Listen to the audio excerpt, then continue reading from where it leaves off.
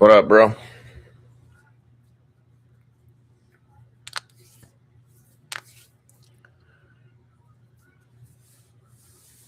We up way too early though. It's like I luckily got to bed around 9:30 my time, so I'm feeling much better than the Australia card that one time. Loma looked boomy, letting me down to start off the morning though. Unfortunately,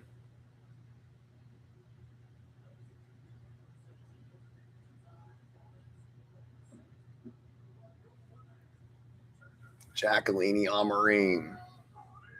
Kimura to armbar. Looks like Loma's holding on to her arm too. She probably got it dislocated or popped at least. Yeah, she's hurt.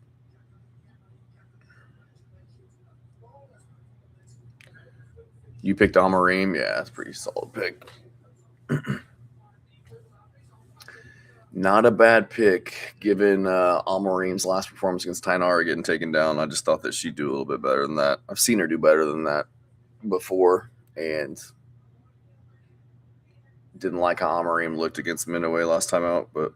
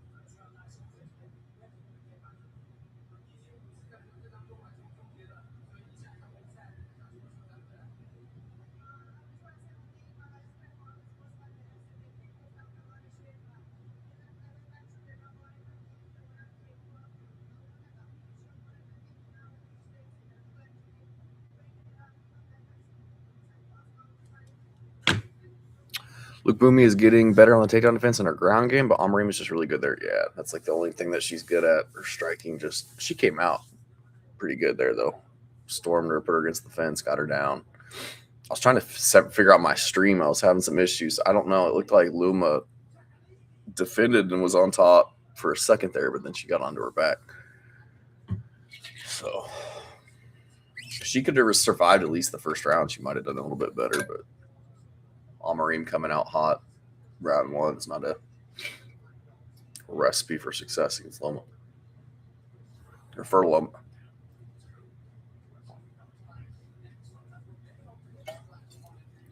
These prelims are pretty dicey too.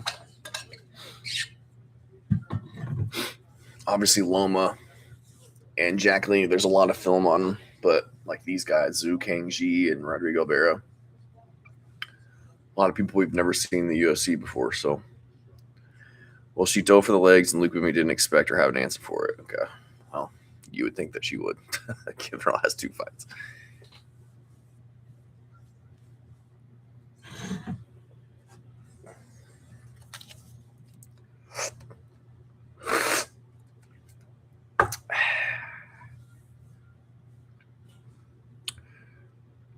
Where does Loma train out of? She trains out of I want to say Syndicate MMA, and then she does cross training in like Tiger Muay Thai in Phuket, Thailand. But I want to say Syndicate, but Luke Boomy trains out of Bangtao, Phuket, Thailand. Man, I could have sworn she trained out of somewhere in the States.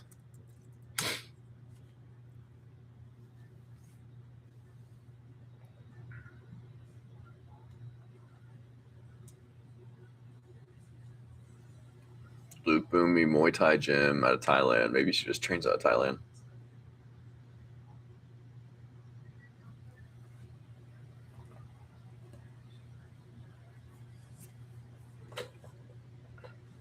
She's good. I also feel like even in that fight, I feel like she's always been undersized. I feel like she would do really well if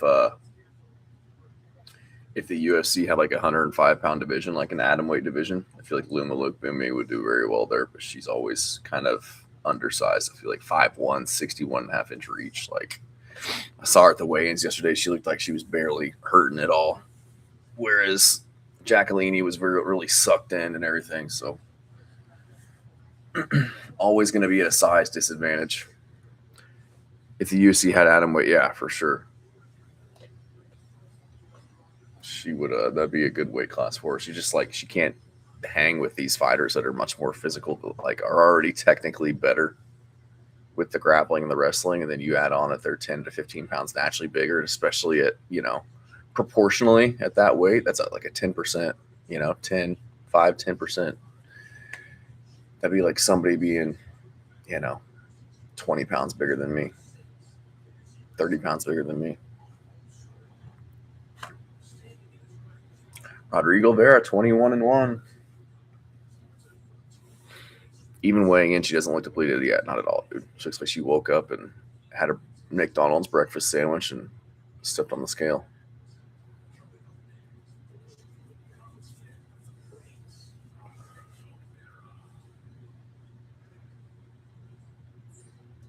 Oh. All right.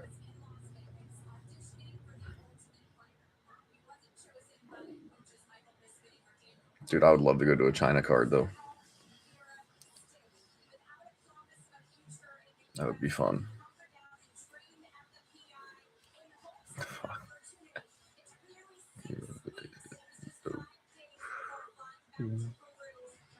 Cody Kai is on separate pro with Alex Perez.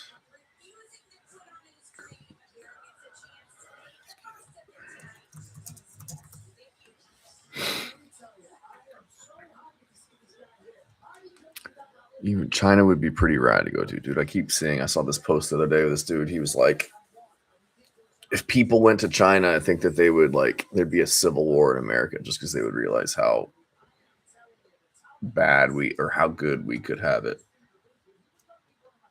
if our government invested in the infrastructure and everything.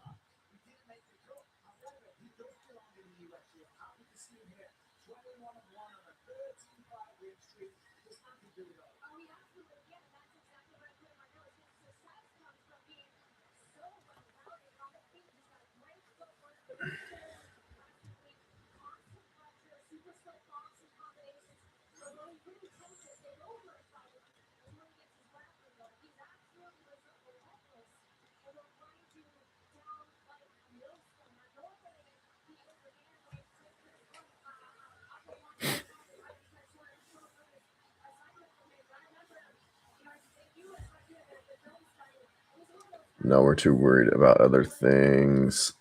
I didn't get a chance to catch your picks this week. Who did you go with for the main event? Song Yadong. I got let's take a look here. Run through them here. Song Yadong going with Ming Yang Zhang. I think he gets it done by KO. Sergey Pavlovich, fight parlay, first round KO. Kai Asakura, KO or decision. Jake Matthews, finish. Alex Perez, finish more than likely. I like him by sub. I like him by KO. Like him by decision. Luis Felipe Diaz, I like submission or decision. Going with Ming Ding. Going with Cody Haddon. Luis Garule is a crafty underdog win, plus 300 underdog. Zhang Non Zhang. And then Rodrigo Vera coming up. That's who I'm going with. Yeah, Song Yadong. Hard to pick against him. Figueiredo just hasn't looked. Figueiredo's good, but I mean, he was good at flyweight, being kind of a weight bully. But ever since he's kind of moved up, he's beat some okay guys. I don't really rate wins over Cody Garbrandt, Rob Font, Marlon Vera, and then losing to really high level guys. I think Song Yadong's high level, 28 years old and moving into his prime now too. He's got tons of really good experience. 28, been in the UFC since he's 19. Very well rounded, hard to get down, tough dude. I think he could get a late finish against Figgy, honestly. But I think he'd get it done by decision. We have most of the same picks. Who we differing with? Ray Saruya?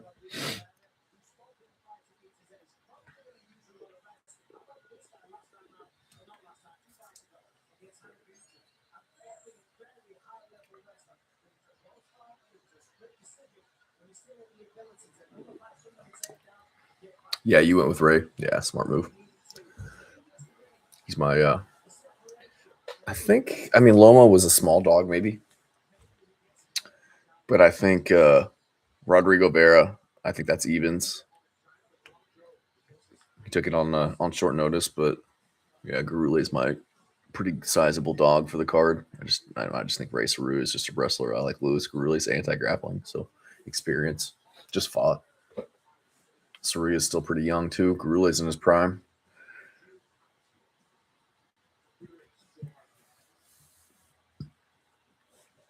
We'll see here.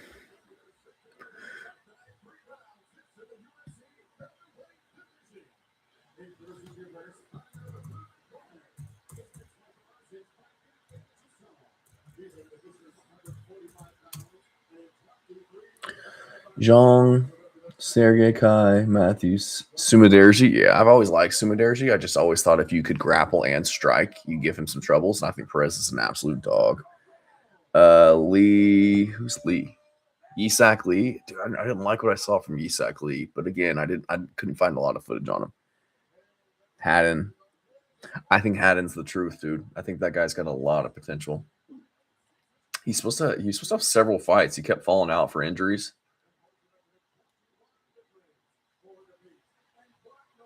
Where's he at? Cody Haddon. He was supposed to fight. Yeah, he was supposed to fight Topuria at one point. He was supposed to fight Wellmaker back when Wellmaker took on Ethan Ewing on short notice because he pulled out. I was going to pick Cody Haddon to beat Wellmaker. But now he's getting in there, so excited to see him back in the UFC. He's been out for a year and a half. He's super good. Yeah, dude. He's very put together. Young. 27, I think. Yeah, 27 years old. Not even into his prime yet. He's kind of he's a stud. All right, we got Vera coming out. Eats a leg kick.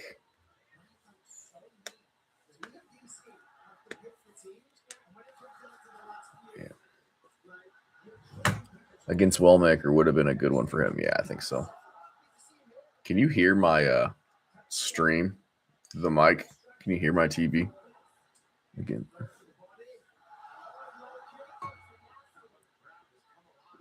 Yeah, this crowd is going crazy. There we go. Rodbera with a takedown early. Sound is good. Can't hear the TV. Okay, good. Last thing I need is them to fucking kill my stream or something. All right, I got 406, 405. Need to get a timer. 4 minutes, 3:59. I'm still at the intros. Oh. I don't know, man. Yeah, you're about a minute 15 behind. Try to refresh. I'm on my TV. I don't know what you're on. I'm on the UFC or the Paramount app on my TV.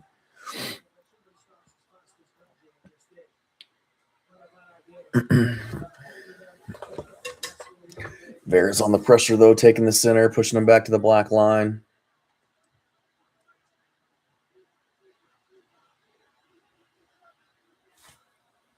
Lands the left hand. Wobbles him, drops him. He's out. He's out. He's out. He's out. Ref! He's face planted. Fuck that ref, dude. The ref gave him every chance. Rodrigo Vera first round KO. Well, all right, we're back in the win column. It was a good performance, man. Came out on short notice, flew across the world. Hadn't fought in a while.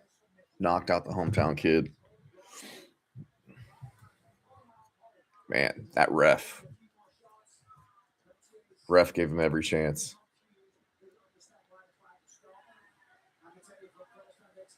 Crowd was going crazy for the other guy.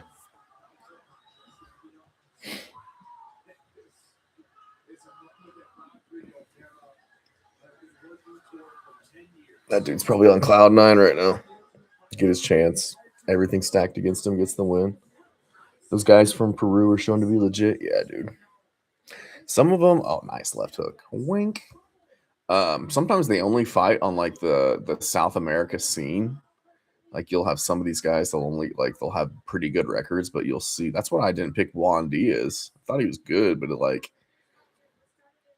never fought out of their country. They're barely there's not a huge talent pool like there is in America or Europe to fight. So you never really know what you're gonna get, but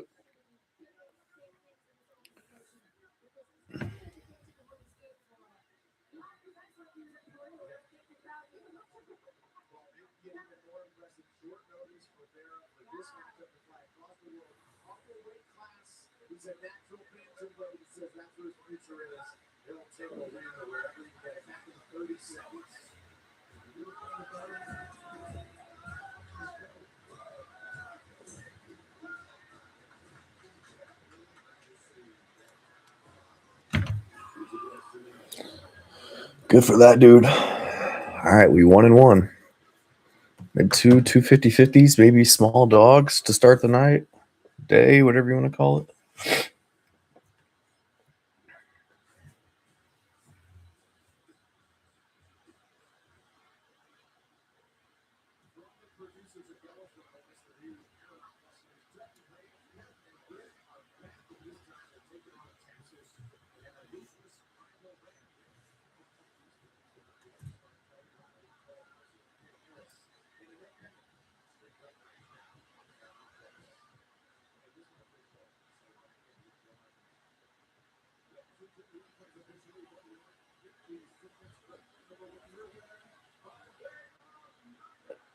Man, Juice probably crushed, dude. Come to China like once every few years. You get on the card, get finished in the first round. It sucks. Every time I look at a South American fighter, I'm pretty sure they're good at boxing, the ground, or both. Did you say earlier that it is 9 something where you're at? No, dude. It is 337 where I'm at. What about you?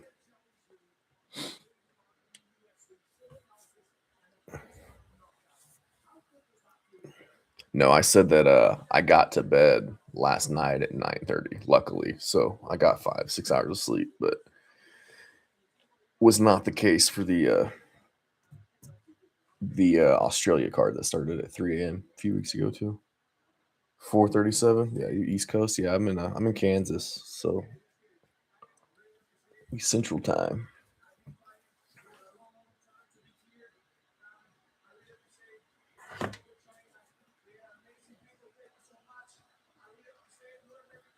I woke up early on Friday though. I was dragging ass yesterday.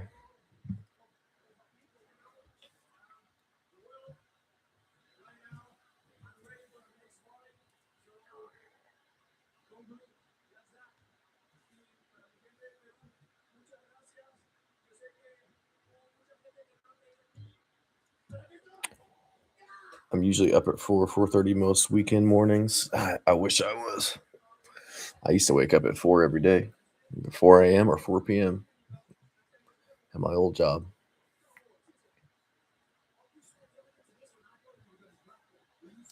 12-hour shifts, baby.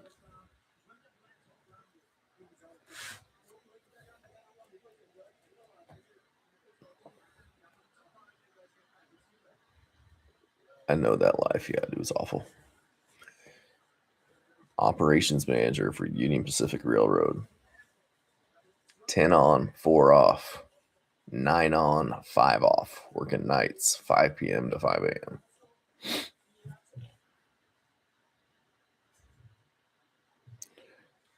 12's working nights is brutal. Yeah, dude. Awful. I like working the nights. It's much quieter. Nobody bothered you, but it's just awful for your circadian rhythm switching back and forth.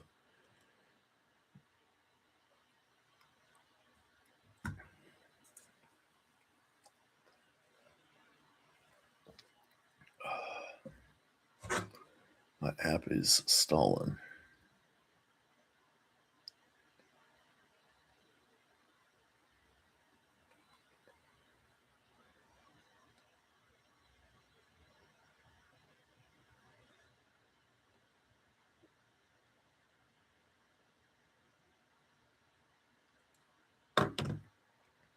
I used to love it, but the older I got, the more my body hated it. Yeah. I spent half my career working nights. Yeah, dude.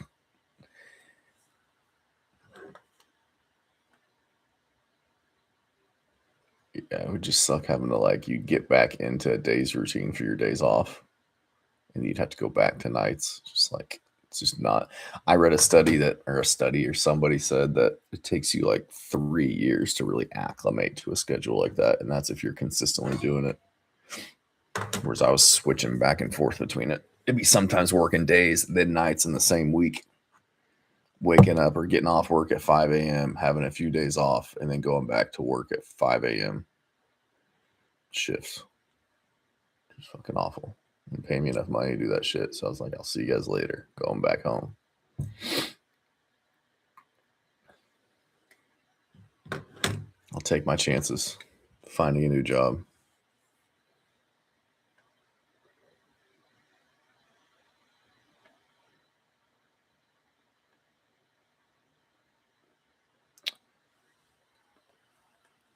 All right, well, see if we can get this working on the TV.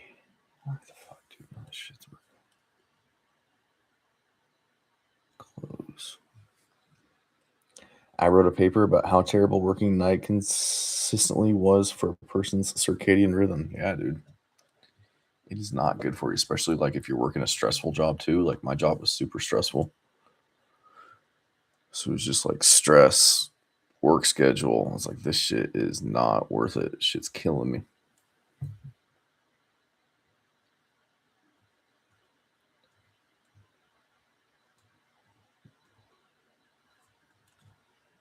UFC or Paramount.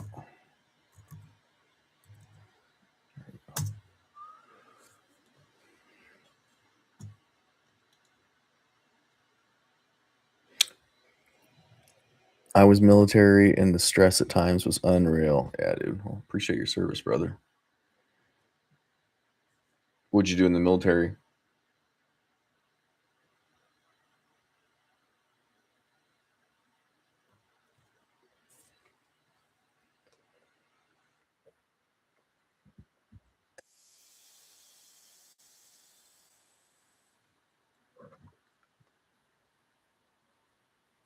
Aviation maintenance. There you go.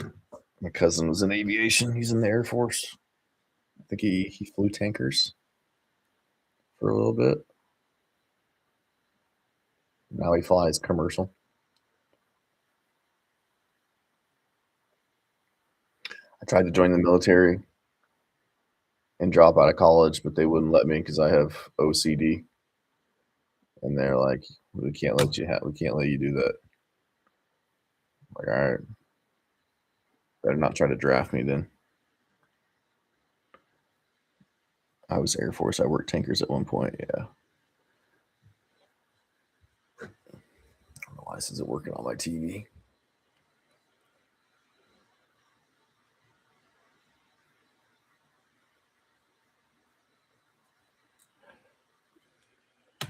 Yeah, I wanted to do special warfare linguistics is what I wanted to do for the Navy. I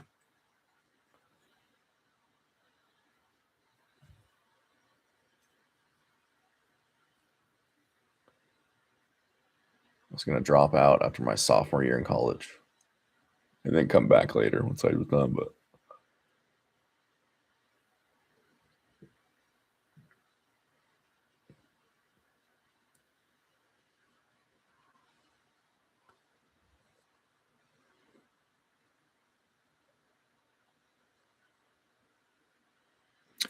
yeah, I did international business in college, and then I had an Arabic minor.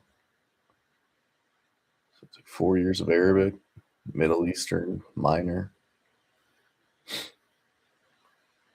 Took Spanish, German, and French in high school.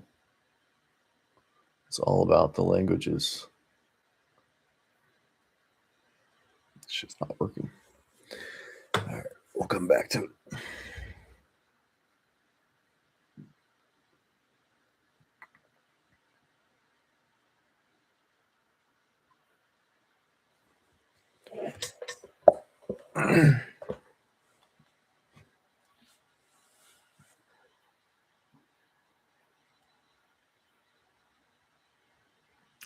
I got my bachelor's in technical management, my master's in occupational safety. There you go. Yeah, I think mine was my bachelor's was business administration, international business, and then my current work offered to pay for my master's, so I got that in just business admin and supply chain. That took me like 4 years on and off, I think, but basically free. I think I paid for a little bit of it, but I did at Wichita State University here in town, and it was all online. Never went in once. Started during COVID. It was, I mean, it was easier than my bachelor's, dude. To be honest with you, this shit's pissing me off.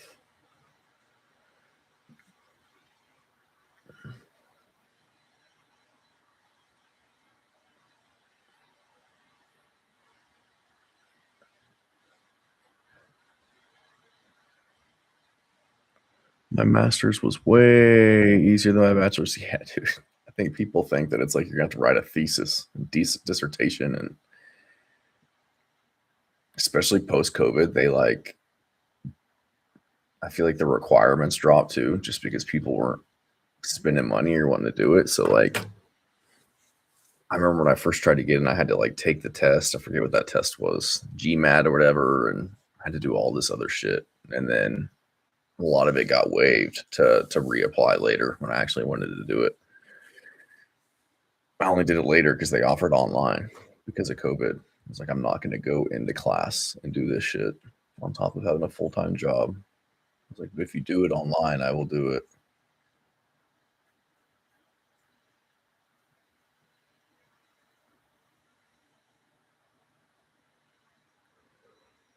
I did mine online. Yeah, dude. Days of going into a classroom just to listen to somebody or over.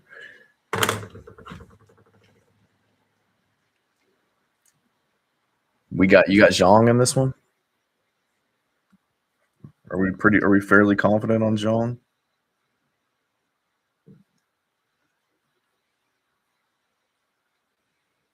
We going Sizzler on Zhang. So what's your take on Angela Hill? I'm starting to think that she's starting to age out a bit. I am. I used to be pretty, I mean, I also thought she was crafty. She's a good dog pick at times. She's always a hard night out, but 41 years old. Didn't like her last two performances. But then Zhang's 38, dude. Don't really know what she looks like in the UFC. But she is a former champ. She's well rounded. Favorite for a reason, in my opinion. But I mean, Angela Hill's live for an upset. I'm not confident, but I know it. But I know Angela Hill. Yeah, I might just keep my bet where it's at right now, not stack onto it. Dude, what the fuck is going on? This TV is pissing me off.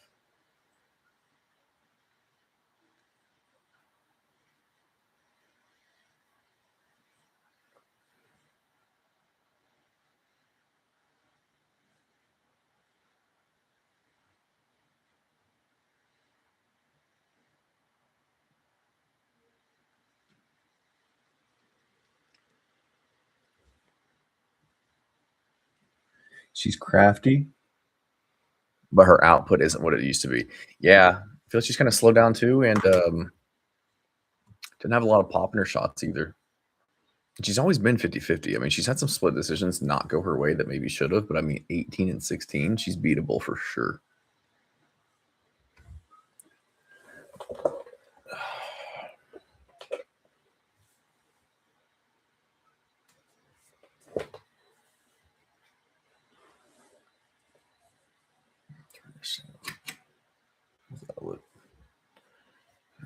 It's too damn bright. Here we go. She said, I don't want to touch gloves.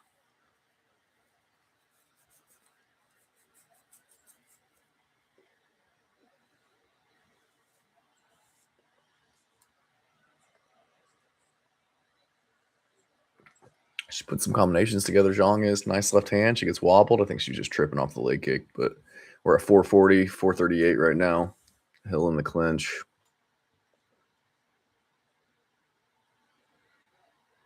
Taking some good knees, though, there. Grimacing.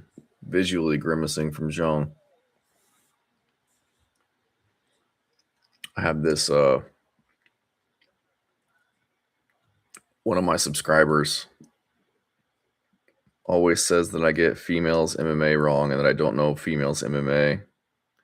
And she was disagreeing with me last week, and then I swept the card on women's MMA, and she's going Angela Hill in this one. So, got to prove her wrong once again.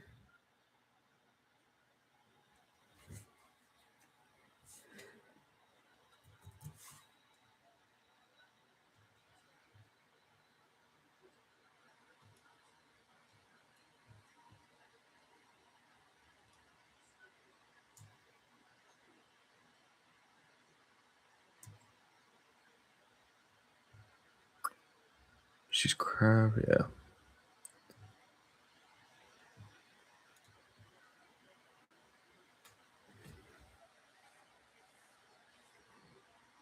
Good leg kick. Should check it though.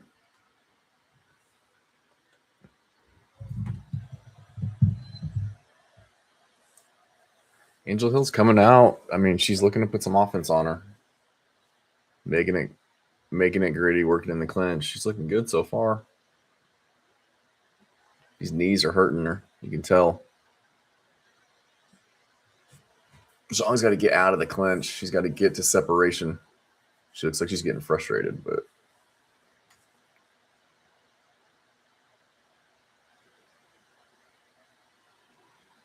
those knees in the clinch are for real, yeah, dude. She's got to get away from the clinch here. She got to circle out, stop eating these knees.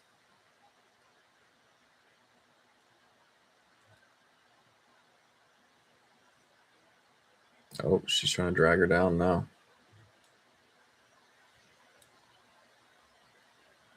We'll see here.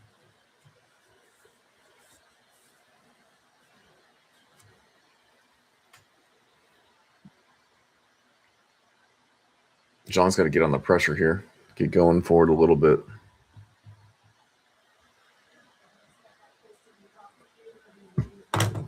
All right, we are at 203. Nice knee right hand by Angela Hill. Zhang's got to get some respect.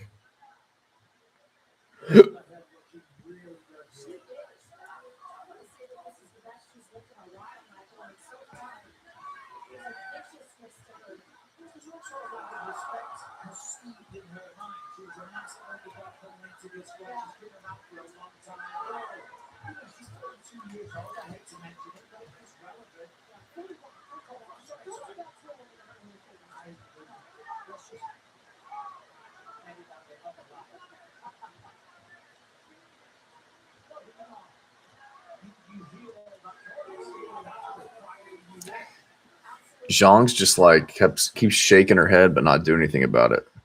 Angela's right hand is landing all day. Her back smelling gets the fence. Yeah, she is. Zhang's got to get some respect and start putting something together. Be down round one.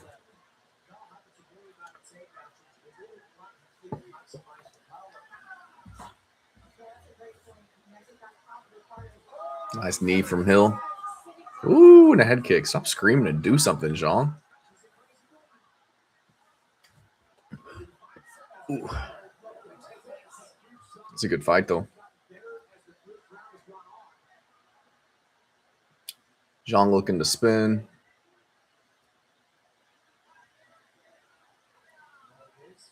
Awful spin. Let's never do that again. What are we doing?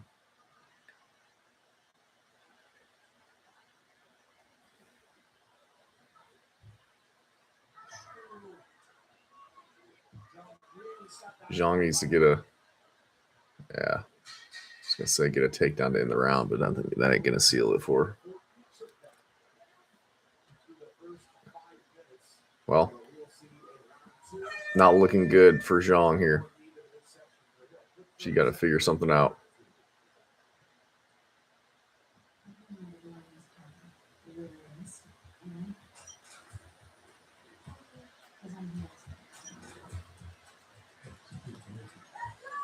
There we go.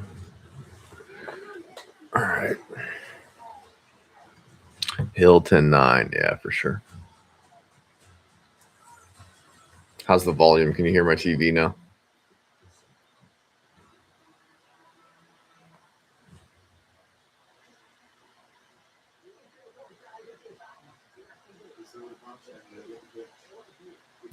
Can't hear it. All right, good. Thanks.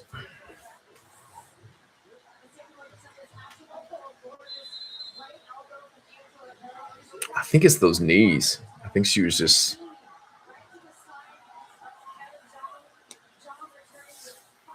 slightly. I just did.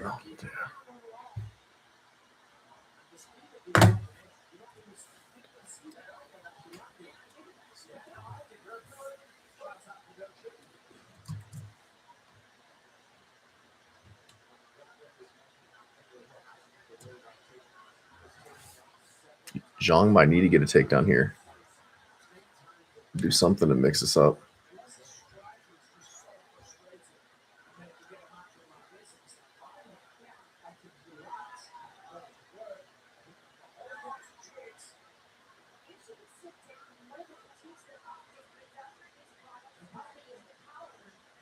I like those step in elbow from Zhang. She can stay out of the clinch. She can hang here. Circle. We're circling. Get the center. There it is.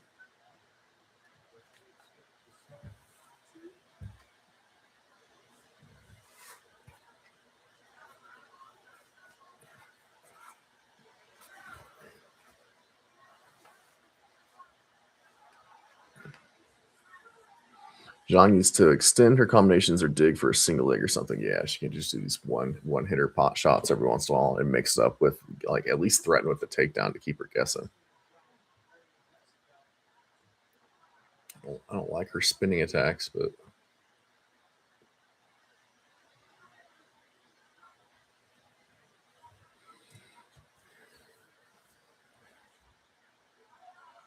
because she's waiting a little bit too much too. She's not going first.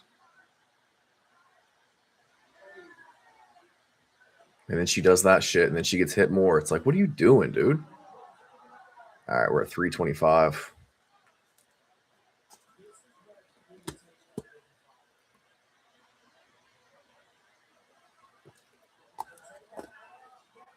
Gets a takedown. Wow. Zhang's kind of shit, dude. I think some calf kicks would help her out. Yeah. See if she can work herself up. Defend the chokes here. There we go. Immediately steps back to the cage.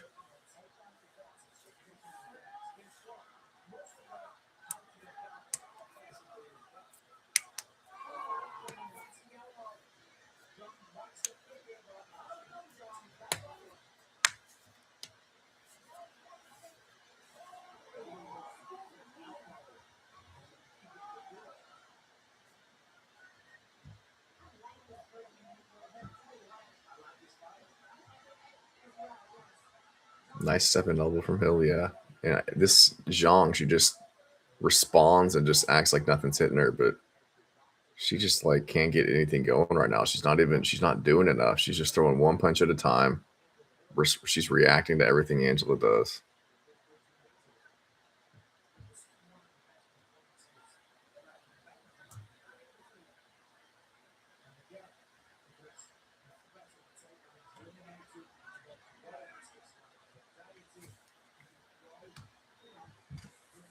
Yeah, here we go again. What is this throw? Like a tomahawk fucking right hand? Like what are we doing?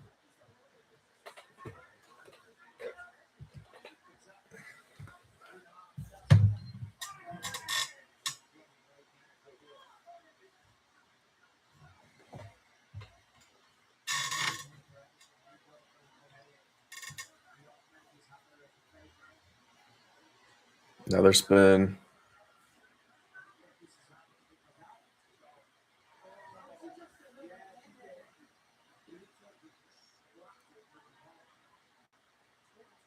John gonna need a finish.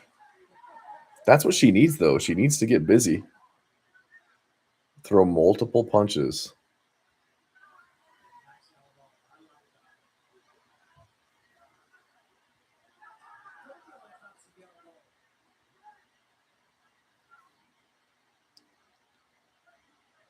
She saw Prochez do it. Yeah, but Prochez is in a league of his own.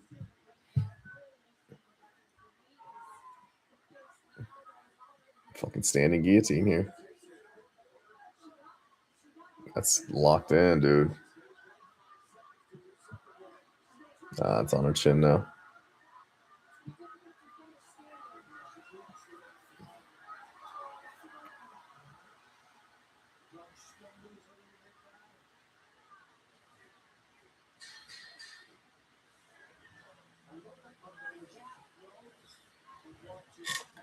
Zhang got to go for broke here. She just keeps waving her forward, and then she comes forward and beats her ass, and then she keeps waving her forward.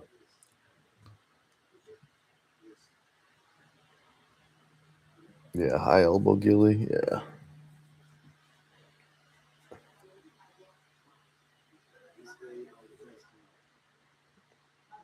Staying on the fence too much.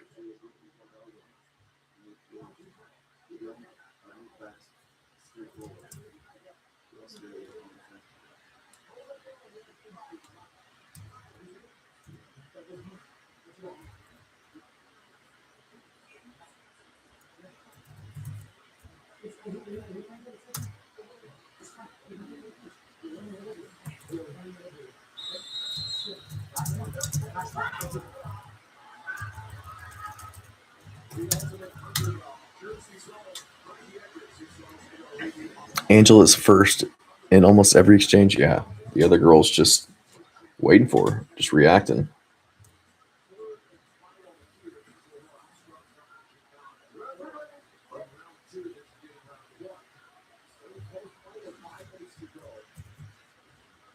She's going to go for broke here.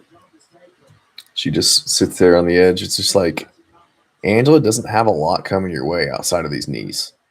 You know, she steps in and gets hit with these knees every time. We're at 442, another spinning attack. She doesn't have much in terms of the hands. If she would just open up with the hands, take the center, and get some respect.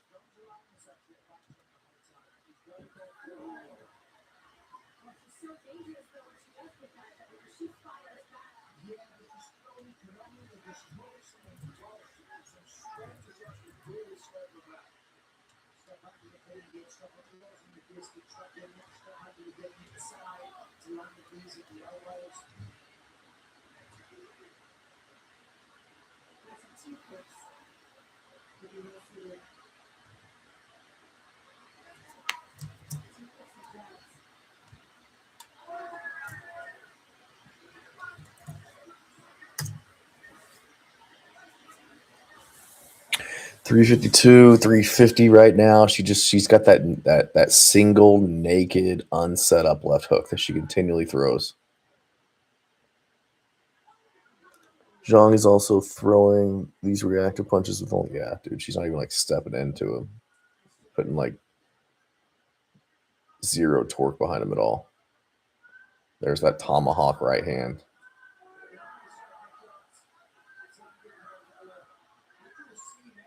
The fact that Zhang hasn't even like attempted a takedown to keep Angela Hill from pressing her back is just.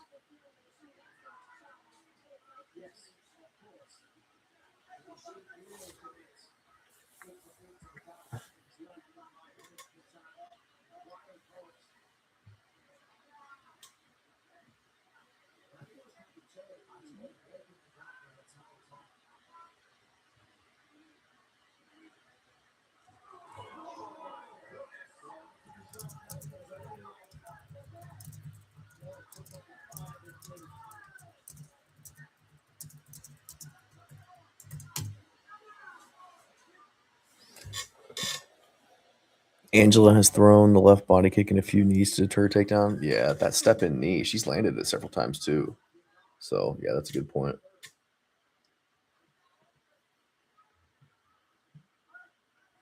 Yeah, but she's just outclassing her right now, dude. Zhang's got nothing for her. There it is again. 216, 215.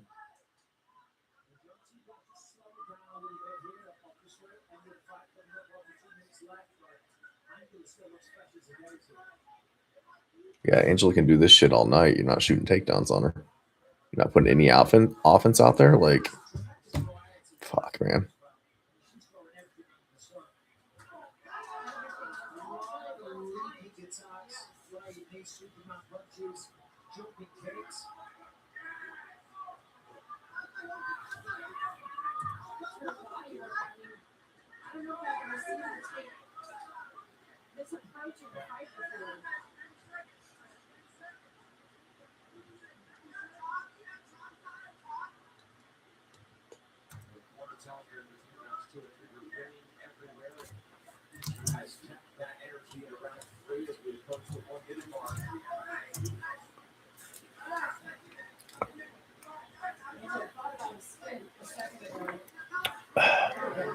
Spinning hook kick there.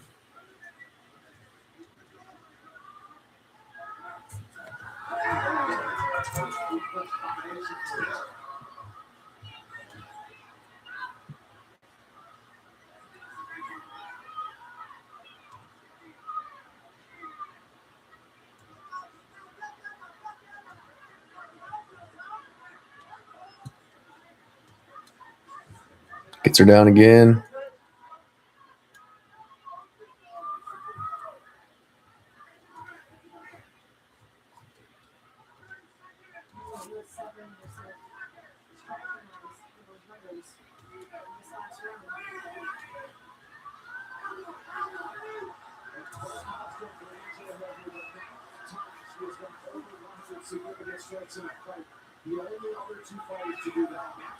Angela Hill just putting on a masterclass here.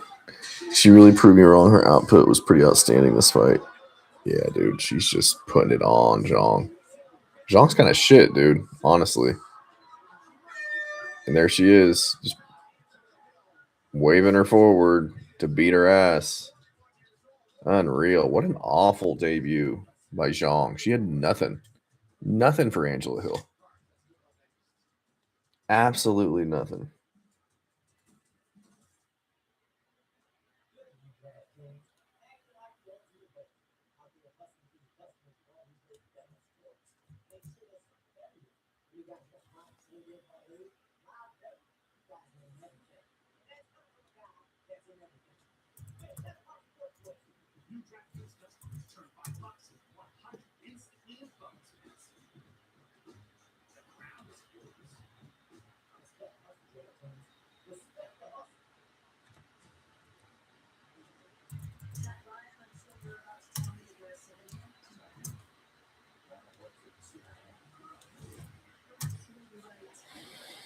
Hill 30-27? Yeah, for sure, dude. Beat the brakes off of her every round.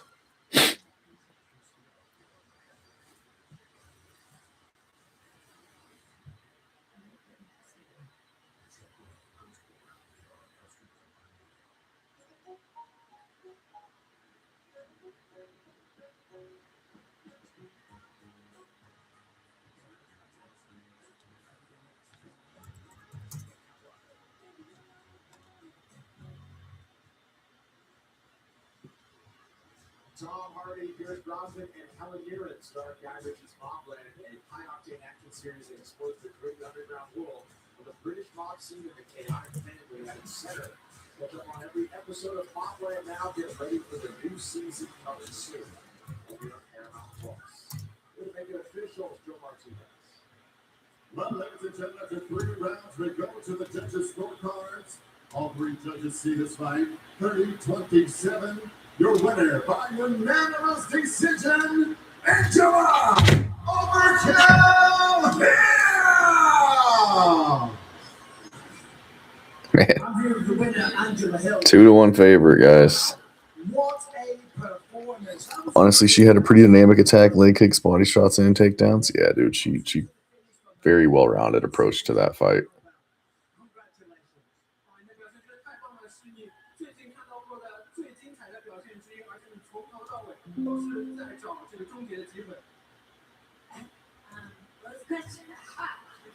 Amazing fight. Thank you. I've been working really hard since my last fight. Felt like last year was so long. Ray Saruya, Louis Garule coming up. Dug deep into myself and kind of figured out how I wanted to fight and how to trust myself. And I feel like this is the perfect match for me to try that out. 那也是沉淀了一番，然后我觉得今天我打出了我想要的这个表现。We should never talk about a lady's egg. You've been in on the roster for 12 years now. You've got so much experience. And that was, in my opinion, one of the best performances of your career. What was so different here? 在过去12年，至目前为止，你讨论之当中，是元老级的选手了。你觉得这一场的表现，你给出哪个？What do you think? Disorder or something? I feel good. I train with people that typically I train with fucking numbers, like all like good women, skilled women. That's different. Not doing enough for men beating me up, but hey, with girls who can't beat me up, then I I'm not high on Regule, at least not yet. Yeah, I'm not really either. Given his performances in the UFC, I feel like he's just got a good skill set for something like Ray Saruya. I think he's got the experience, the wrestling ability. I don't think he's got to really worry about the striking coming his way, but we'll see. Could be a terrible pick. Could be 1-3 after this next fight.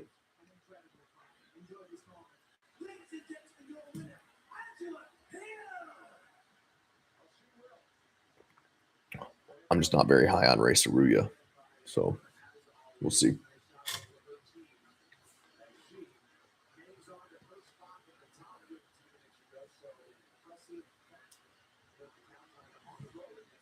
Be a pretty big upset though if he wins.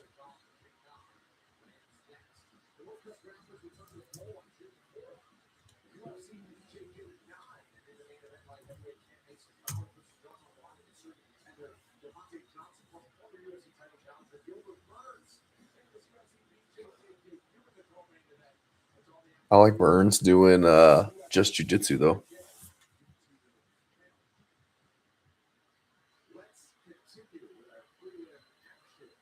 Not take so much damage.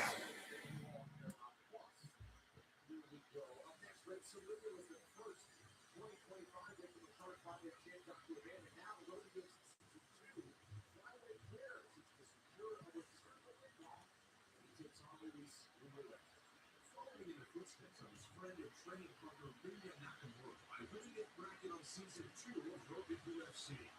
Ray Saruya pushed his record to 10-0 to win his debut before going the distance with other champ Joshua Pitt in his sophomore outing. Tonight, the 23-year-old prospect returns for a short notice pairing off the division against Luis Goulet. A member of the esteemed Contender Series class of 2024, Goulet altered a 3-fight skid with a standout performance just 2 weeks ago against Daniel Hanna. Yeah, I got to see him going back to his roots. Yeah. I just remember Gurule versus Pickaninny. Put on a really gritty performance against that very high-level wrestler. And then looked like he was going to, use his wrestling against Ode Osborne in that fight too. And he got sparked out after that. It's DraftKings.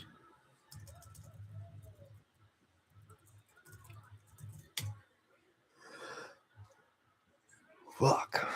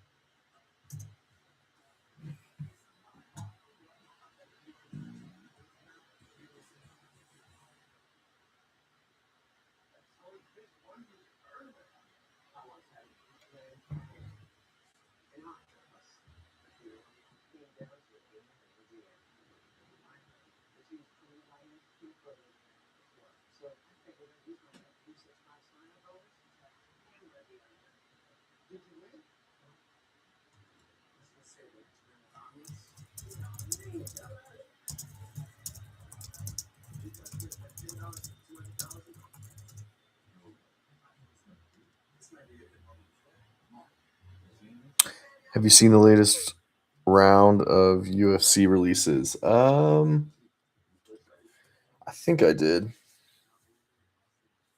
I think I saw Kevin Holland versus Jacoby Smith. That's an interesting fight. I think that's a really good fight. I think that's a huge test for Jacoby Smith. Um, I know there were some other ones though too. I mean, let go from the UFC. Oh no, I didn't.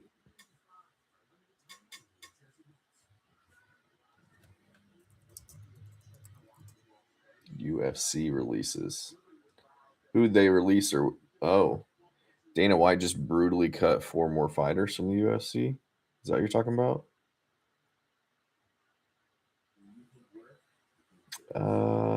Who do you release? Lando Venata, understandable. Jamie Malarkey, yeah.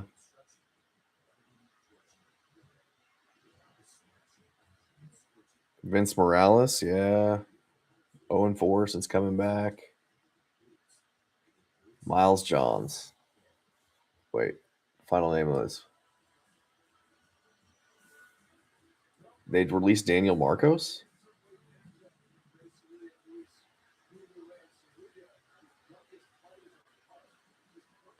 Max Griffin. I can understand these losses, or I can understand cutting these guys. Max Griffin looked like shit his last time out, too. Lando Venata, yeah. I mean, very inconsistent, inactive.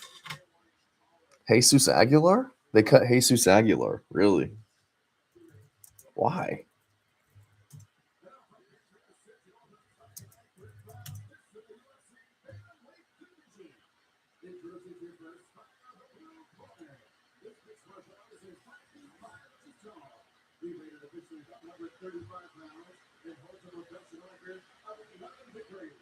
Austin Lane, yeah, get rid of Austin Lane. But why? Jesus Aguilar is good, dude.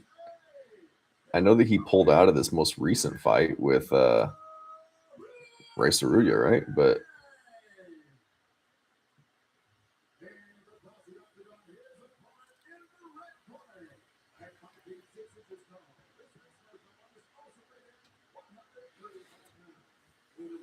Aguilar injury, so he pulled out, so they cut him. He's supposed to fight Ray Saruya on this card, and they replaced him with Garula. Yeah, I like that. Yeah, Aguilar was good, dude. He's crafty. Very underrated. My question is, did they remove Daniel Marcos? Is that what? Did I read that correctly?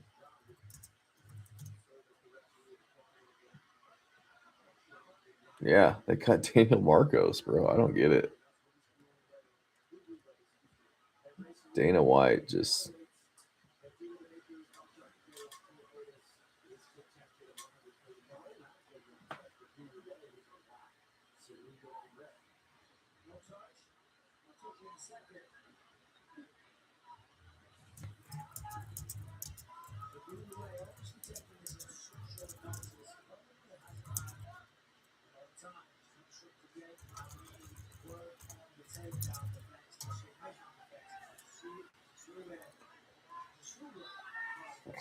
Saruya looks huge.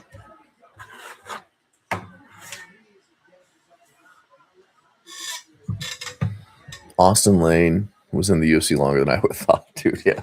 I mean, he was just there to set up other guys to get highlight reel knockouts over him. That's all that he was. Garule, got to get on the pressure early. Get some leg kicks going. I like it. Lands a big right hand there. Ray Saruya working around to the back.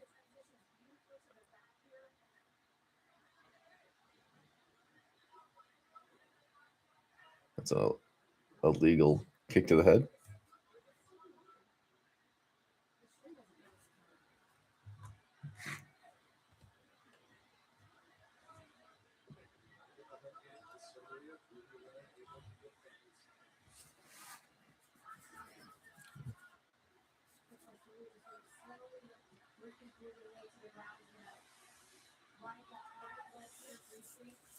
He's going to go for a head and arm. or an arm and guillotine here, potentially.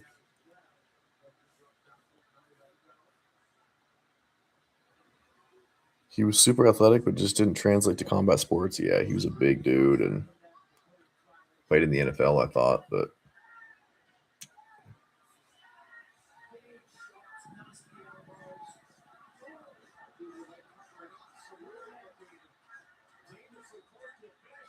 I can't finish him here, dude.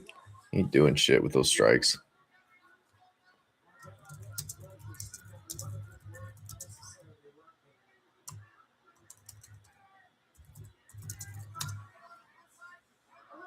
He ain't gonna get that over the chin. Garule's gonna try and turn in here. He's flipping that hook up. Yeah. 225 mark. Garule working to get up. Might get tossed.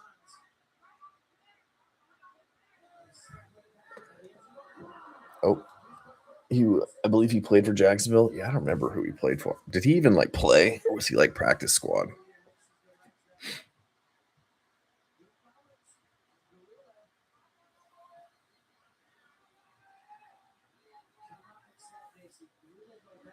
Garule, why are we not defending chokes here? He's not even defending the choke. He didn't even try to defend it. Like, fucking A, dude. What a fucking pathetic performance. These fucking guys, man. You can't trust any of these motherfuckers. Fuck.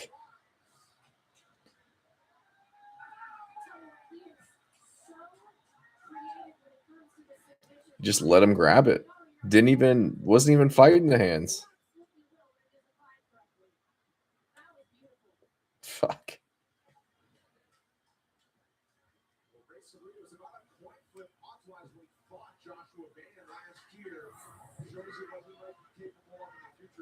I want to see this replay of the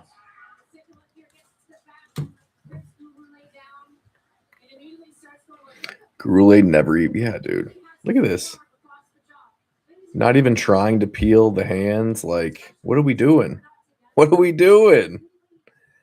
Wrote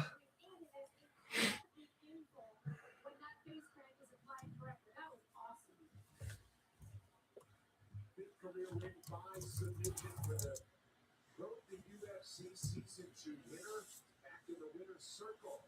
30-second break will make it official next. I want to say gameplay parlay. An octopus. It came down to a game in Indiana. I heard the team's playing got into for a late night before. So I figured I'd use my bet 365 sign-up bonus to hammer the under. Did you win? Man, that was awful. All right, Cody Haddon. Cody Haddon's going to get it done for us, though. You can see a Cody Haddon finish, honestly.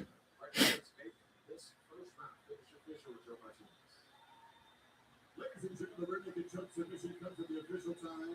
3 minutes, 19 seconds, round number 1. Your winner, Ray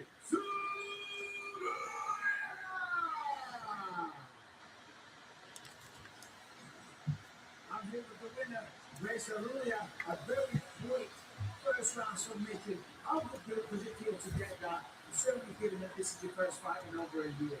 他说时隔1年多之后，你第一回合就拿下了比赛，你现在感觉怎么样？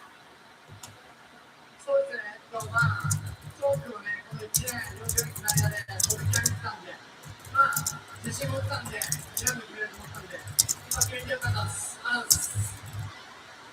I was fighting for that last year and 4 months. I was working on that, so I was able to use that for good. Perfect match as I expected. 过去1年多的时间，我都在做这个准备，特别是这个降服的技术，我准备了1年多的时间，而且用出来。我的 hard work paid off. Your opponent is known to be a wild brawler.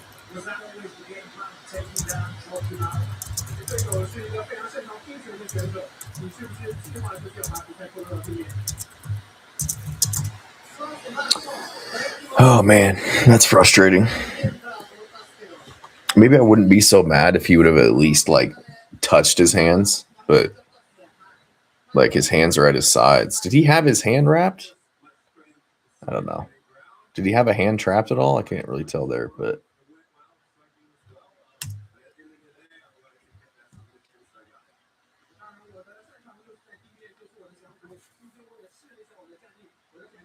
one and three right now.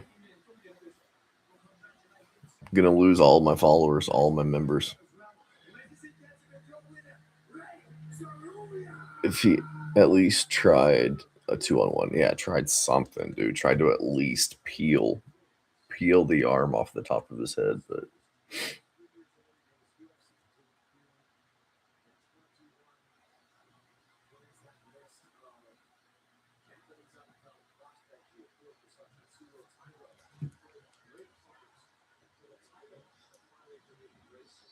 I'm not great at predictions. I never add them in my videos. Yeah.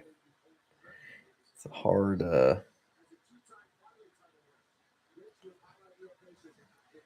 it's a hard game to get right. I'm confident on the rest of this card though. It was these first few. It's always the prelims, especially these guys you don't have a lot of. I mean, these guys you did, but two of these fights you didn't.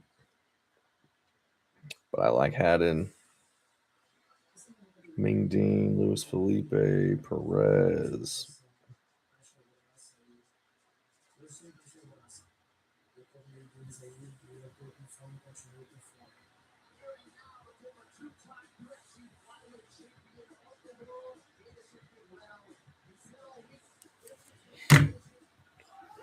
Confident on these next ones, other than Ming Ding again, because not a lot of footage on the guy, but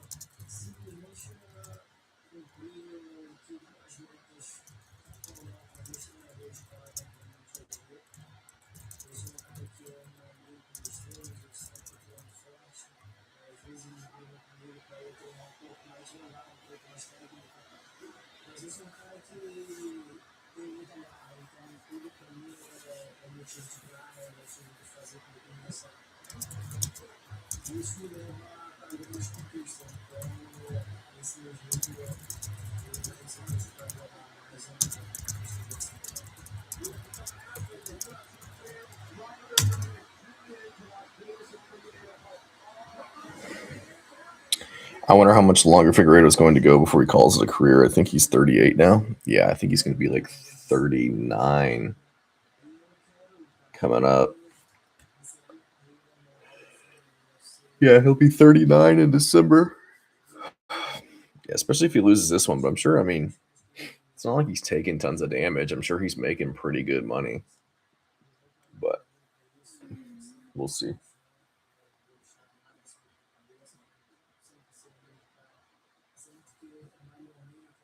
I think he's one of those guys that he was able to make the weight down at 125 and just had a huge size and physicality advantage. And now that he's fighting guys that are a little bit bigger than him, and he's getting up there in age, and the game is evolving, it's just not really his success hasn't translated up a weight class. I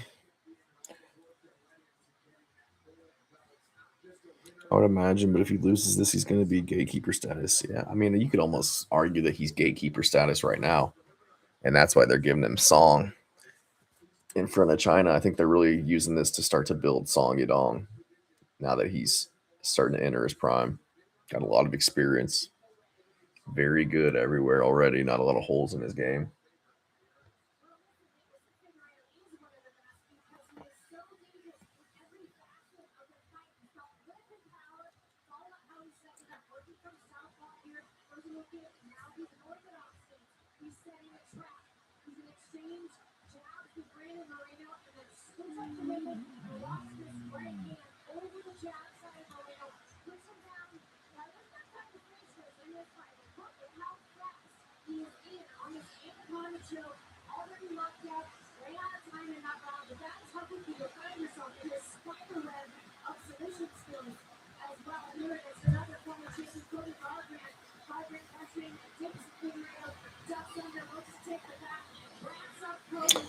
His power stayed with the move to bantamweight, but the size is his problem. Song still trains at Alpha Male. Yeah, Song's at Alpha Male, so I trust his takedown defense, his wrestling against Song.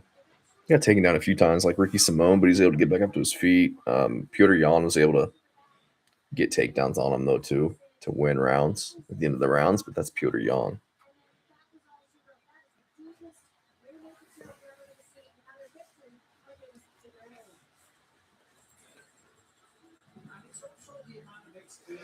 So we'll see.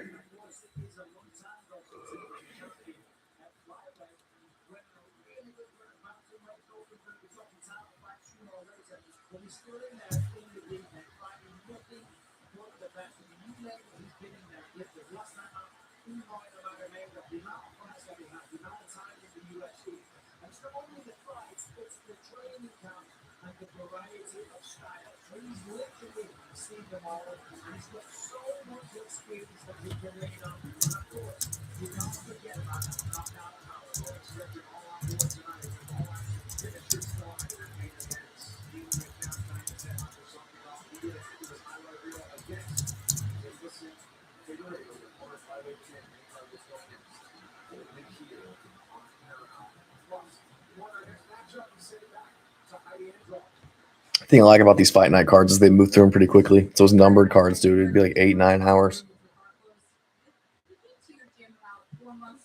I think Song's biggest problem is dealing with range. I mean, I proved that. I think, yeah, he couldn't get in with. He was still getting some takedowns on him though too. I wouldn't be surprised to see Song offensively wrestle, but yeah, he definitely struggles with the range. And going up against Figgy, who's the smaller guy.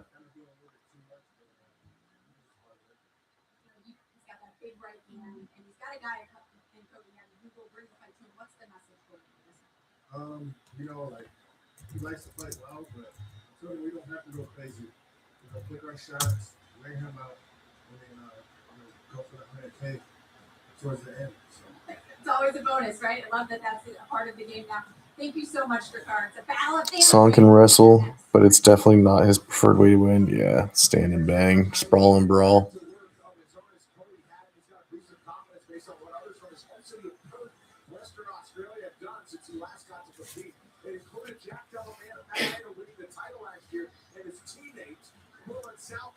Of course, joining the rankings at lightweight earlier this month. And believes his time to make a run starts next. I knew I wanted to achieve something. UFC lightweight champion of the world. Everyone knows what's crazy at Fidget, but I want to know why he did it. Why run uphill for nearly 2 straight decades? Especially after he wanted to defend the title so early in his career.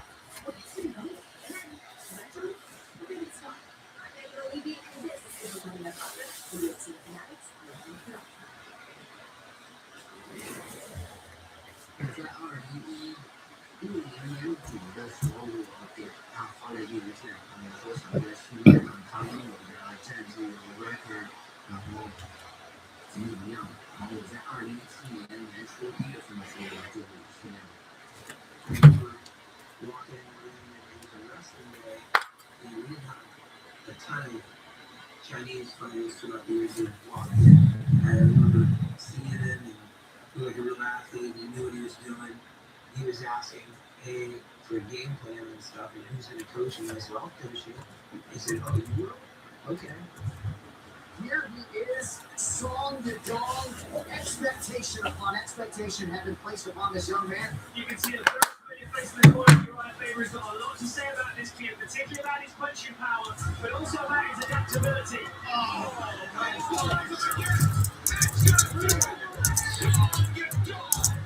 He's got a lot of heart. He's been some very tough battles at a young age and shown that there's no getting. 因为飞哥不仅是我的一个教练，他也是我人生的一个导师，他告诉我很多人生价值观。作为一个选手，你不仅只要去打比赛，你要更好的去会管理好你的生活。What a partnership they've had over the years since Song Yadong made his UFC debut way back in 2017. He was just 19 years old, about the ultimate opponent, including his first 4 UFC fights. Right now, 6 with Lee Jing Liang. With the most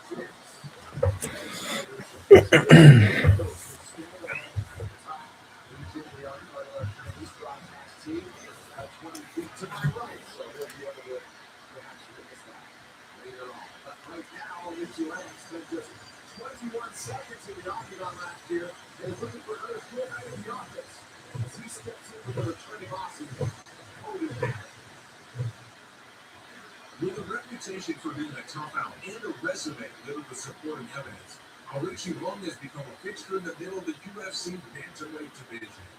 Tonight, the 32-year-old veteran looks to build off his 21-second knockout win over Cody Gibson as he faces off with another Cody, Dana White's Contender Series grad, Cody Benn. The first member of the Dana White's Contender Series class of 24 to register a UFC win hadn't defeated Dan Argueta before the season had even reached its completion.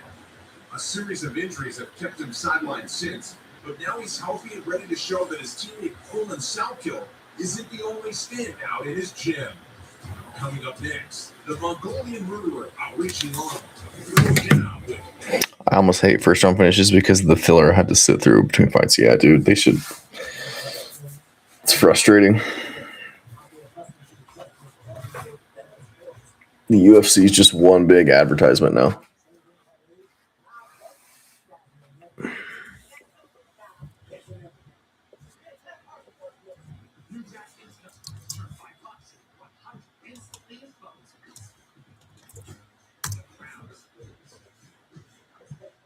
And what annoys me the most is like you can't find any piece of the octagon that's not covered in some type of advertisement. You can't listen to, corner advice without there being a half screen ad. Anything outside of the fights is advertisements. But then we don't let the fighters do the advertisements on their shorts to make more money. We make them wear a fighter kit where they make like a tenth of the money that they could. It's just kind of disgusting.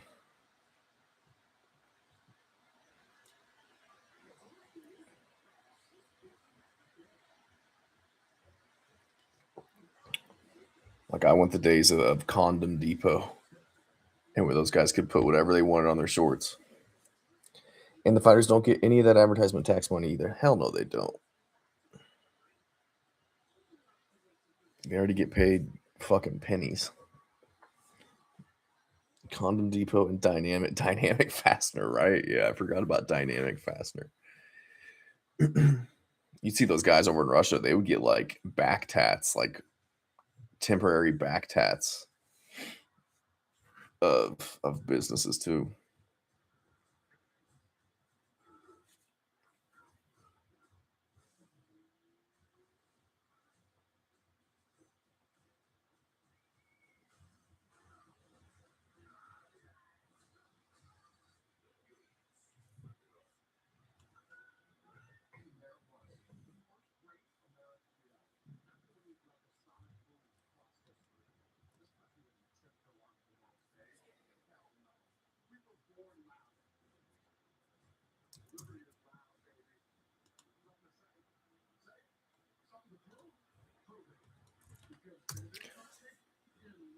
Credit to that dude. He only advertised just to give the fighters money. Which dude?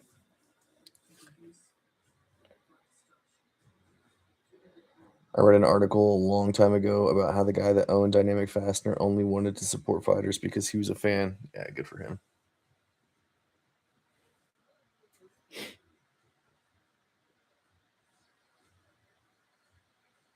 Yeah, I don't even know what Dynamic Fastener is. The only thing I know it for is the UFC. Everything for the metal builder. Okay, yeah. Makes sense.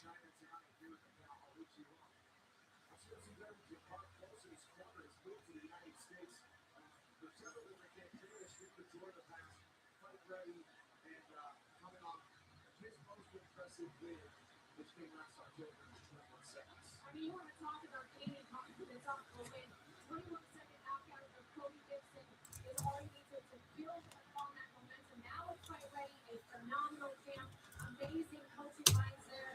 And like you said it earlier, What kind of odds do you give Justin Gaethje against Ilya, dude? I mean, Justin Gaethje's hard. I mean, Is Ilya going to wrestle him? I don't know. I think that Ilya could get him to the ground and sub him pretty easily. And on the feet, I feel like he's crisper than Justin Gaethje. Justin Gaethje throws big power punches, hard leg kicks, obviously, but I think that Ilya could find opportunities on the feet as well. I think that Ilya is probably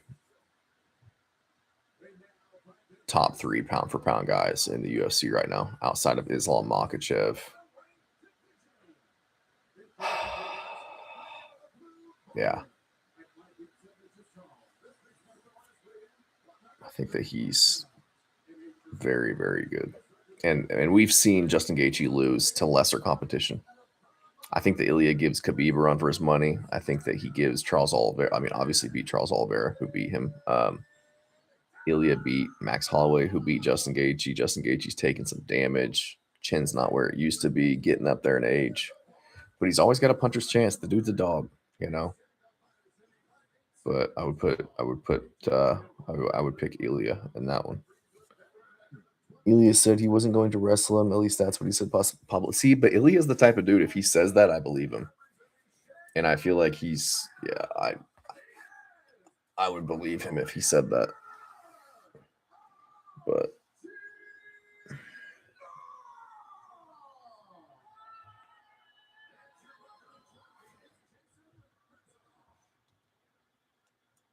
Jason Herzog, the referee, the main event later on tonight. Right now, he's got these up-and-coming bantamweights. This referee, Cody Hart and Richie Long. Richie Long is in red, hat in white. There we go. Cody had in 453, 452. I like how we have a Mountain Dew advertisement. I used to live off that shit as a kid.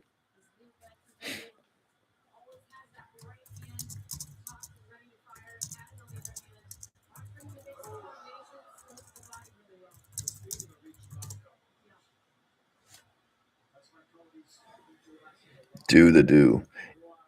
Ilya is great, but his short stature is what I think it will. Yeah, he's definitely he's at least 4 inches shorter. I don't know about the reach. Ooh, I like Cody Haddon grabbing that leg. You got to threaten these takedowns, man. You can't let these strikers just think that we're striking. Now he's already in on a double. He's got it. Got the single, and we're down. Here it is. Arichi Lang scrambling back up, though, but he's giving up his back. Cody Haddon already got a single hook in. I like this from Cody Haddon. Let's not make a point. We know where we stand to win this fight, where our advantages are.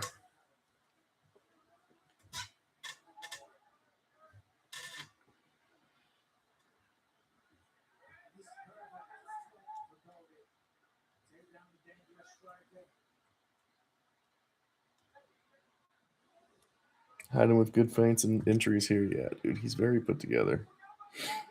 Very, very good.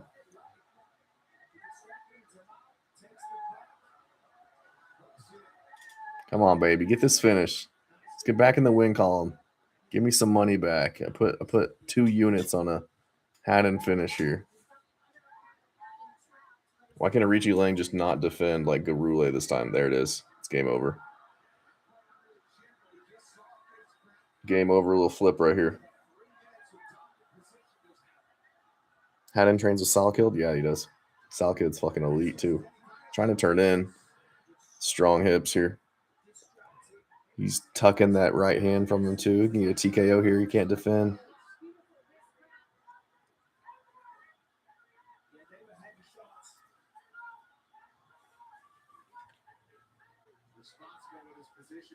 I like this, picking his shots here.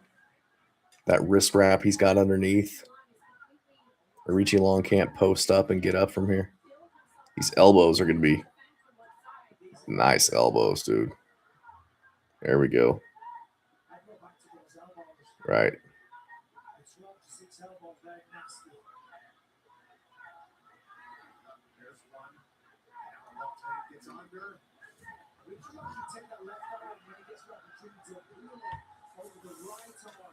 There we go. We can finish him here. We can finish him here. Dagestani handcuffs. Yeah. That sounds cooler than wrist wrap. Had him putting it on him though.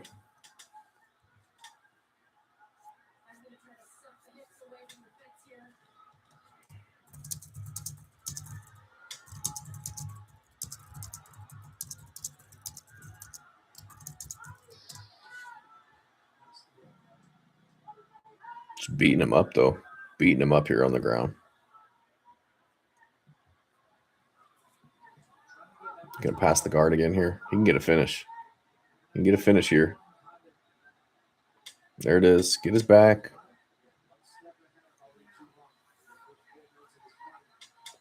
Get that other hook in. Flatten him out here. We can flatten him out. Heavy hips.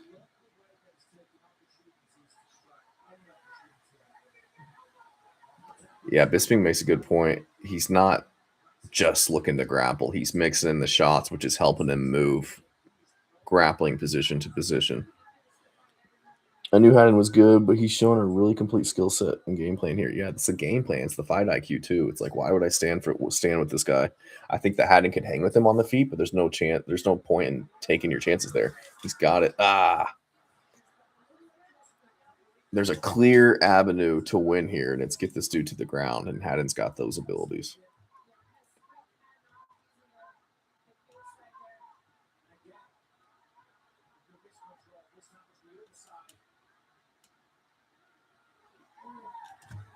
Knees. Had him beating the piss out of this dude in front of his homies, in front of his family and friends in China.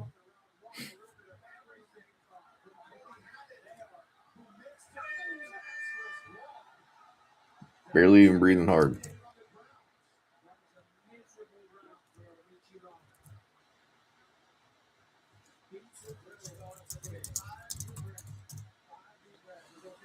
Might be a 10-8. Yeah, good point. Could be.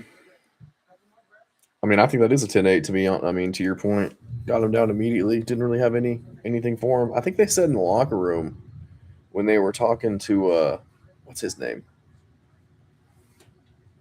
The guy in his corner. Lost to Joel Alvarez that one time. What is his name? Drakkar Close. He was saying how Richie Lang joined their camp like a few months ago, which is never a good look.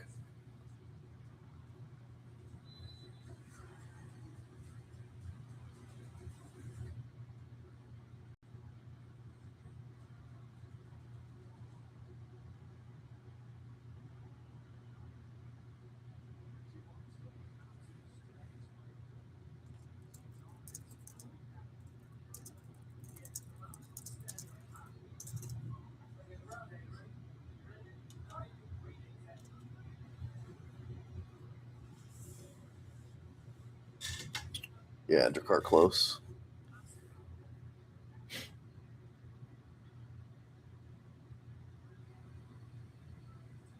Look at that, mixing it up, setting up his takedowns at least. Fails him, but he's still throwing as he comes out of the exchange. There it is, shooting the single again. Just push him to the cage here, work off the cage. Oh, he's jumping guillotine.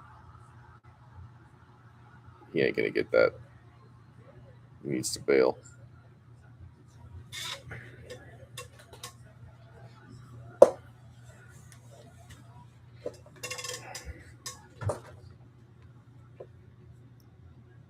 Look at Haddon's footwork. Yeah, dude, he's very good.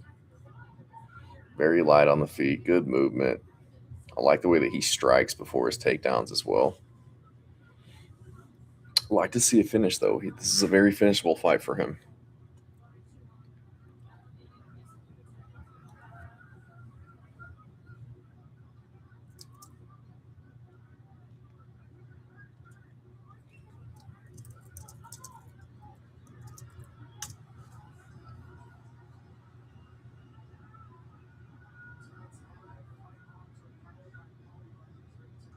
Nice leg kick. Haddon's got to get moving forward, though. Nice uppercut from Richie Lang.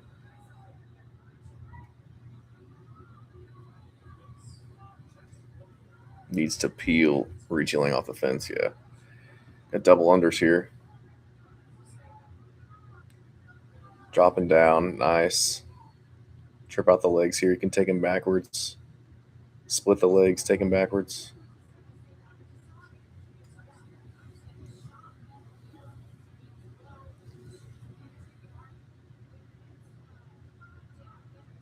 Nice knees. He hurt him. He hurt him with those knees. Get him out of there. Hell yeah.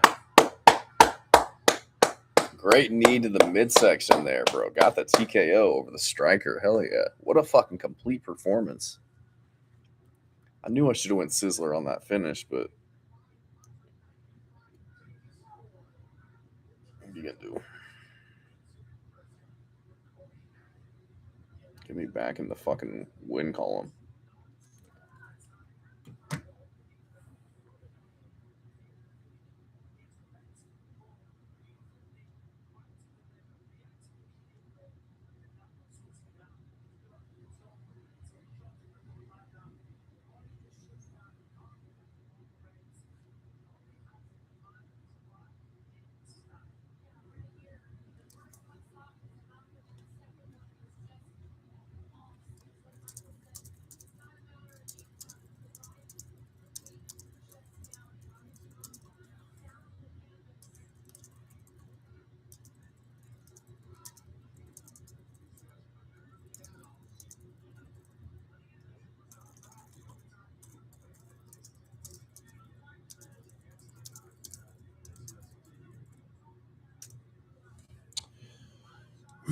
That knee to the solar plexus, yeah, dude. Immediately crumpled him.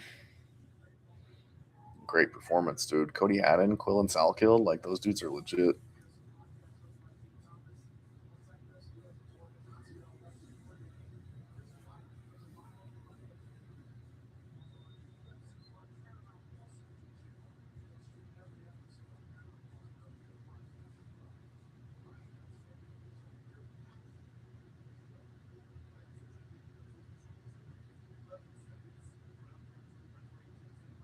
Haddon kind of reminds me of like an Ethan Ewing, just a young dude, very put together, coming in making a splash.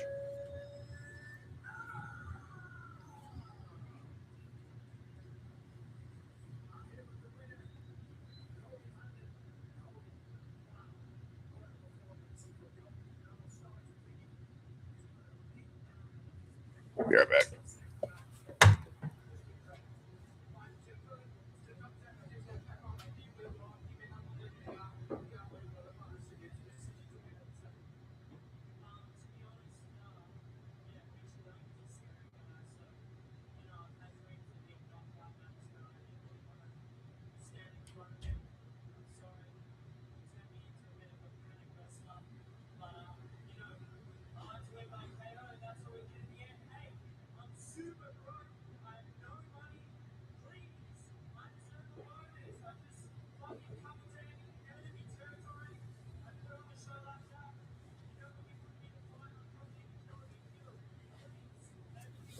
All right, we're back.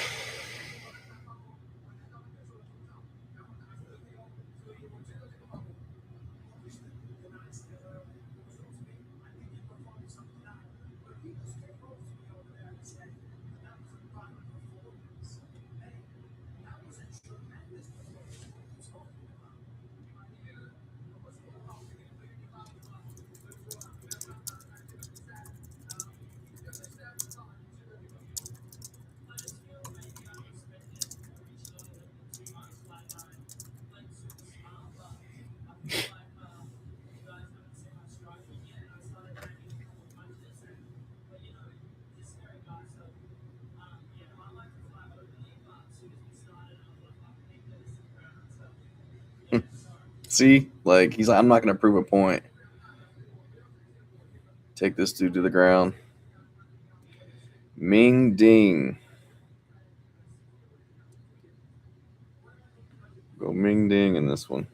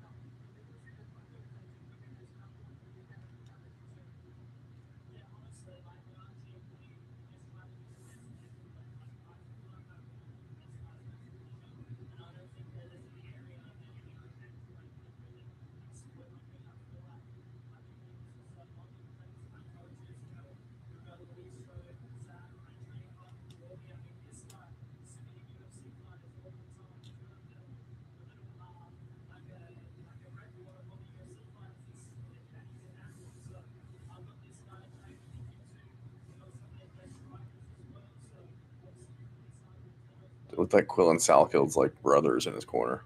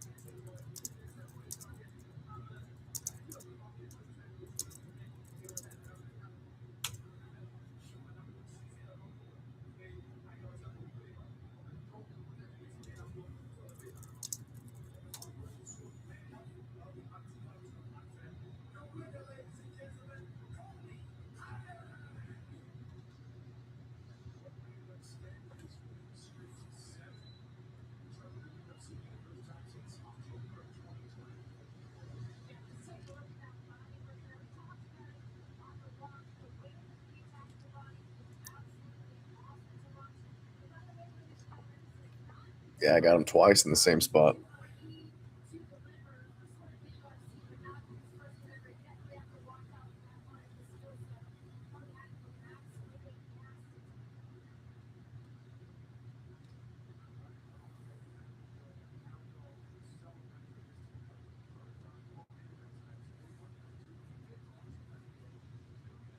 Grabbing more coffee during this next 20 minutes of filler? Yeah, for sure. I might have to order me another one.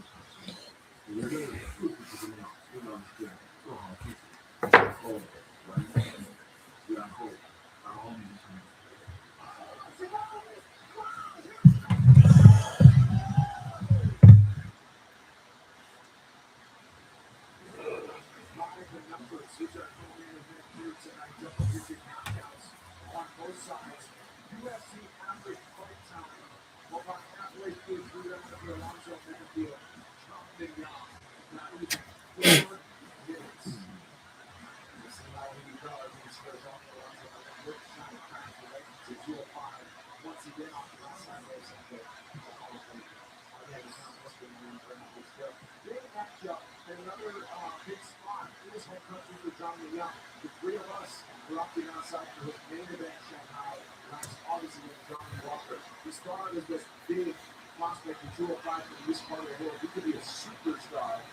He will be back on that track if he gets aggressive.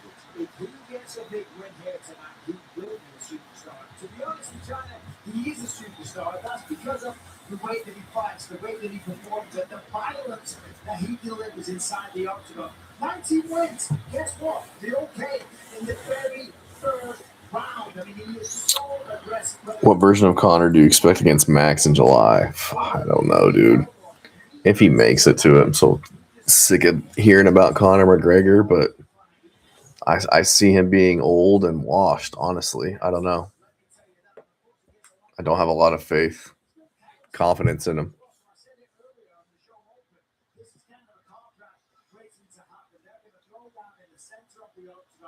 This place is going to lose their mind if Zhang Mingyang can get it done. Yeah, you gotta watch the elbows at all times. And Zhang Mingyang, the guy is so impressive. And he's such a terrifying human being inside the octagon. But I was actually really impressed in the final meetings that he was willing to admit that last time out in Shanghai, the moment got to him, whether it's that like next big hope of who could be a male Chinese champion. He admitted that was a lot of pressure. Having been through that experience, having learned from it, we're probably going to see different guys tonight. I mean, he was very confident when he was out to him. Well, it's the largest population of a country on the planet. I think it's 1.4 billion people. Oh, Yeah, you Chun Wei is a tremendous champion, but he won one of the guys, and he really did feel it. And I understand. I've been there myself. When everyone expects it, the entire nation is hoping on you. Yeah, it can be a lot. Well, here to upset the party is Alonzo Benefield. They asked him about going on the road in hostile territory, and he just kind of shrugs it off. He's a man of few words, sometimes fewer punches. Way back in season 1 of Dana White's Contender Series, he got a win. Season 2, he got his contract. Yeah. He's been around for a while, but he's still throwing heavy shots. Well, that's the story on Alonzo Benefield. I mean, there's no wonder in why he got his nickname Atomic. He had bombs in his hands. He is a freak athlete, so explosive. He stalks guys on the feet, just sort of waiting for his moment to spring the trap. And whether he's blitzing or countering, when he lands, it is a real problem. Sometimes we forget us. Sometimes we forget he's got really underrated grappling as well as a monster. He shows that the guy can get played in every aspect of the game. Won 2 of his 3 fights in 2025 to keep his spot in the top 15.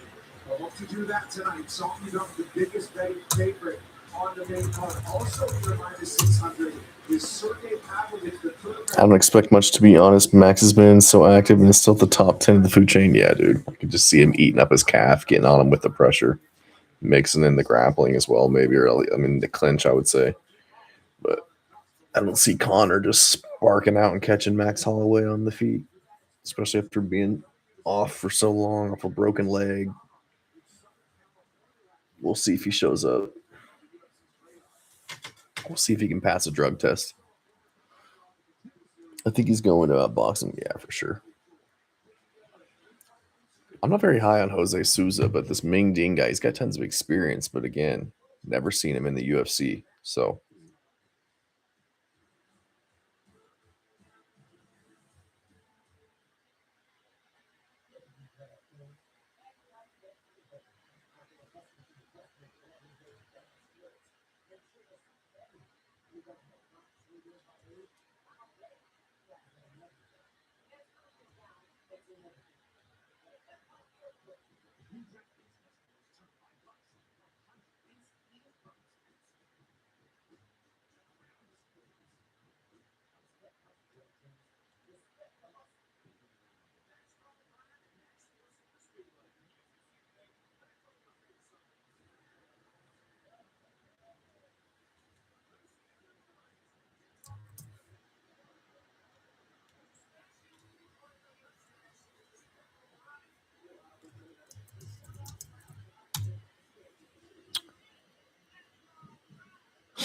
I'm not much familiar with either of these guys. Jose Enrique, pull this dude up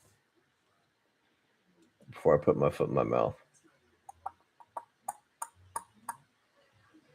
Jose Souza. So he was fighting at middleweight. Now he's dropping down to welterweight. He's a big dude at 6'3". I just feel like Ming Ding's a little bit more filled out. I think that Jose Enrique is kind of soft-bodied, small legs. I mean, he can strike, but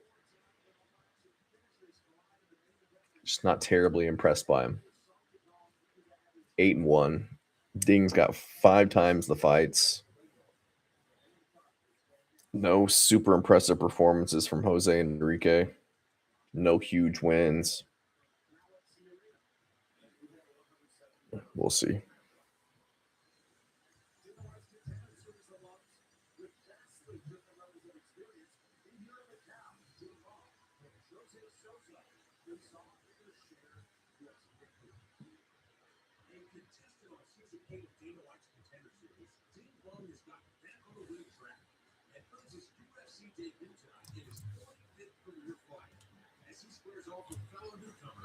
Jose Souza.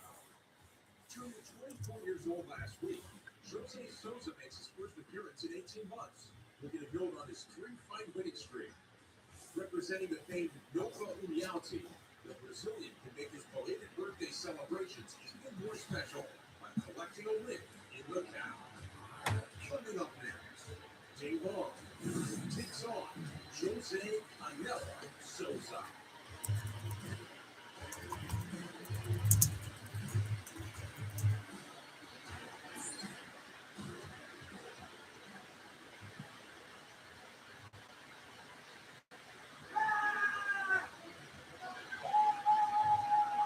Jose Souza was very young. He fought Dana White's Contender Series 4 years ago, just 20 years old. And he ran into Yusaku, who knows from his run back, put together a 3-fight history. He's 24, still obviously very young, though. Make a move. At 170 pounds, 6 of his 8 wins are from on knockout, Michael. He says he was fighting 20-year-olds when he was 14. So no matter how young he is in comparison to his opponent, he believes he's ready for a big hit. Listen, you know, when you go to the contact facility, you don't have to stay there and leave the ground. Because you're going to be ready when you need to go back to the drawing board. And I'm telling you, it's last time out with the he is really good. That's all for the division. Uses the range well, keeps some moments at bay. And then, of course, you got to think that he's in the second round. Usually 1-2. The guy gets back up for 1-2. Left home. Hold them on to sleep. And then, of course, you combine that with the fights. The trades that know that down 400 nationals. And the amount of talent that they have down there. So you know he's going to be doing a lot of things. Looks extremely confident. Really, the good thing that he's making is UFC debut. The type of all against you. How about Trump getting all this type of stuff. No, this guy, he is so countless all that. He's in a very good place mentally. Yeah, sometimes the best thing that can happen to you on the stage is to have a setback on the stage where you can really lost his entire career. And look back, completely rebuilt himself on the majority. 2 beautiful knockouts, including in that 3-fight win streak. Right to talk about the latest one, but the one before that, beautiful intercepting means that entire fight. And that was how he ended up finishing the fight as well. He's extremely tall on this division, crazy beast. You definitely got to watch out for those pieces.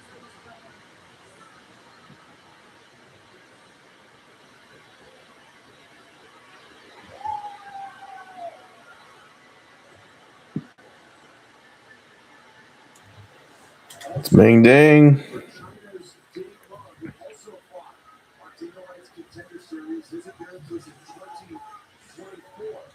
He moved about a year ago to Southern California. I believe he was so close to making his UFC dreams come true. He sought out Colin Leon in Southern California, made the move, believes he's leveled up to the point where he's really ready to make a run at 170.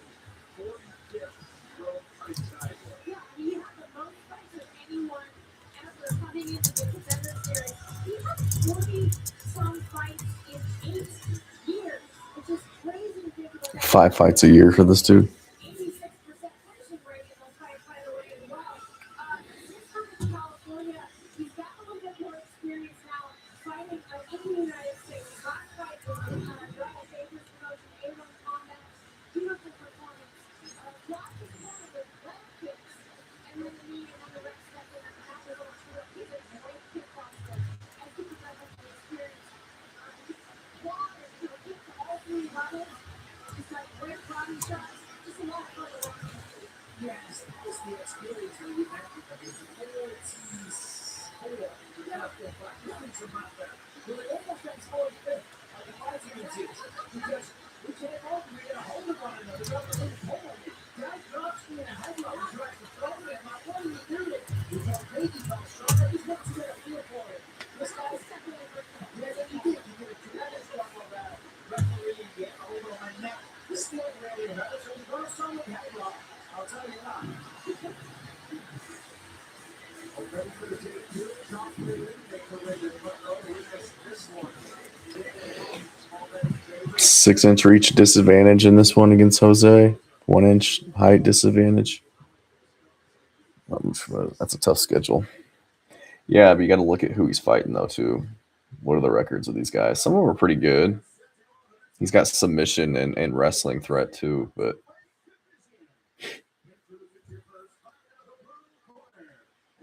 a 2-6, 4-8.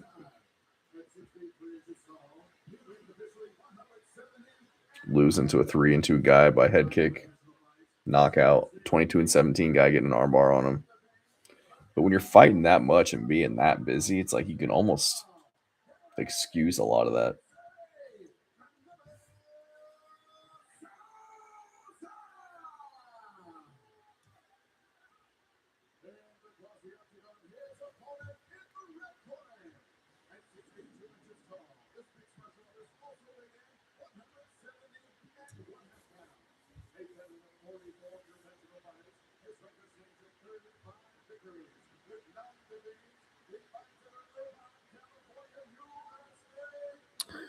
When you're researching these guys for your picks, how much tape on them do you typically watch? Try to watch as much as I can.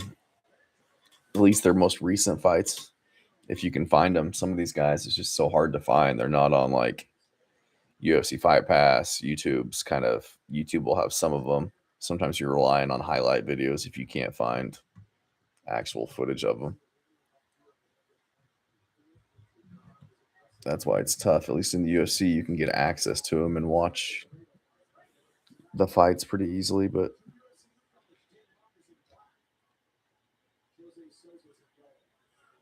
it's not always available with some of these guys. Good leg kicks from Mang Dang. Front kicks from Sousa.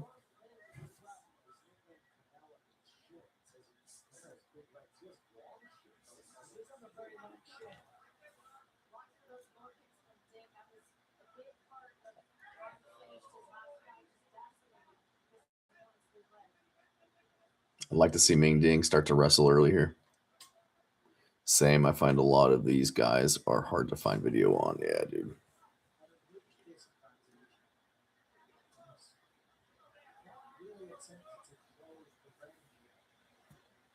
Look how thin Sousa's legs are, though.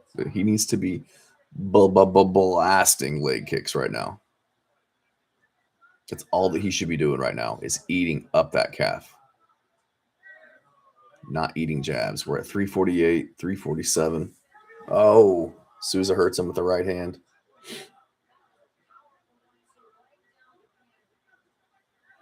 Another good calf kick.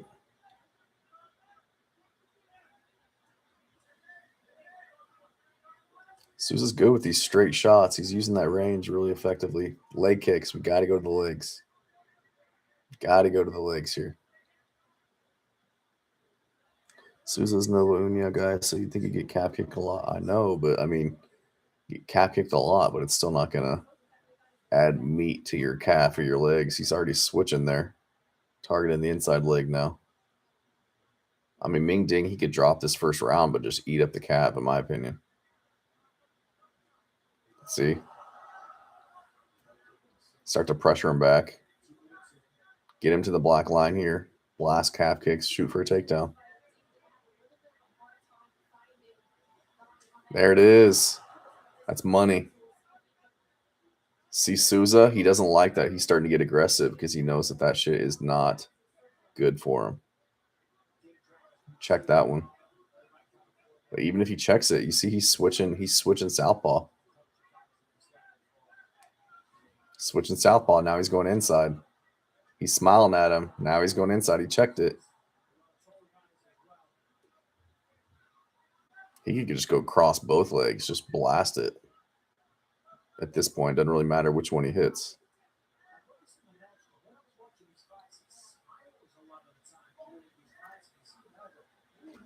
Dude, Sousa looks like he's on stilts, dude. You'll know he's effective when he switches stances, yeah, for sure. Now he's starting to back up a little bit. Dang, you got to get on these kicks, dude. Set it up with a jab and blast these kicks. Every time he lands a calf kick, Sousa starts to get a little bit more active. He's not liking him. He's trying to get it back. He's trying to... Nice right hand. Ding's starting to take over halfway through this round.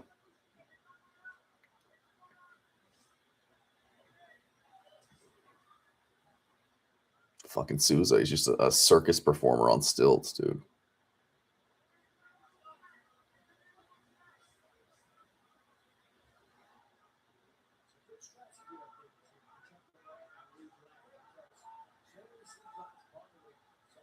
There we go.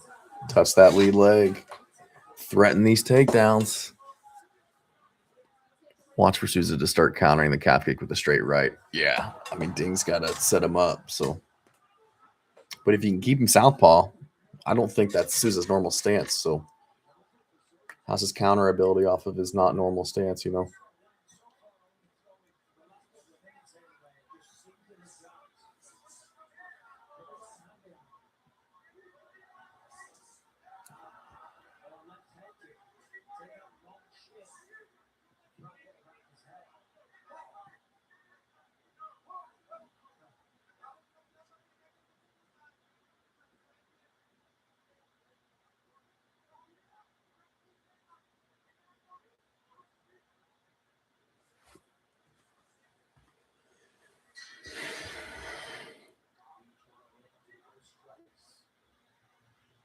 Dang, can end this round with a big shot here. Here it is.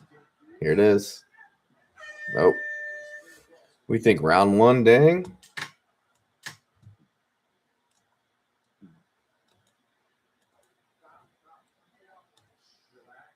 Odds got Ming Ding up now, minus 154. 10-9 Ding. Starting with the outside calf kick. No, yeah, he is. Souza had that good right hand. I don't think that's enough to, take the round for him.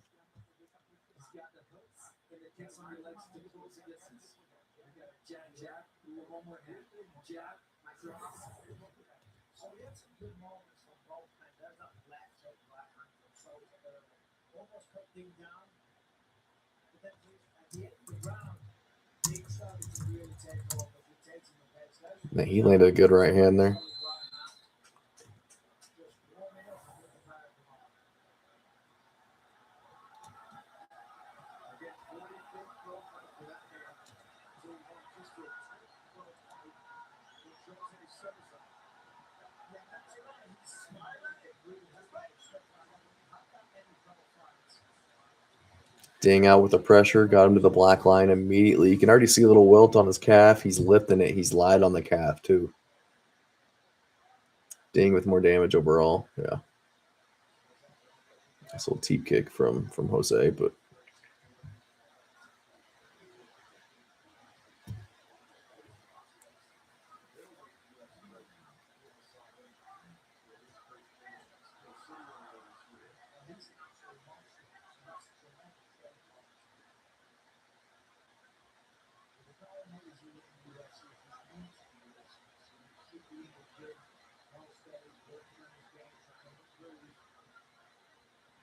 Ding got to get back on those calf kicks.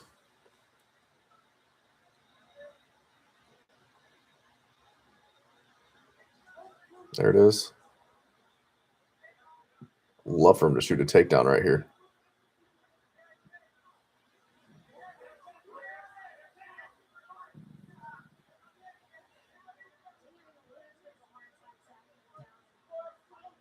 There it is. He smiles every time he kicks him. You know it's hurting him.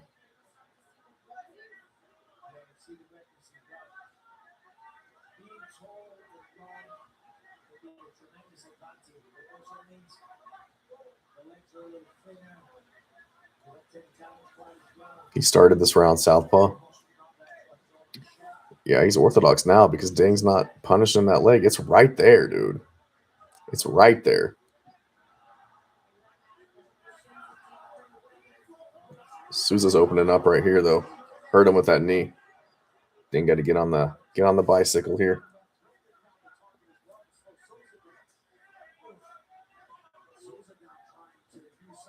Nice jab from Ding.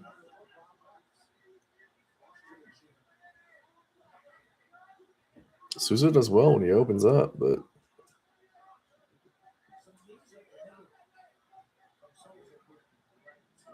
another hard leg kick. Switch of stances. Go back to it. Now he's outside.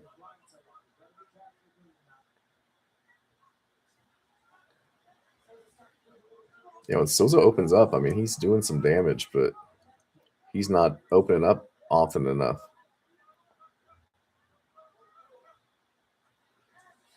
Right in the nuts.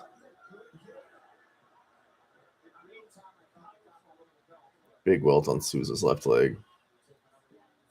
Yeah, dude. And these breaks are good for Ding because it's only going to cause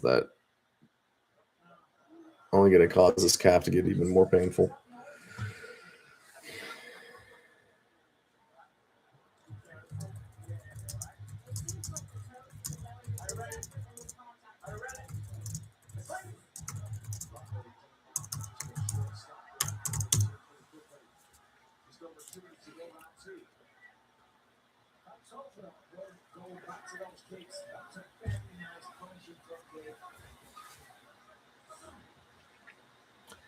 I love to see a dang fucking takedown right here, dude. Shoot a takedown. Shoot a takedown here.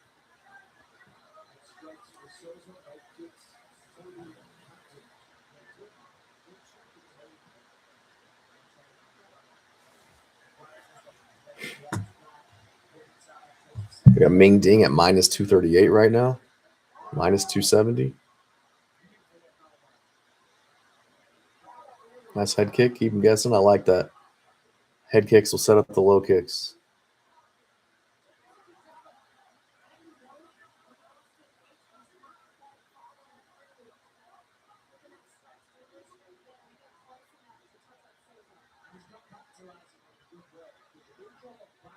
There it is. There it is. Big moment for Ding there.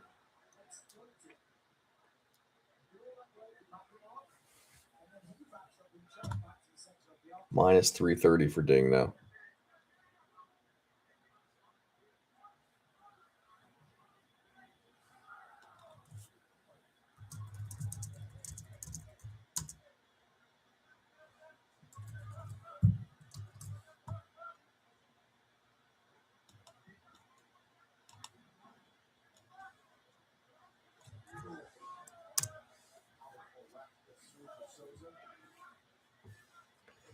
$30 seconds left. Another good leg kick. Souza's acting like he checked it. I'm like, bro, you can check these all day. The damage has been done. Minus 520 right now for Ming Ding.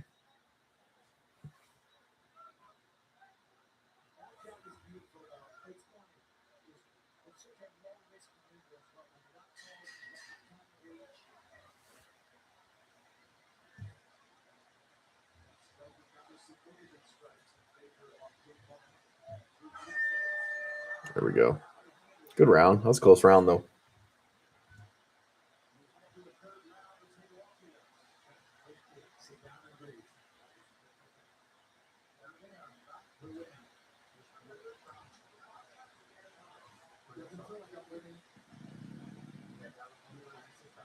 You say it doesn't feel like I'm winning?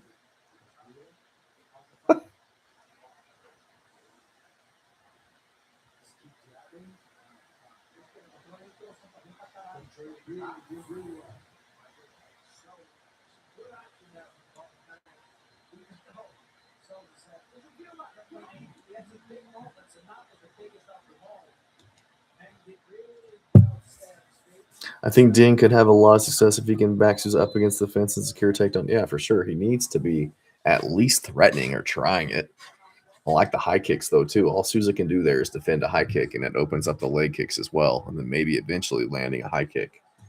But I feel like he's kind of following him at times, not doing enough with the calf kicks and not taking advantage when he backs him up to the black line with just putting combos out there, shooting takedowns, or looking for a clinch. Good right hand there.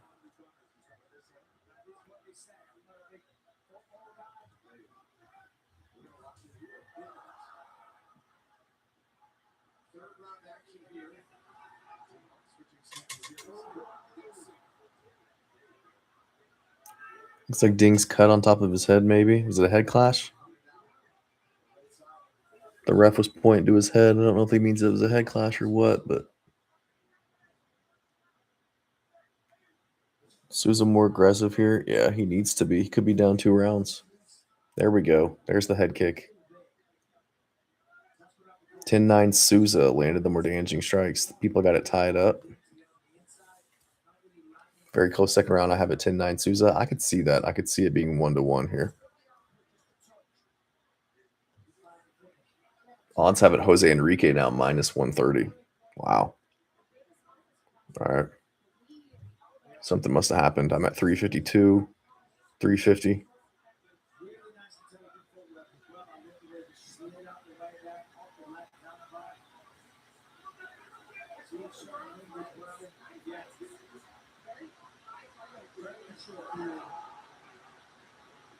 If it's close like this, though, it's hard to judges might just give it to Ding. Good leg kick.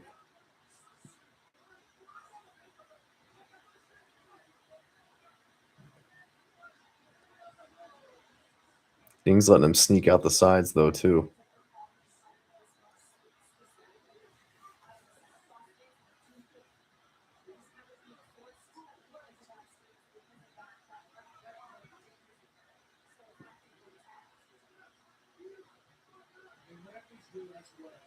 Ding's having trouble with the range. Why do he backs him up to the cage, letting him back to the center?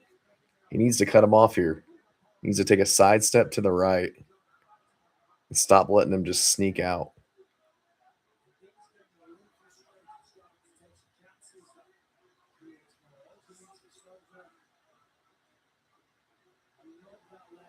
But Ding's letting this fight slip through his hands by not capitalizing here.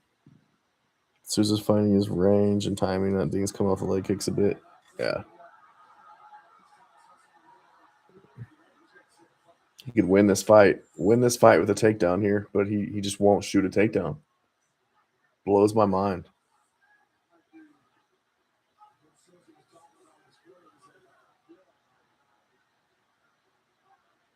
Lets him back to the center. I don't get it. He's not going to win this fight at range. You're not going to win this fight at range against this guy.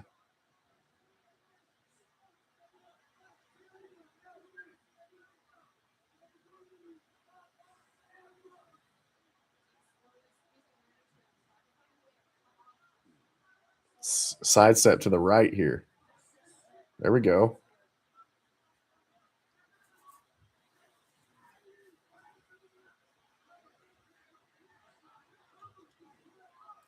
I'm expecting to see the Max Holloway ground point any second from Ding, right?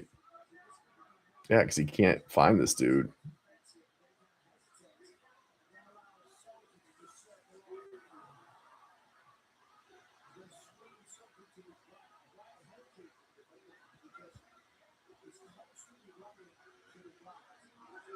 What are you doing? Keep it on him, dude.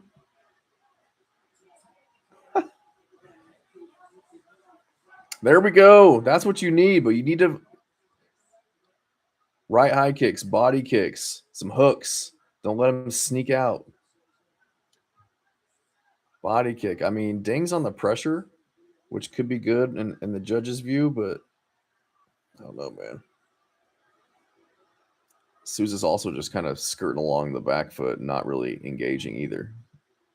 Outstriking him technically, but 35 seconds left. Ding's just kind of following him around.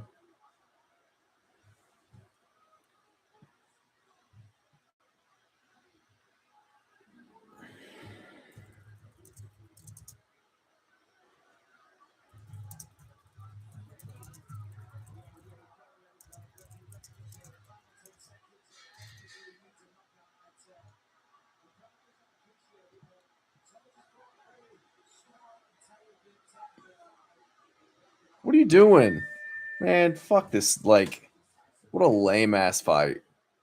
Fuck Ding and this guy, dude. What a fucking lame fight. Ding had his pathway to win that fight. Leg kicks, back him up, mix in the grappling. It's an easy win.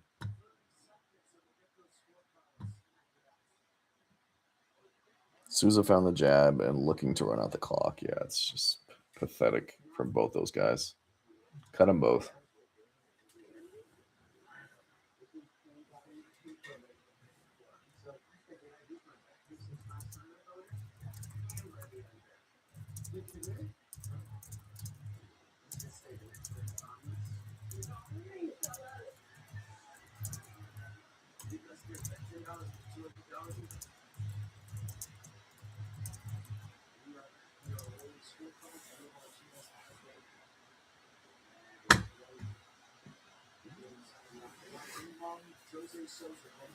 Oh, no, it's close, though.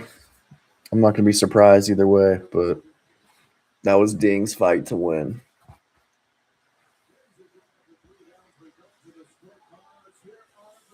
Souza's already annoying the shit out of me. 30-27? Wow.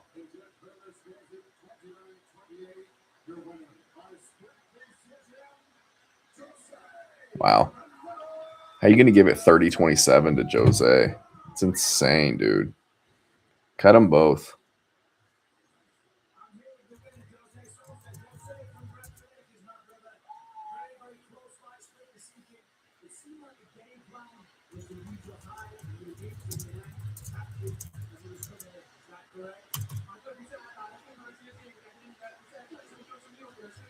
What a shit fight. Shit fight. This dude's like, shut the fuck up, dude. You're shit. He acts like he just put on a world beater performance. Fuck.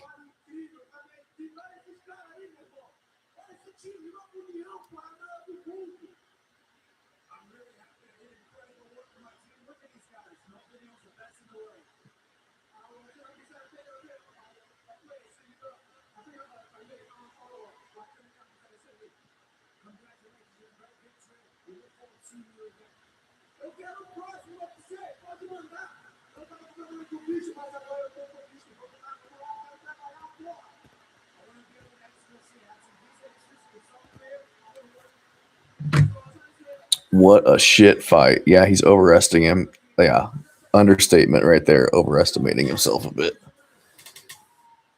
I could just see somebody coming in there, beating up his legs, taking this dude down, and getting him out of there. Easy, easy peasy. He won't stop screaming, dude. You ran the entire fight. Not a good look, bro. Humble yourself.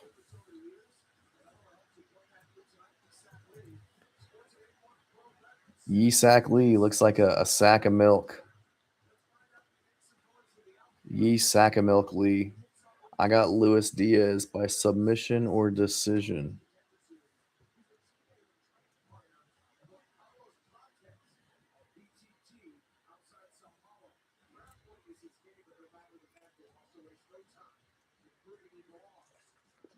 He's 24. That explains, right?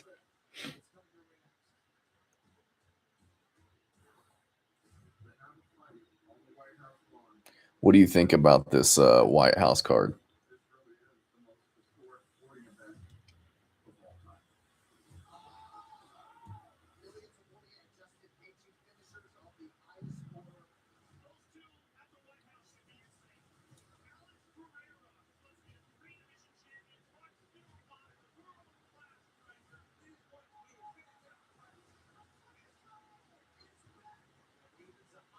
Lots of good fights. Yeah.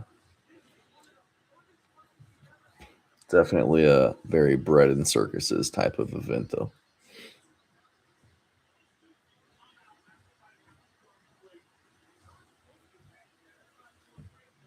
I'm not excited for the Nickel Dawkins fight. Yeah.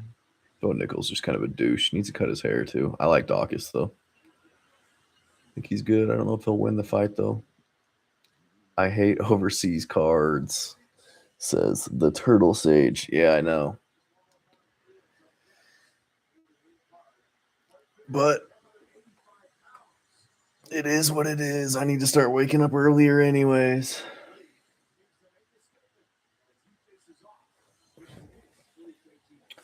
All right, we're gonna run the table here. Diaz, Perez, Matthews, Asakura, Pavlovich, Zhang, Song Yadong. We're gonna go on an eight fight legendary run here.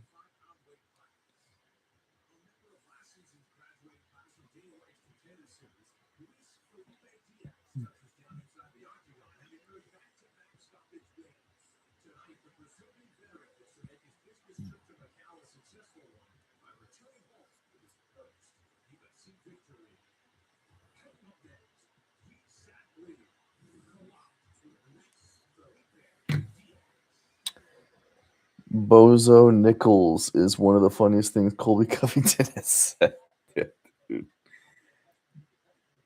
Dude, I would love to see Colby Covington versus he'd be super outsized because Colby even talked about dropping to 155 at one point.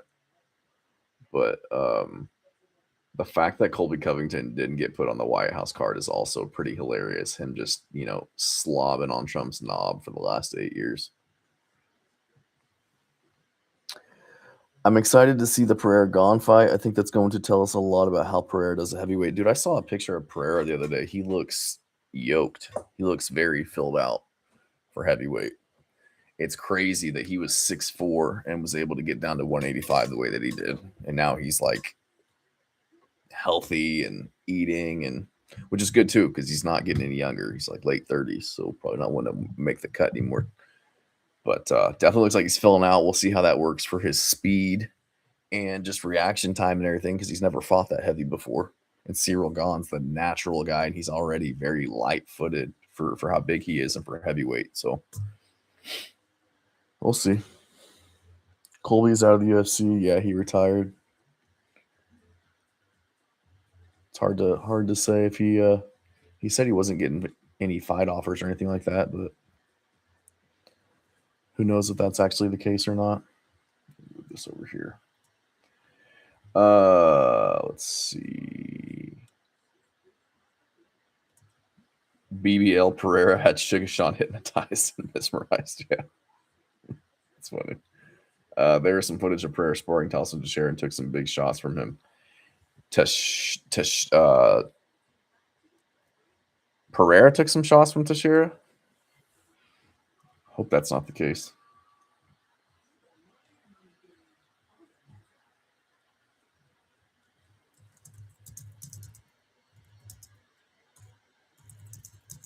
That's not good. Teixeira's shit, dude. Teixeira's gonna get ran through by Pavlovich, I feel like.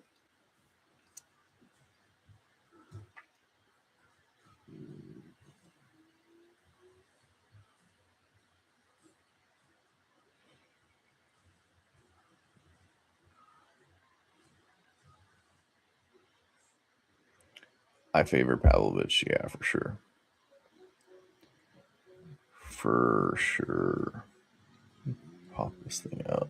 Fuck.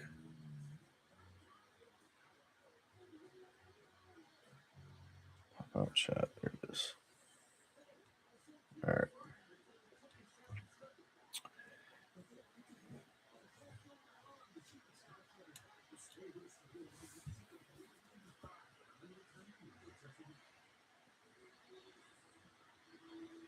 Welcome back. You're looking at Isak winning his UFC debut. Comes here and now. 8 wins. He's finished 7 of them. He's looking to extend his win streak to 3. In the debut, he's 26 years old. Out of South Korea. Korea top team.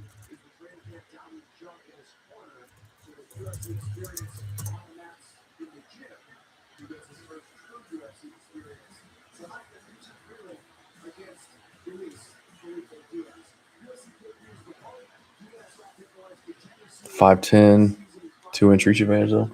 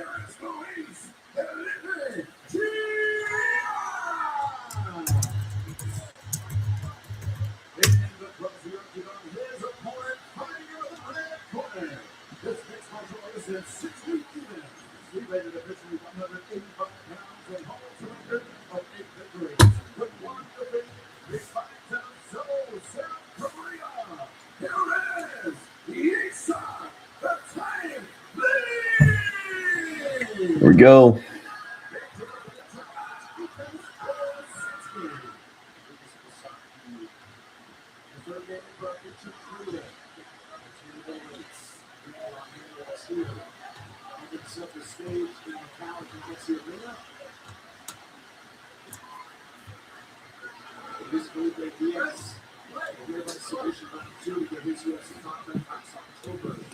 All right, 457.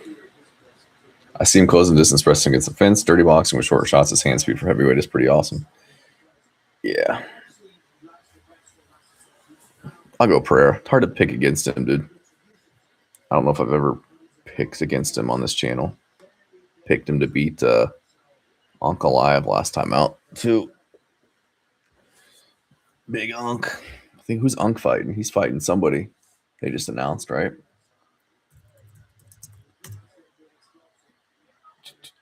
Khalil Roundtree.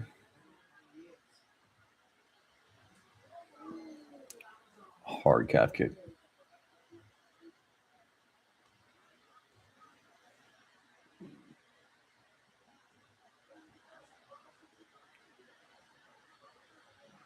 Pavlovich Minifield fight. Okay.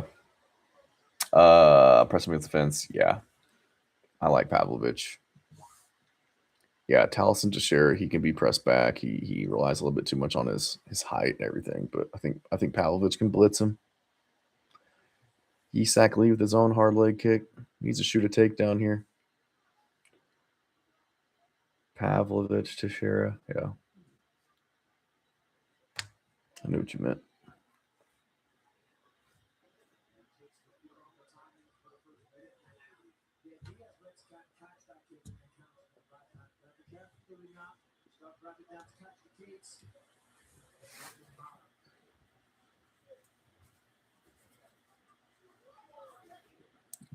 Douchiest tattoo of the night award goes to Isak Lee. I like that stepping right hand he's throwing though.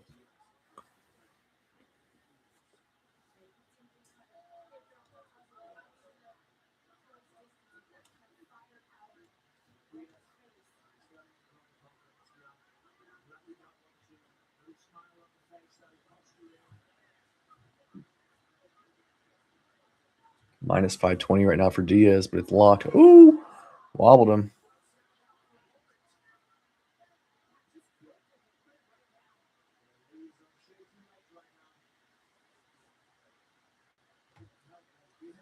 Yeah, he's throwing hands. Hurt him again with the right hand. Diaz looks much better on the feet than he did on the regional scene footage I saw.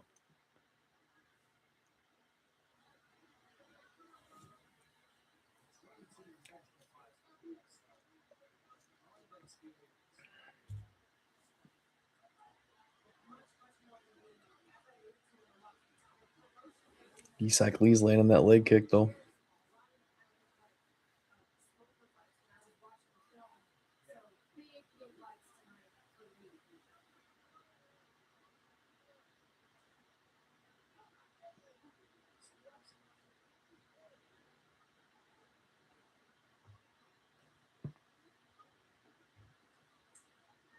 Ooh, hurt him with it.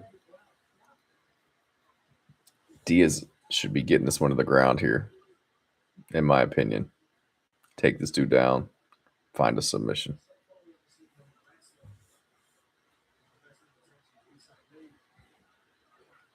Dropped him again. That's a bad stoppage. I'll take it though.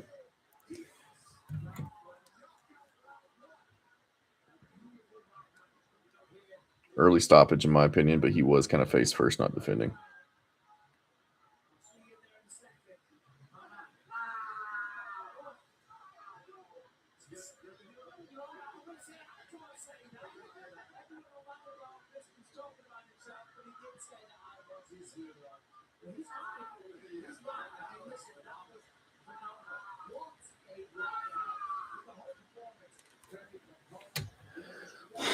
That tattoo looks like something from the Boondock Saints. Yeah, dude. Definitely wouldn't expect that on him. Oof.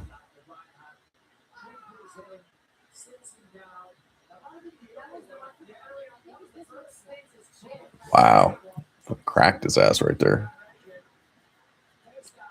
I mean, he's getting up, but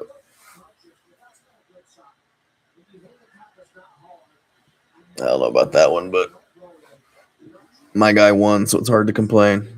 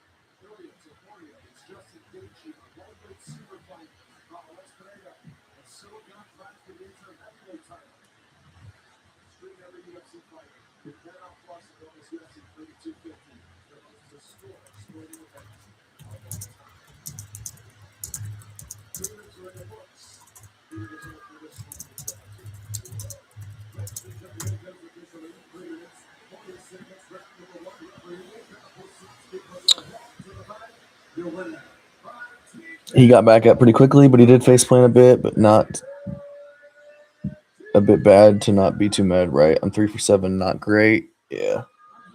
Kevin Holland calling Jacoby Smith Jacucci had me weak. That's funny.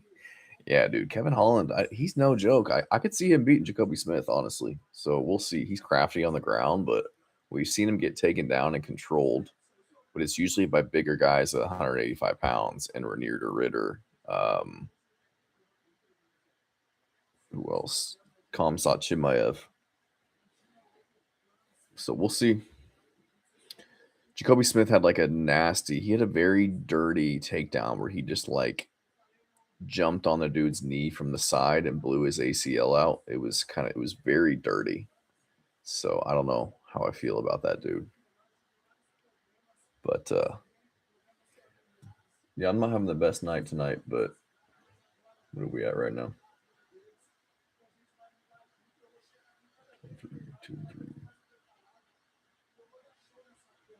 3 and 4 right now.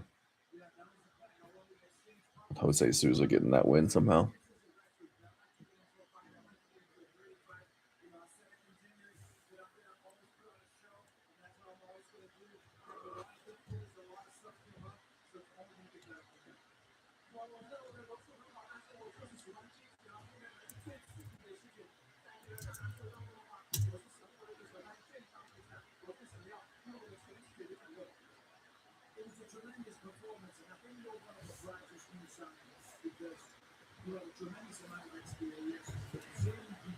When is that fight? That's in Oklahoma. I keep telling my wife we need to go there.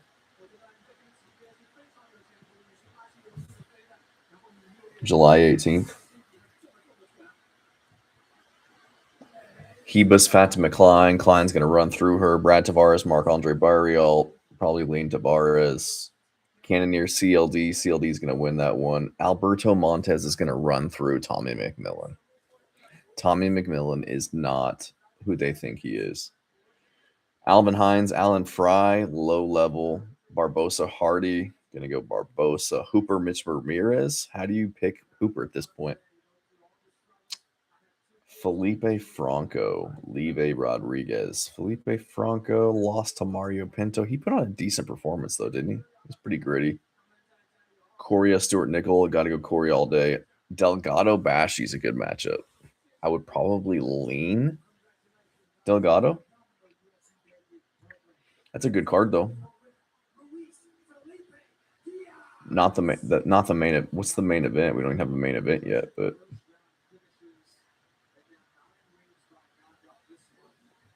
it's not a bad card at all.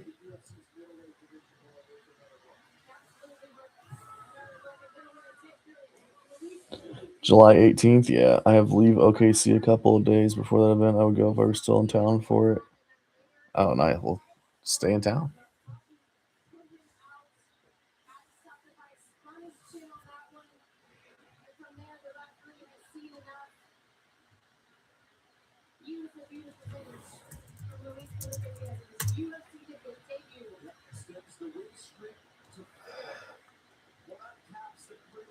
Fuck. Yeah, Oklahoma City's a 2.5 hour drive for me.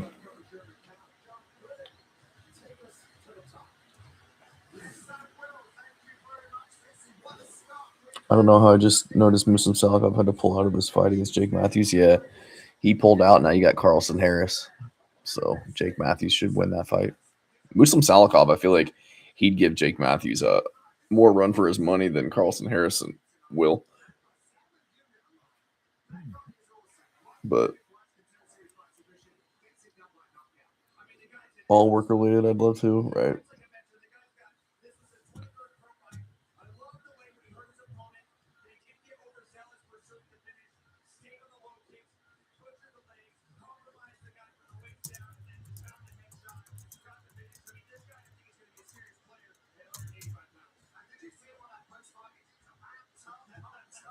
Chiesa wearing tennis shoes. Not a huge Chiesa fan.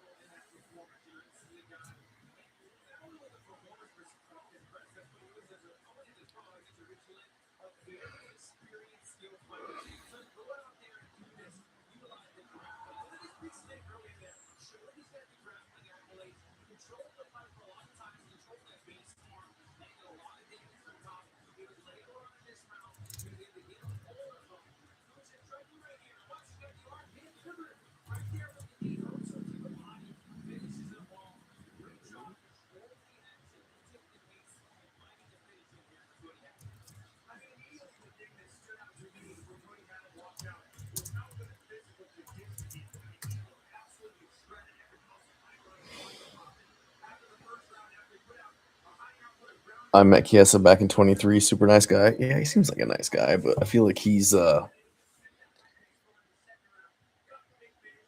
gotten it easy in the UFC. I feel like they fed him very winnable matchups to build him his credibility to be on the desk, and it just annoys me.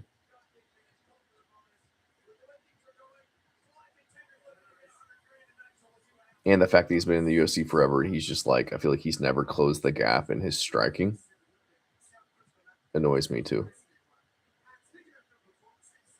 And the fact that he has such a glaring gap, no real solid wins, and he's on the commentating booth annoys me. So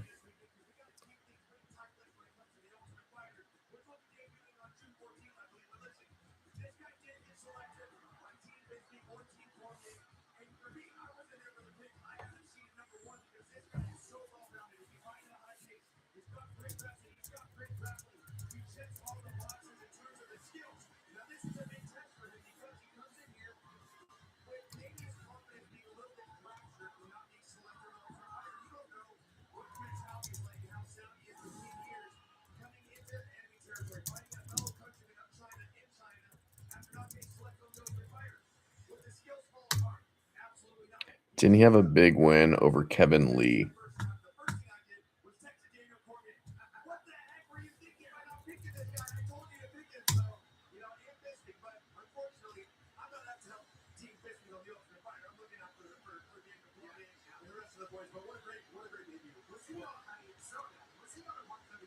No, he got choked out by Kevin Lee back in 2017.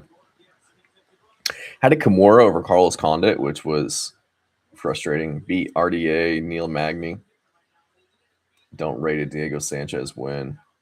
Did choke out Beneil Dariush. So I guess back in the day, he wasn't terrible. But looked awful against Vicente Luque. Kevin Holland embarrassed him on the feet. And then they gave him just a bunch of winnable fights to end his career.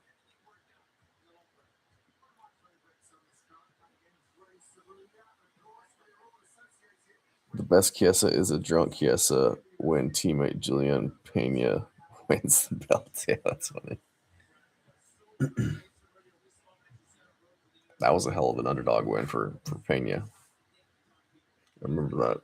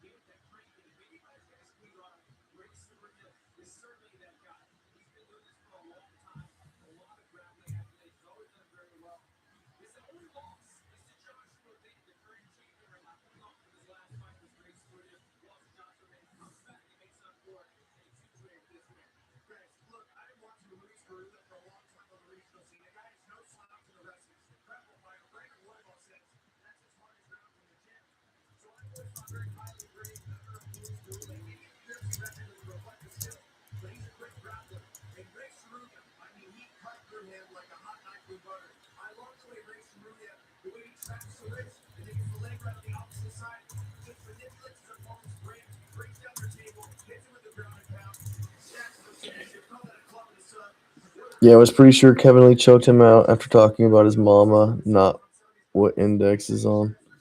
Yeah, I remember that at that press conference, right?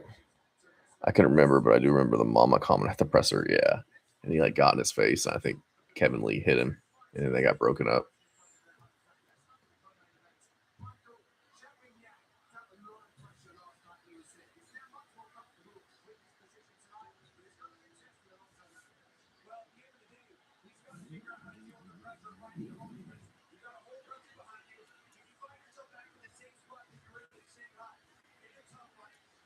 I like Perez though. Coming up here. Alonzo looks dead on the scale, dude. He looks kind of drawn out. He's getting up there in age too.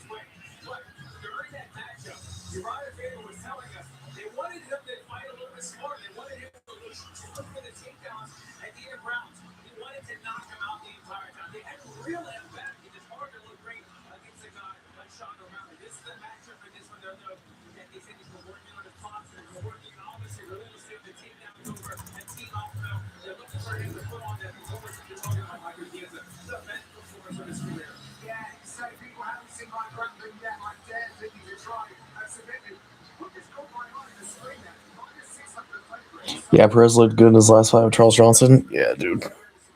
Looked really good.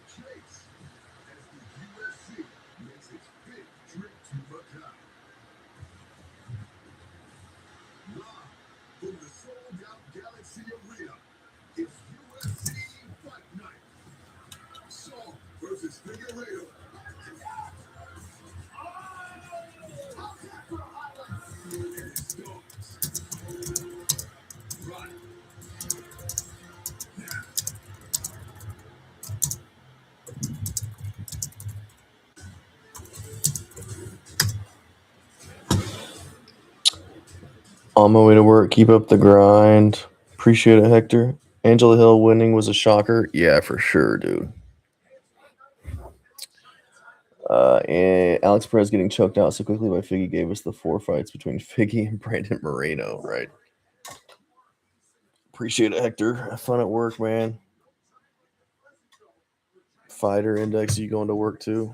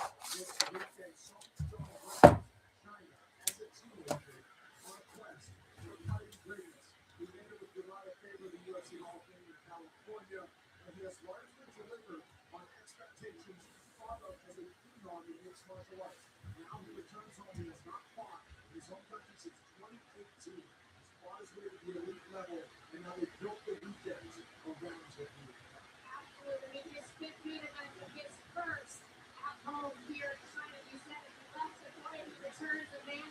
And he has spent the last 4 years in the top 10 of the bantamweight division. That is so difficult to do. One of the hardest divisions in the UFC right now.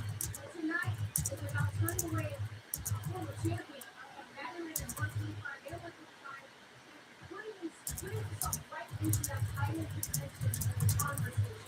Yeah, of course, I mean, you're not inside the contention. He's in all the conversations because he fights nothing but the absolute best. He's nothing but showing on mountain. Those things are the absolute thing. Before that, Henry Cejudo, another big tier, 2 weight division champion. And before that, this man knows what it takes to operate at the highest level of mixed martial arts, and he's only getting better. And he's still a young man at 20 years old with 10 years experience in the UFC.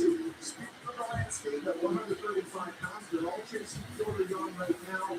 Morocco is really wants his rematch. Sean Yadong and Davison Figueiredo have both tangled with Piotr Jan. They're chasing down title shots as well. Michael, the stakes so high when Sean Yadong is this close to the top. I'm going to talk about the main event for the next 30 minutes.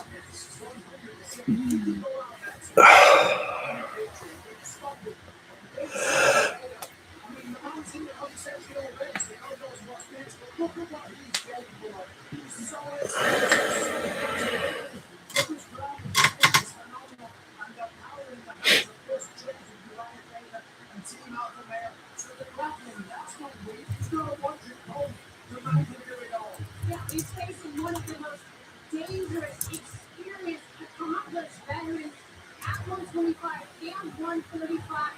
Former 2-time flyweight champion, 9 wins by knockout, 9 wins by submission, and he's so good because he is so dangerous everywhere. He can do it all. He can knock you out. He can set you up with his counters, or he can take you down into this mode and submit you. Davison Figueiredo is going to remind everybody that he is on another level. Better aggression and not really a stare down, right? So, he's kind of moving in on Davison Figueiredo, and now he's ready for business at hand. Heidi Ed's all 4th member of our broadcast team here in Macau with more on the boy that left China 8 years ago, fights back at home as a man. That's right, Brendan. Well, both of these main event fighters have added a little wrinkle in terms of their preparation. For Sean Yadong, he brought in Rudy Hernandez. Now, UFC fans might know him as the Cutman, but he's a world-renowned boxing coach. I talked to Uriah Faber about it. He told me, look, Sean Yadong has that white belt mentality. He's always looking to learn something new.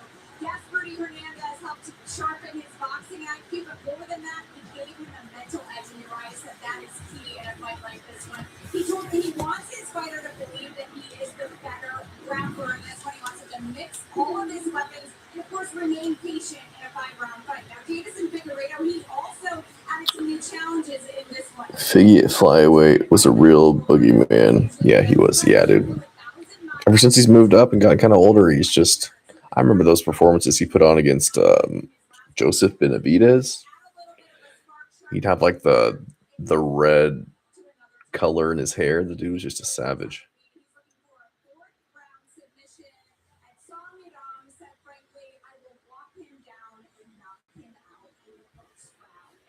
Damn, Song Yadong saying a first round KO. Thank you very much, Heidi Davidson, Figueiredo, and Song Yadong, our main event. 6 fights on the main card from Galaxy Arena. And a local fan favorite leads things off. Let's go. Here we go. All right. Perez versus Sumaderji.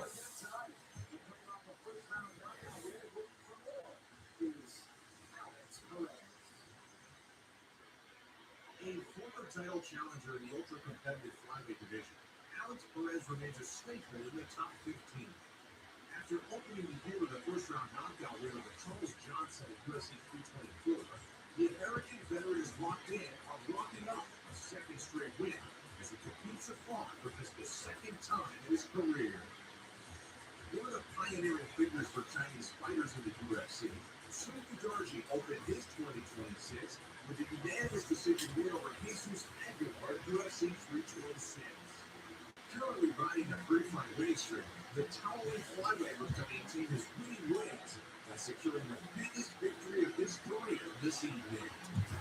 Coming up next, Alex Perez shares the octagon with the Tibetan Eagle, Figueiredo.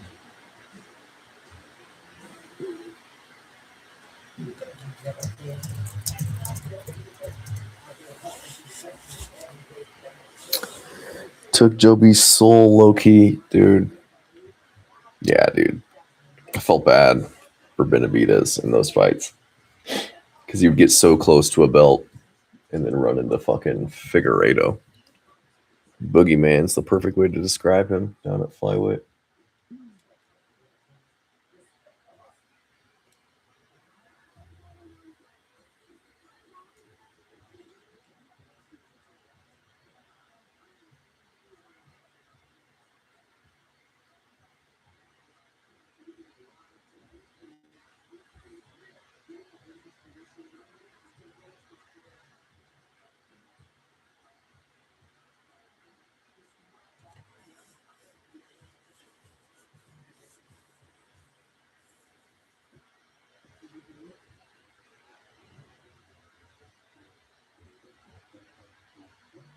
Dude, nothing but Blue Chew advertisements.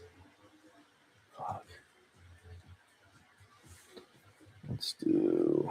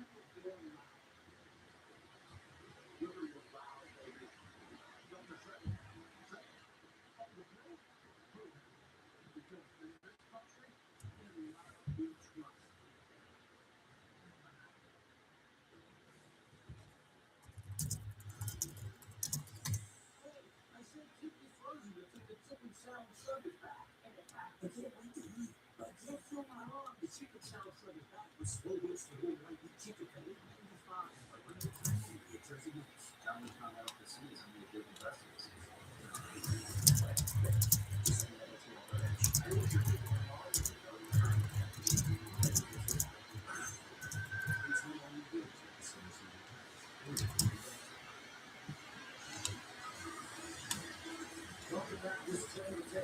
It's brought to you by Each and Every Day. Thanks for making better choices every day.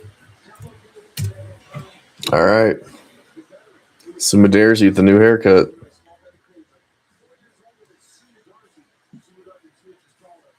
Gonna have a 6.5 inch reach advantage.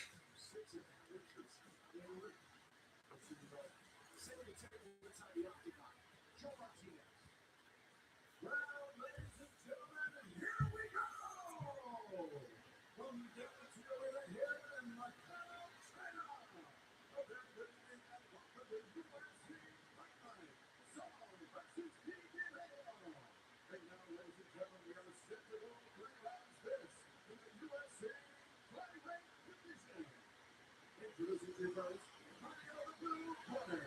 He's a striker standing 5 feet 8 inches tall. He's rated at the flyweight limit, 126 pounds, and holds a record of 19 victories. With 5 undefeated, he fights out and represents Sichuan, China. He is the Tibetan Eagle, Super Dodgy!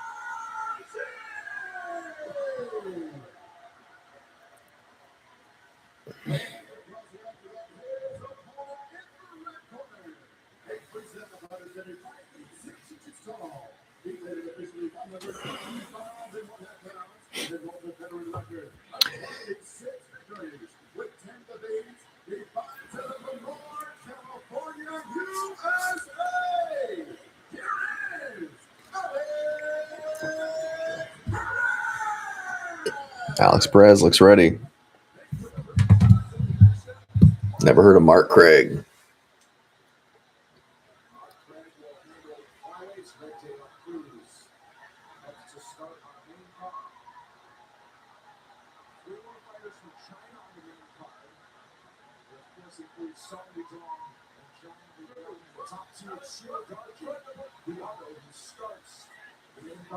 Here we go. 455, 454. Perez comes out with some heavy leg kicks, which is good.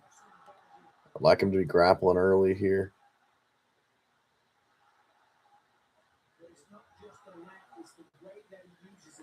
There it is, coming out hard. Big shots from Perez early.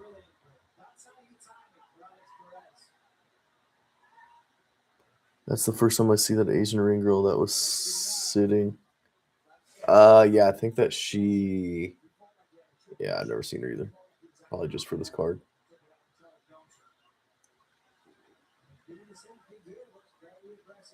I like Perez. He's got to be aggressive. He's got to be aggressive to get into the reach. He's going to be shooting takedowns there, though, once he backs him to the cage.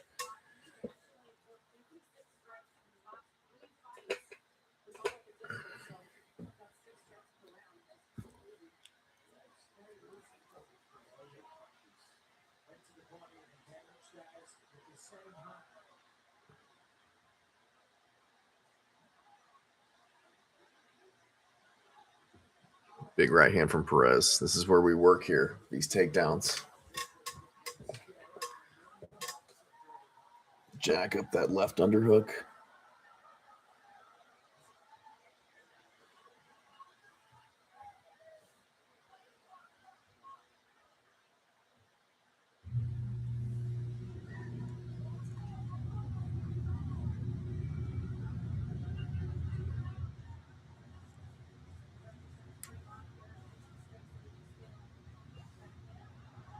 Medeiros breaks with an elbow.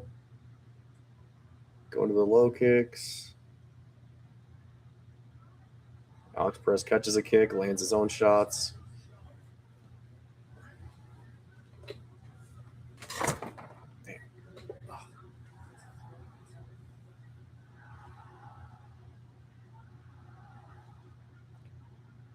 Alex Perez not having the most success with that right hand. I'm surprised Perez is having to fight unranked guy, seeing that he's coming off a win. Yeah. So Medeiros on a streak, though. He's probably looking to crack into the top 15. He's probably right outside the top 15.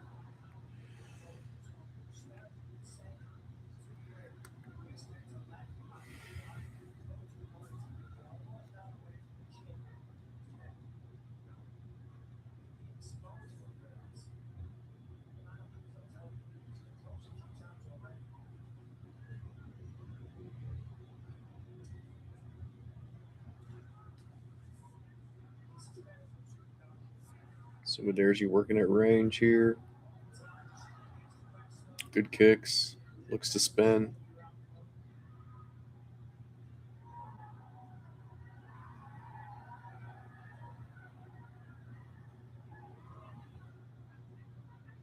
Perez winging those right hands, but get poked.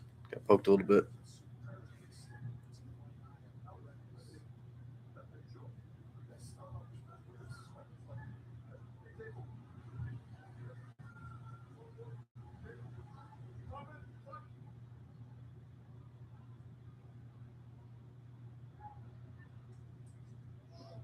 There we go.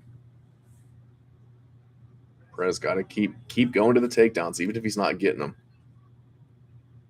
Keep going to the well with the leg kicks and the takedown attempts here. Will serve him well. Sumaderji's using the kicks very well. Oh, I'd like to see Perez cut him off a little bit more. Not let him just circle to his left. He's circling into his power hand too. So, Dog's literally thinking how I wouldn't fight this unranked guy if I was Perez unless I just saw it as easy money and there weren't any other fights. Right. An awful takedown from Perez right there. Not a great look.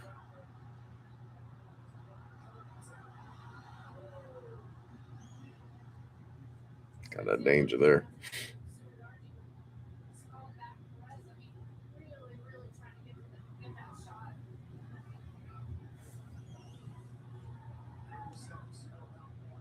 Pretty even money right now. They got Sumaderji or no, Alex Perez, small.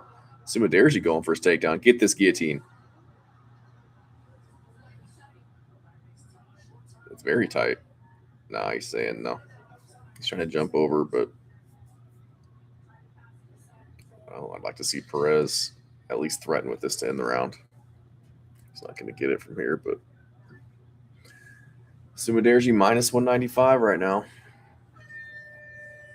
We'll see. Good round.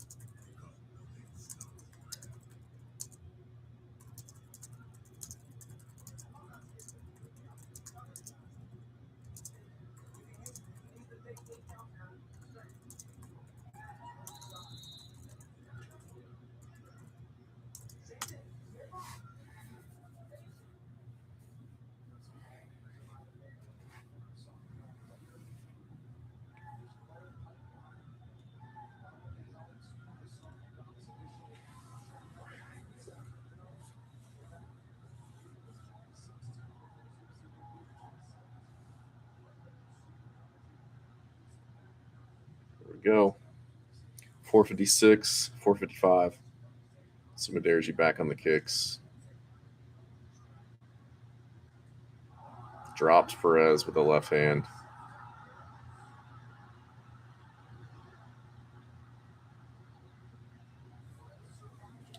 Perez on his back here. Taking some shots. Sumaderji working in the guard right now.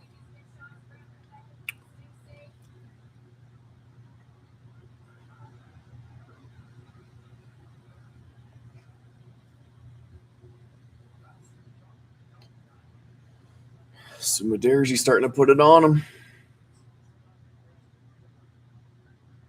Perez got to get back up to his feet or look to find some way to wrestle up, get on top here. Sumaderji be smart to let him up. What's the ref doing? Ref just steps in, doesn't let him work from there? That's weird. Even Sumaderji's like, what the hell, dude? All right, well. Perez got to let the hands go. Got to look to get on top potentially. He's down. He's got to do a lot to get this round back. Got to set up his strikes a little bit more. He's throwing the same kind of combination coming in. Flailing a little bit. He should be getting these takedowns. This is a Perez takedown right here. He's going for the neck. No. That was dumb. He used to focus on getting him to the ground. Not looking for a guillotine there. Right in the dick.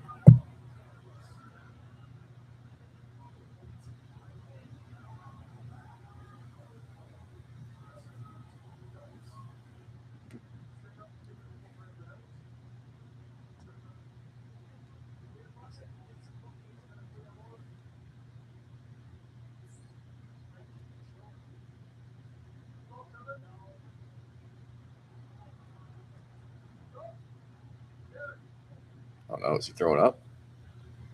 Oh boy.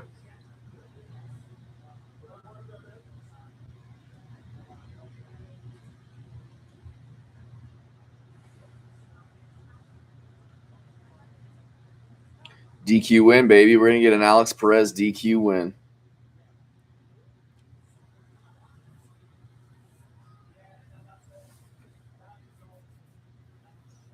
Didn't have that in my prediction video, but I'll take it. I'll take the win.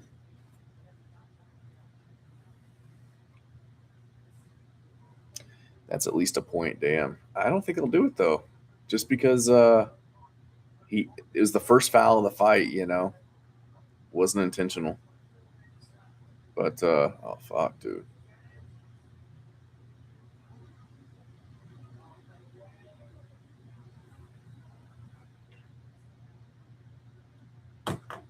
See here.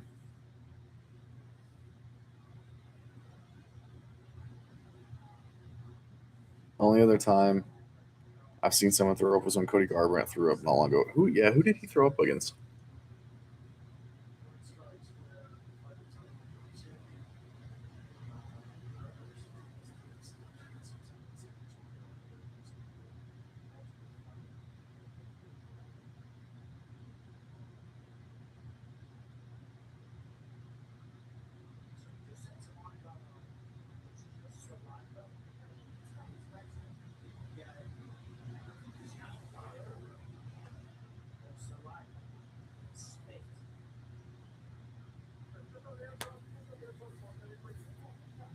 Why is he letting him talk to his corner, dude?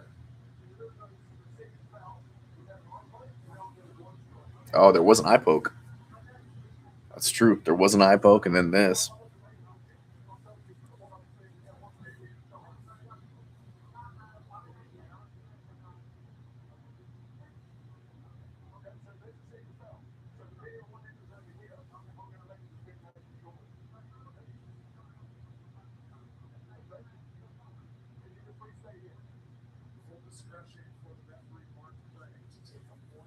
Take a point, man. We need all the help we can get right now.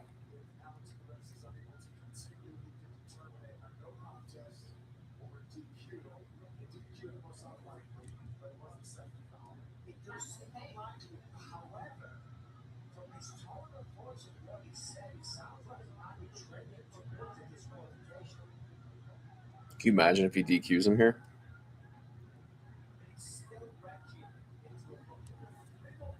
Yeah, I don't know.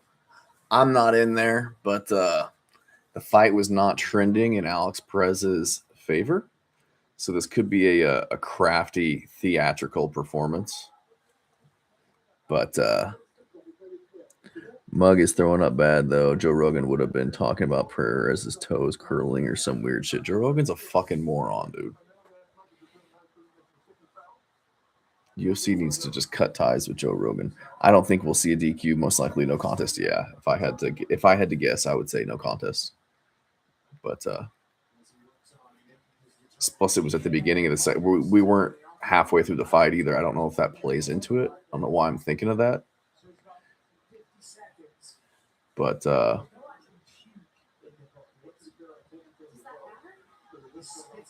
right, does it matter if there's puke in the bucket?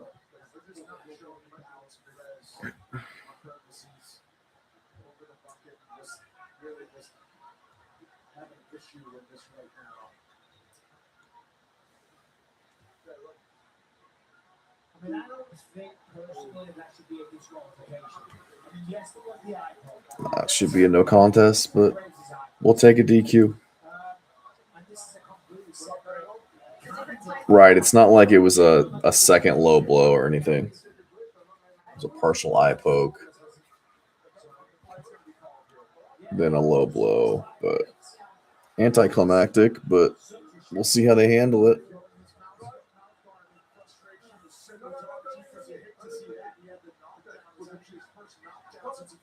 What are we doing here?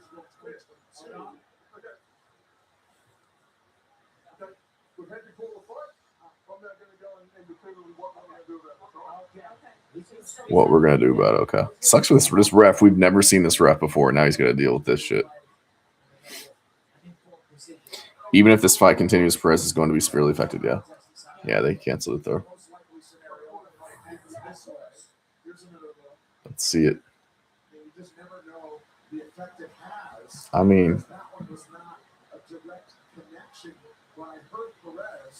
tell the referee it was caught in between, you know, and so depending on put in between more. Well, I'm not going to get too descriptive. poor guy.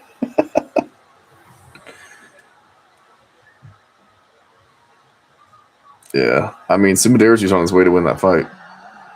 Unfortunate, Figueiredo wanted a chance to join the top 15. Alex Perez had momentum back. To run this one back. Charles Johnson in January. Oklahoma City, run it back, guys. But it will go down as a no contest. We will make the announcement with Joe Martinez. Ladies and gentlemen, the end of this fight comes at 1 minute 45 seconds, round number 2, due to an accidental foul. This bout has been ruled a no contest. Not the result anyone's looking for. That sucks. I mean, Perez is going to lose that fight, though, from what it looked like. So that sucks. We march on. You're the cow. But first, the world's best grapplers return to the ball on June 4th at UFC BJJ 9. We think Jake Matthews is going to get this one by finish. Didn't appear to be such a bad groin shot, but obviously it was bad enough. Yeah. Caught him with like the top of his foot, maybe the toes, but I mean, who knows? I've never been kicked in the nuts like that before. These fighter odds are brought to you by Bet365. The official sports betting partner of UFC. Winning is everything. Jake Matthews has enjoyed a real run of success. Not sure about a finish. Yeah. Minus 450 to do so against the fighter representing Guyana in the octagon, Carlston Harris. They're going to pull it out as an underdog. And like Song Yadong in the main event, Jake Matthews was just 19. Minus 600 is a little too spicy, though. He's as good as he's ever been. He's won 3 or 4 and says not chasing the rankings is how he's put himself in the conversation. Jake Matthews' decision, maybe. At 170 pounds, he clashes with that man Carlston Harris. Good to see him back healthy. He was returned delayed by injuries. Fun fact, Jake Matthews has a 63.6% finishing rate. Wow. Sounds good to me.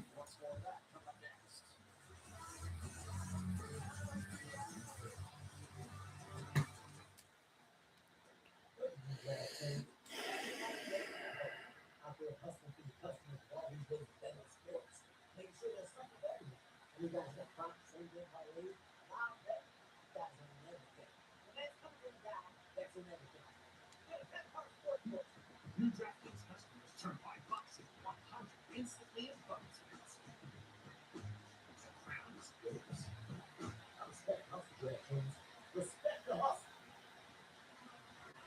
When you dedicate your life to saving others, don't you deserve something dedicated to you? We think so. That's why the government chose 27.3% KO TKO rate and 36% sub rate. We put first responders first because their connection. KO or submission is minus 115, though.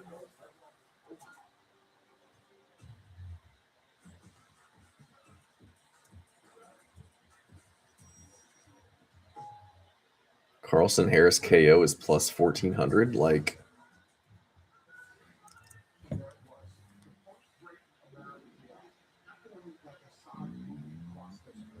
This country didn't tiptoe onto the world stage.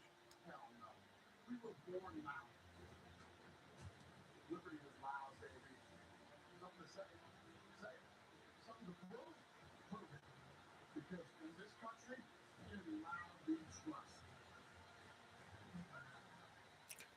Dana White's such a douche. I put very marks today that I can see a Matthews TKO round 2 or 3. Yeah. With a 98% cure rate. Epclusa is one pill once a day for 12 weeks. If you've had hepatitis B, it may flare up and cause serious liver problems during and after treatment. Tell your doctor if you've had hepatitis B, liver or kidney problems, HIV, and all medicines and supplements you take. Taking any other on with Epclusa may cause a serious swelling of your heart rate. Most common side effects include headache and tiredness. Ask your doctor about Epclusa today. 57%, 26% KO rate, 31% sub rate. Yeah, Carlson Harris is always live. Trade Bitcoin, CRO, and many more. Crypto.com. On the road, they're looking to keep his chances of becoming a two-division champ alive. Davison Figueiredo's championship resume at flyweight thrust him right into the deep end at bantamweight, a blend of rare one-punch power and black belt tap-outs. He could really shake things up at 135 pounds should he pull off the upset tonight. The fans have come to see this man. Song Yadong says it's time to start winning these big fights and get the belt ASAP. He said this week, I'm stronger, I'm faster, I'm better everywhere, and that he's excited to show the fans back home what a top 5 fighter looks like. That's all later. Now time for veteran welterweights as they make the walk to the octagon here inside Galaxy Arena in Macau. Still just 31, a dozen years into his UFC career, Australia's Jake Matthews returns to action seeking a 4th win in 5 starts as he shared the octagon with Carlson Harris. Jake Matthews made his UFC debut at age 19. Now nearly a dozen years and 23 fights into his UFC tenure.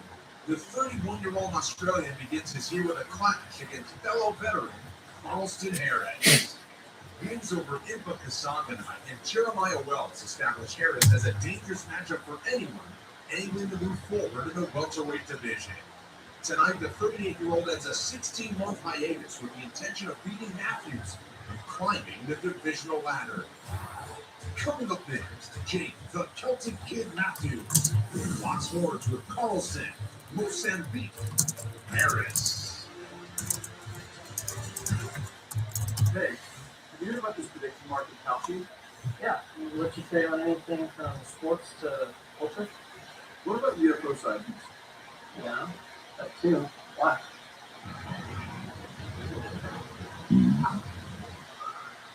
Just leave me.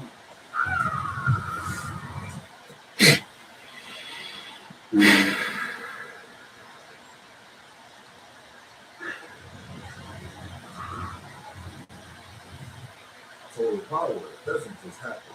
You have to make it happen. And it begins with a network as powerful as you. With Total Wireless, you have the power of unlimited 5G wireless with no contract and no caps. Plus, get a Samsung Galaxy on us. When you have total power, there's no slowing you down. Switch to Total Wireless. That's Total Power. $100. It's a way of life. It's taking on the day, no matter what it throws at you. And that's why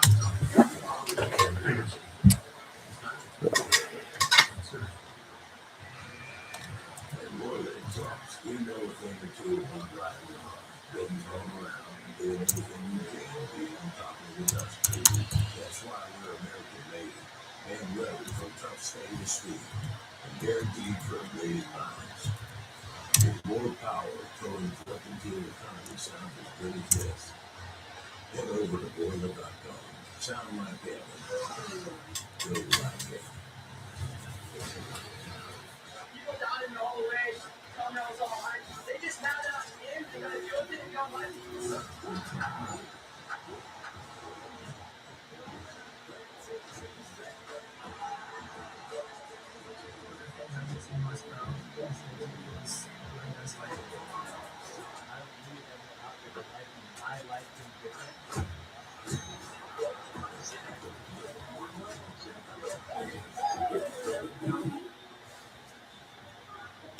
When you think work, you think boots. You think boots, you think any day with the same number of tools you started with. Because you're thinking heavy equipment. You think heavy equipment, you think construction. You think construction, you think welding, torching, and hammering, without the smashing, puncturing, and scorching. Now you're thinking on your feet. You think feet, you're thinking boots. You think boots, you're thinking barefoot.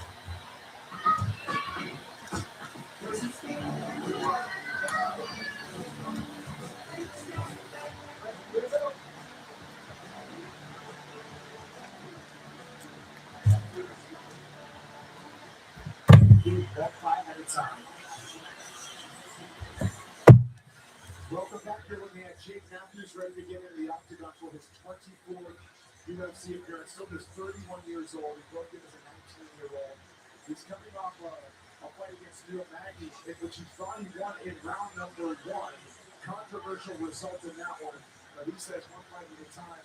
Keep moving forward, moving forward. And he has looked great recently. He's looking for his 4th win in his last 5 starts. The tape is brought to you by BJ. Rewarding fans for making better choices every day. Download Fuel today and earn its purpose. Carlston Harris is the opponent. He's 7 years older. Average tolerance seems to be there. Here we go. 3-inch reach disadvantage for Matthews, but he's 7 years younger.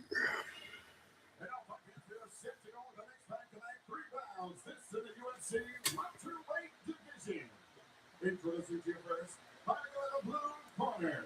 His background with the Libre and boxing. At 6 feet even, he weighed officially 170 and 1/2 pounds. A 26-fight veteran, his record stands at 19 victories. With 7 defeats, he fights in Rio de Janeiro, Brazil, by way of Skelton, Guyana. Here is Carlston, Mozambique, Harris. In the cross the octagon, his opponent fighting in the red corner.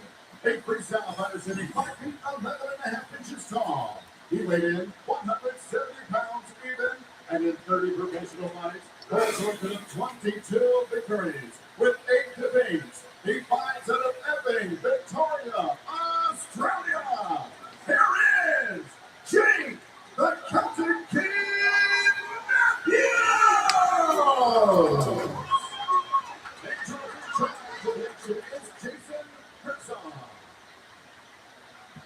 Jason Herzog, ready for the assignment. I'll be here for the main event later tonight. Thank you very much, Jamie. We're here at Cruise on with us here in Galaxy Arena. Here we go. Touch gloves. 456, 455. So you better watch Carlton Harris because his boxing style is a little unconventional. Throws from weird angles. Matthews pushing him back early. He's got some serious power. He doesn't mind when it's a little hectic in there. Oh, Headbutt, says Carlston Harris. yeah. Exactly like the I said left hook back, technical, and Matthews will lock up a submission real quick if he damages you and stroke it. Flash of heads and up and down between those two before the restart. So you see that hook that just kind of grazed the face of Jay Matthews.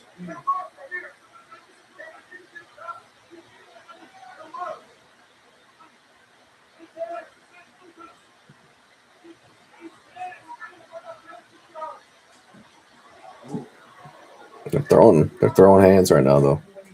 Ooh.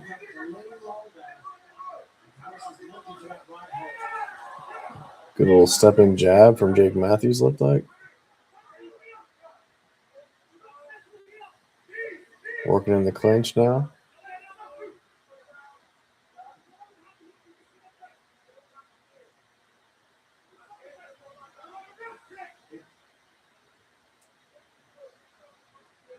Just kind of holding each other here.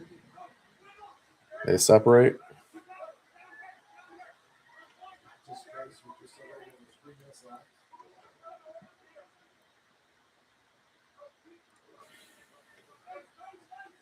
Oh, wobbled him with the right hand. Jake Matthews wobbled him. Oh, he goes for the uppercut there. Got close. Matthews looks like he's got him in trouble.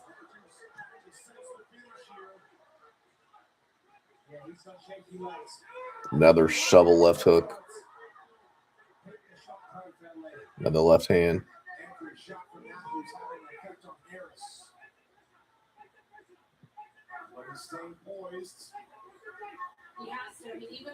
Carlson Harris shoots, defended. Jake smelling blood here? Yeah, he is.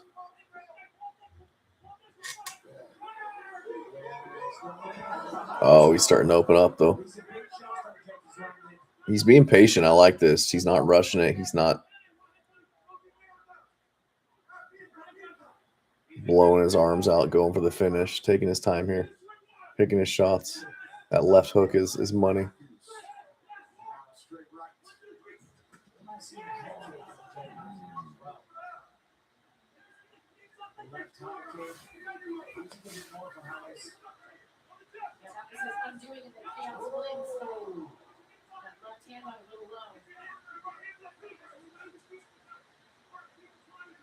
Carlson looks like he's kind of recovered.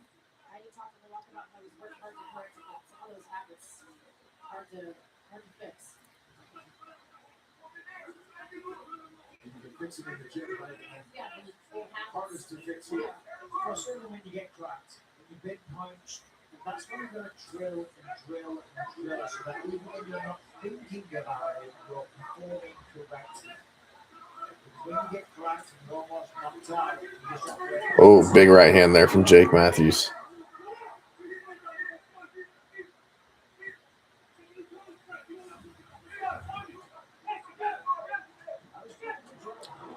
Man, Jake's really starting to open up here. 53 seconds left. That straight right hand keeps landing. Yeah, it does.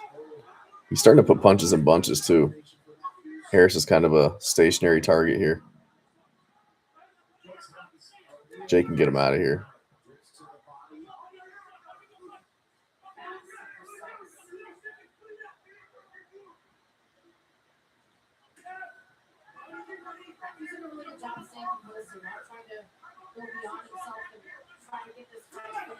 Oof.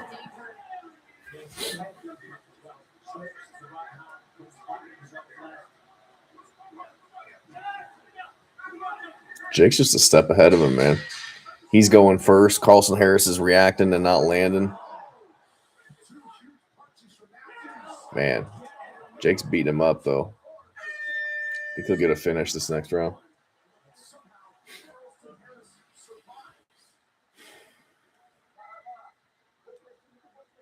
I need you to breathe. I need you to breathe. You've got to play the long boxing game. He wants you to be in the close distance. Use your jab. I'm losing my timing in the jab. Then fake because he's coming up after a quick break.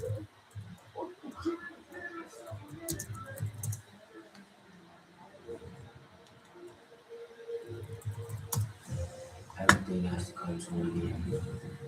It's a part of life. Nothing is forever. Just a shot. Anything's possible.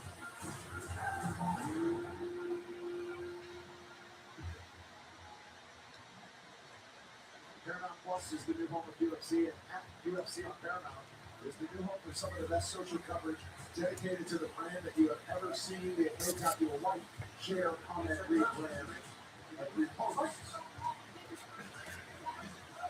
Basically, a shutout for Jake Matthews through the first 5 minutes, and an immediate takedown is out to try to change things up for Harris. Yeah, he just pulls him down. Yeah, you got to remember how was focused on short notice. Harris went for a takedown there.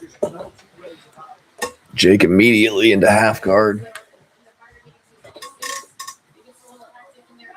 Jake's trying to set up a big left hook. Yeah. Oh, he went from a triangle from mount.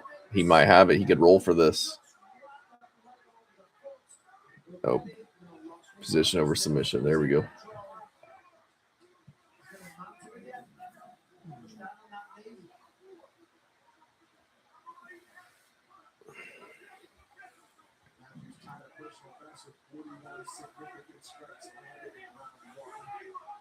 Going for the little octopus guard to get out of here.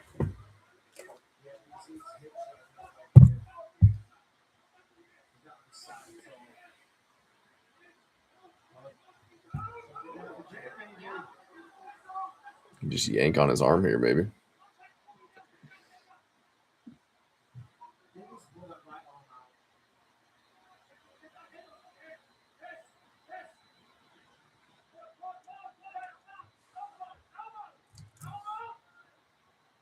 Harris in a really tough spot here with that arm trap behind him.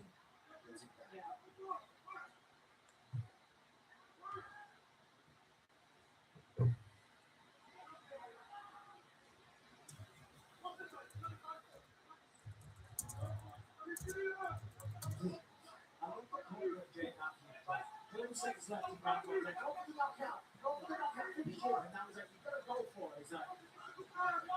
And I appreciate it very much. But he is going for it.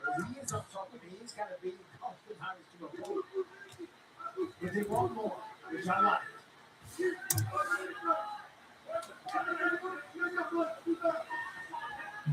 trying to go ahead and get ahead of the US. Oh, there it is. Nope. That is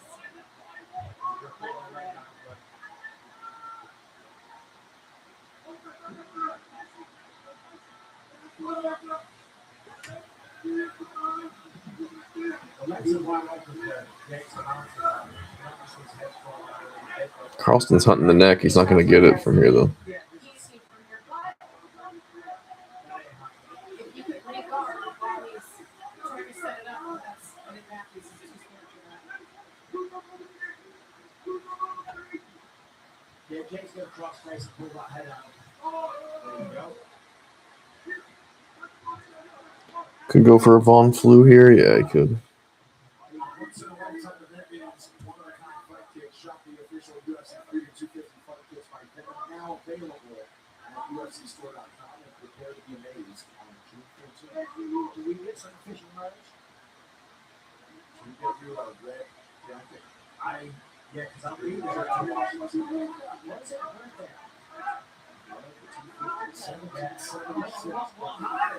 There we go. Take his neck. Take his neck. Head and arm. Head and arm right here. He's got it. He's going to cook him here. His leg's trapped. He can finish this. He's going to slowly get his leg through here. He's going to push it through and go for a reverse Darce here if he wants to. Reverse Darce, baby.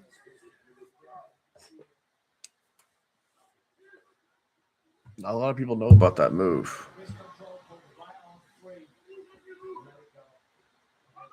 You keep the arm triangle, you flip, and you hook it like this around the back as you step over, as if you're taking the back, the reverse Darce.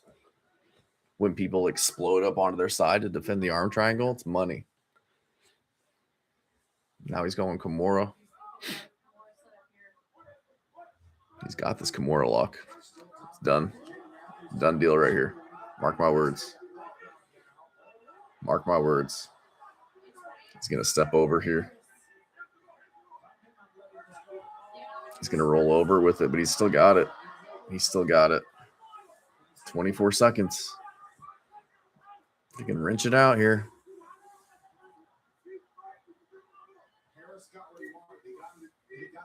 Yank it out. You got 10 seconds. Just yank it.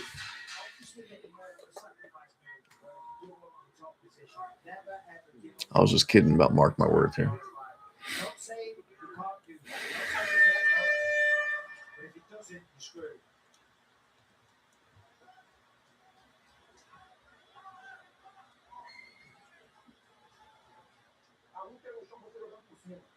The fight should be on the ground. It's on the top. Let's believe in it. From the bottom. Believe in yourself. You're using the octopus guard and you didn't get out. You gotta want it more than him. This is your moment. Turn it around and submit him. Look how.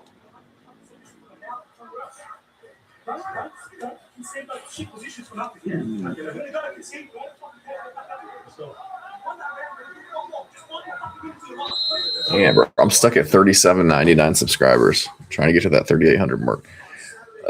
Matthews 2018 so far, yeah, for sure. Should finish this fight. I'll be disappointed if he doesn't finish this fight.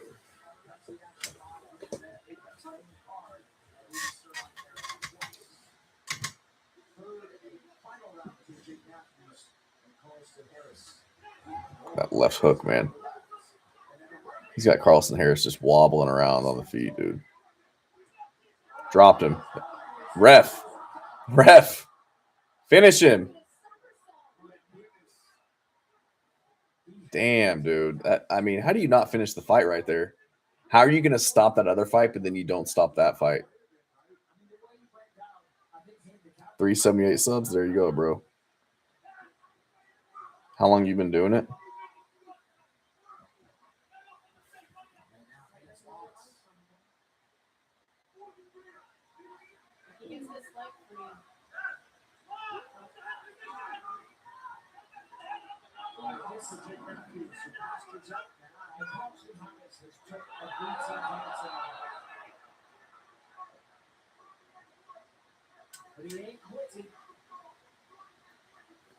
Just under 6 months. There you go.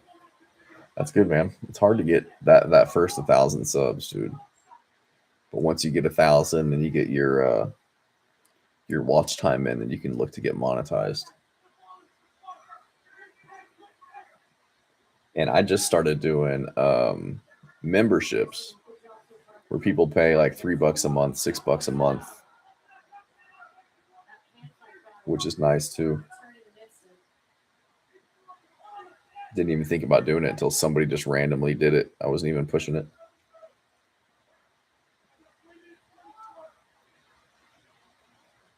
If that's like fixed subscribe pay model or whatever.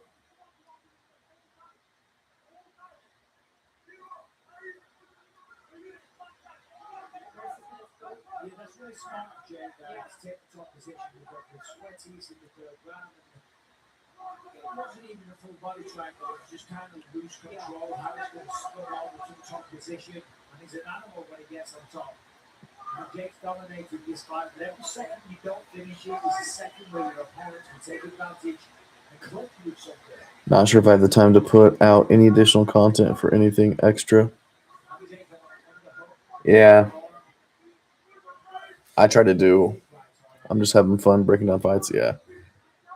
I try to do only extra things I do is I'll do a full card breakdown where I'll kind of run through my picks rapid fire.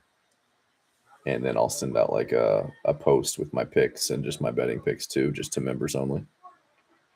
But it's also, I mean, if people just want to support the channel, not necessarily be looking for extra content to justify it too.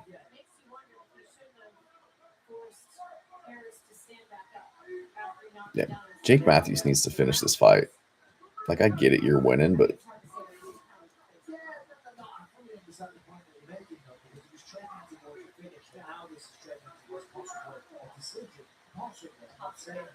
But it's been an extremely dominant one-sided performance. Absolutely, but at the feet, you know, it's close to being stopped or knocking him out. yes, he does. Definitely has the ability to finish this.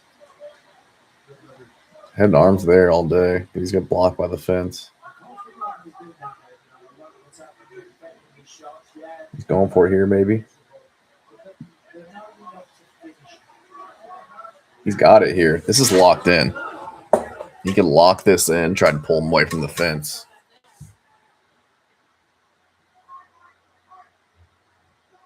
He's looking for it.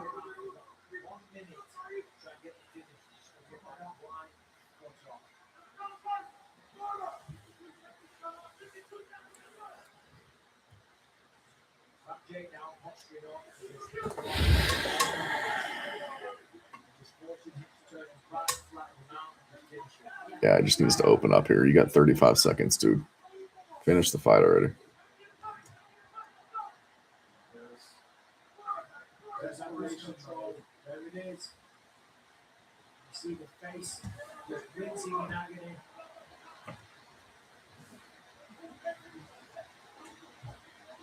steals all these opportunities for submission, but I feel like if you just keep coming so close Yeah, to no, being exactly. Just pound them out.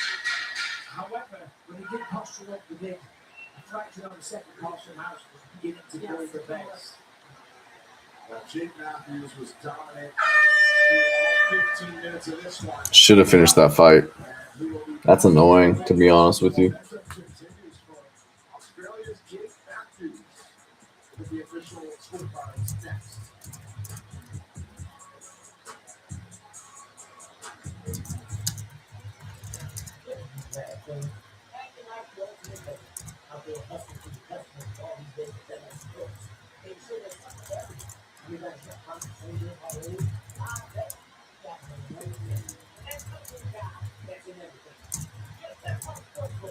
New DraftKings customers turn $5 into 100 instantly in bonus bets.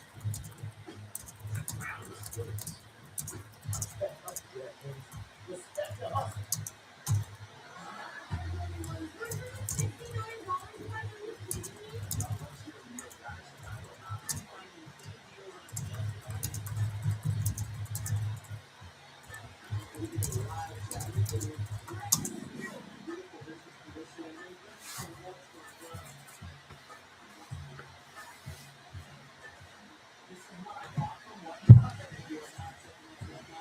Harris doesn't have anything for him on the ground. Vaughn flew attempt.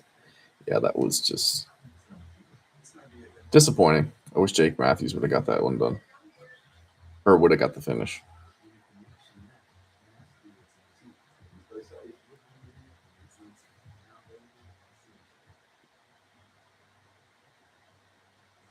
When your loved one goes missing and the search feels impossible, there's only one man for the job. Justin Huntley stars in Tracker on streaming on Paramount Plus. Let's get the scorecards for this. We got next. Martinez.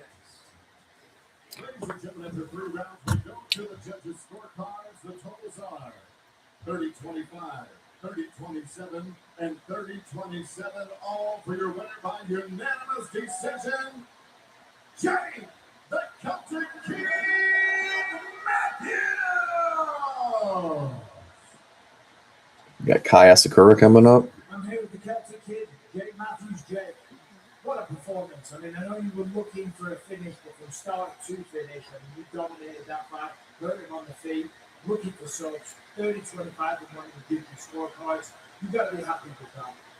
整这一场都是统治级的表现，从头到尾，不管是在站立还是在地面，然后还有裁判判了30-25这样的比分。 Look, I'm happy. Seeing as you took the fight 3 weeks notice, mind you, because of this fight, I can put food on the table for my family because he set that 3 weeks notice. So it's super tough as well. Good, we're knocking down. Usually I stand I'm going with Kai next. Yeah, for sure. Kai should get this one done. 2 rounds down. I assume he's going to come out and swing hard, so I thought Let's see where we're at right now.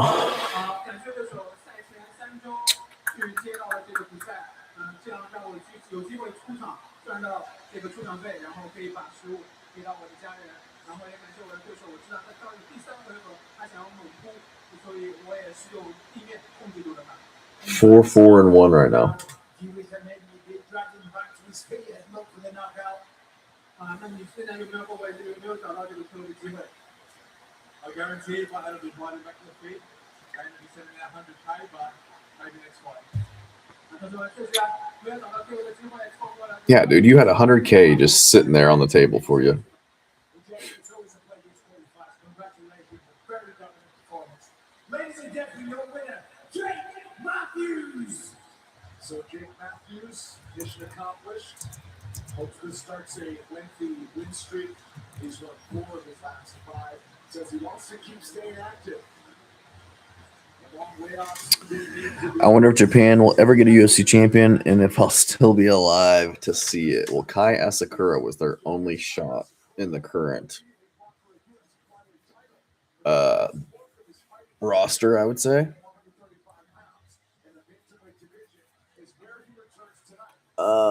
So if he wins this fight, if Pantoja retires, if he gets some like Manelkov, Horiguchi, Joshua Van matchups that should take place on the feet, then that's his chance. But if he's gonna fight anybody who can wrestle, he's kind of shit out of luck. Smotherman's never gotten a takedown in the UFC. I think he's just going to get picked apart on the feet here. Tatsura is their latest hope.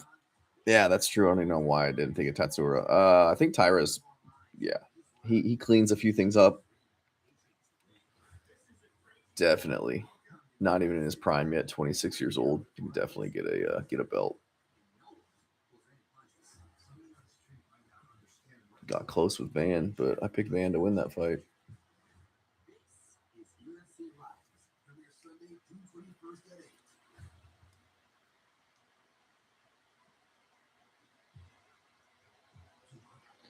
Japanese fighters need to start juicing without getting caught, right? Go back to the Pride days for sure. The Yakuza days. What are we doing here? Okay.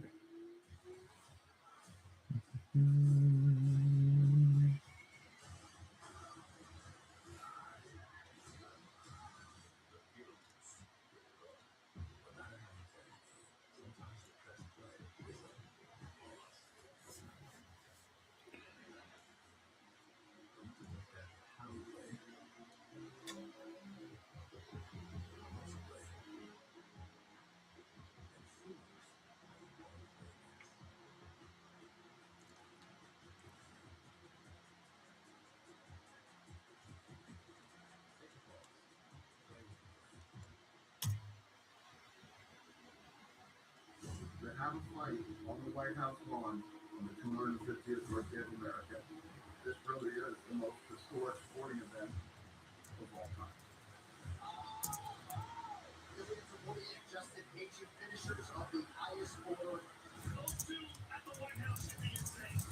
Alex Figueiredo was the three-division champion, 105 world-class fighter. It is going to be a fantastic fight. It's a hobby to make his own name.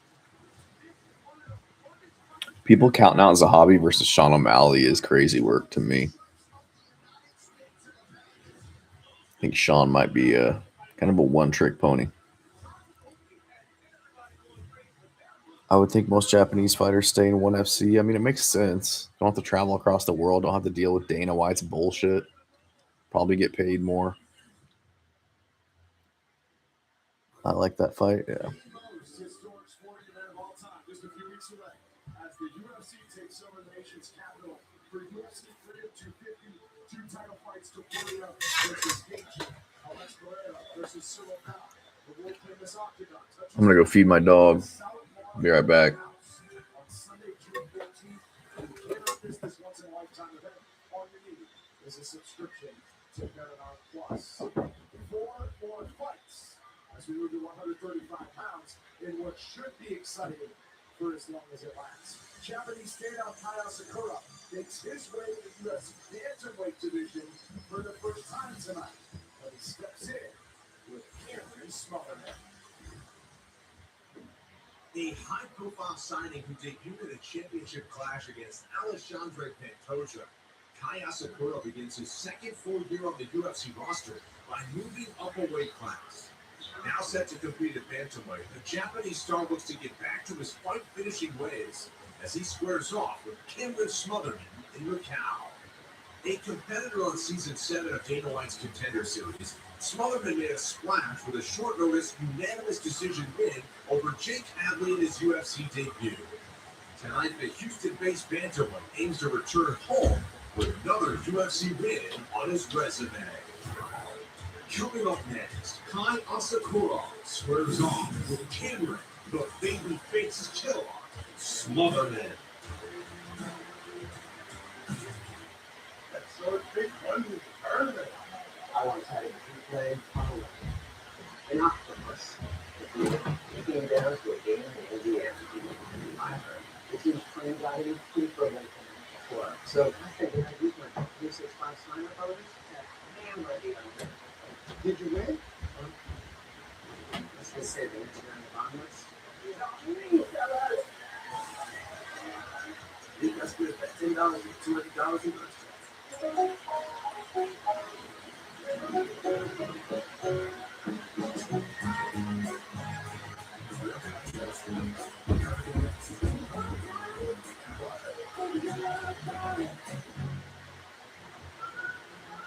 there was the first great American war. Not only by the sonic boom across history.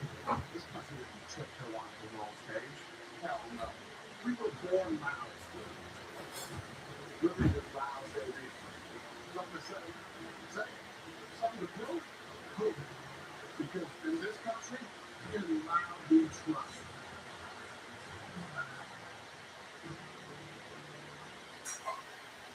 Solar power doesn't just happen. You have to make it happen. And it begins with a network as powerful as you. With Total Wireless, you have all of the unlimited 5G wireless with no contract and no caps. Plus, get a Samsung Galaxy on us. When you have total power, there's no slowing you down. Switch to Total Wireless. That's total power. What's your fix, sir? The Jersey My City South Sub is back a popular movie. Every time on Thanksgiving. Hey, I said keep me frozen until the chicken salad sub is back. It is back. Is it still I should store? And you ordered the slow roasted whole white beef chicken? Yeah, still the same. I can't in my arms. How long was I in there? 16 years? About 11 months. The chicken salad sub is back at $8.95 for a limited time only at Jersey Mike's. John Wick Continental Pursuit is only a Dave and Buster's. What? Quick.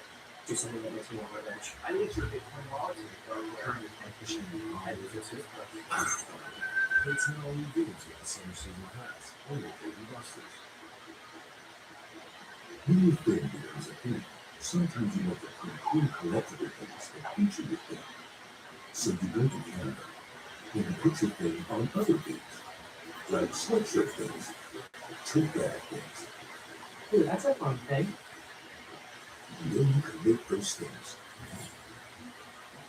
And people will love you. I love my things. Canada, the commitment's anything but the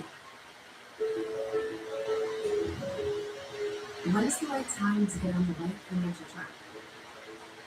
With Northwestern Mutual, the right time is right now.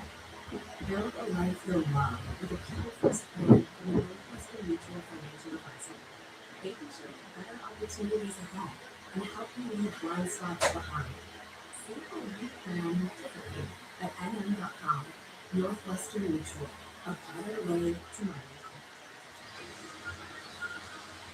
Welcome back. You're looking at Kai Asakura, a champion in Asia, a superstar in his home country, Japan. Exciting moment for him. He fights in the UFC for that third time, but the first in his natural weight class at 135 pounds. That's where he's most decorated outside the UFC. That's what he hopes starts again. Tonight, he takes on Cameron Sullivan. All right.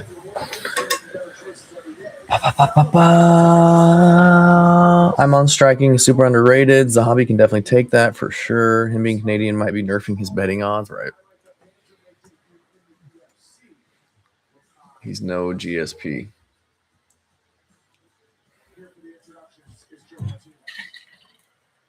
And our contest for our second round of the next fight tonight, 3 rounds. It's in the UFC Featherweight division.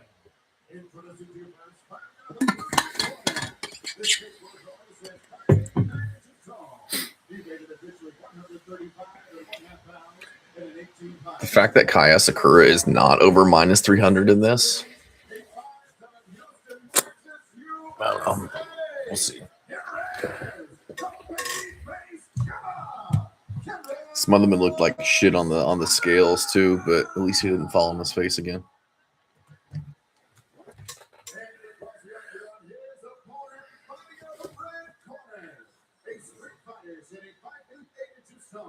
He also weighed in at 135.5 pounds and holds a 27-fight record of 21 victories. With 6 of these, he fights out of Tokyo, Japan. Here is Kai Asakura! And your referee in charge, Mark Goddard. All right, Mark Goddard will stay busy down the Well, stretch. Goddard. We'll get the coverage Aye. as well. Thank you very much, Red Taylor Cruz. Kai Asakura, I think I saw yes. Well, he doesn't. Oh no, he doesn't have a big YouTube channel as you know. Like, I have 1 million He's a subscribers. pretty big He superstar. is a big deal. Like and subscribe. Very big deal. Kai also goes in black. Heavy leg kick. Kai looks big, moving up in weight. Looks like the bigger guy. Obviously, the first 2 fights he fought Alejandro Pantoja, and then he had a tough matchup against Tim Elliott, who's you can never underestimate that guy. And of course, as we were saying on the walks, it was a cloud. Now you can see he looks much more filled out. You see the speed of the first couple of strikes that he's thrown. He does have a speed advantage. Don't underestimate Smotherman. Well, Smotherman likes to kind of stalk his prey, looks for the timing on his counters, but he did talk in the fight meetings about how he wanted to be a little bit more active, let his hands go a little bit more in the fights, because he does have a lot of power. And that's the cool thing. He's translated to telling us what a superstar he is. He's got to walk down the street like the mall. Good body shot from Kai. It's exhausting. Kai being the busier guy to start. Nice left hand. He's fast, dude.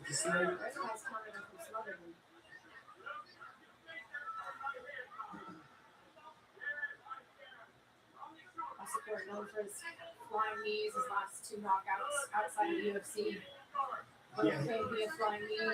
He's so dynamic and unpredictable. Dropped him. Kai dropped him. Oh, wobbled him with the left hand. Then, oh, he's out. There it is. Man, that should have been. Oh, he's out bad. Should have done Kai KO. But yeah, about what we expected. About what we expected. Be right back. 100%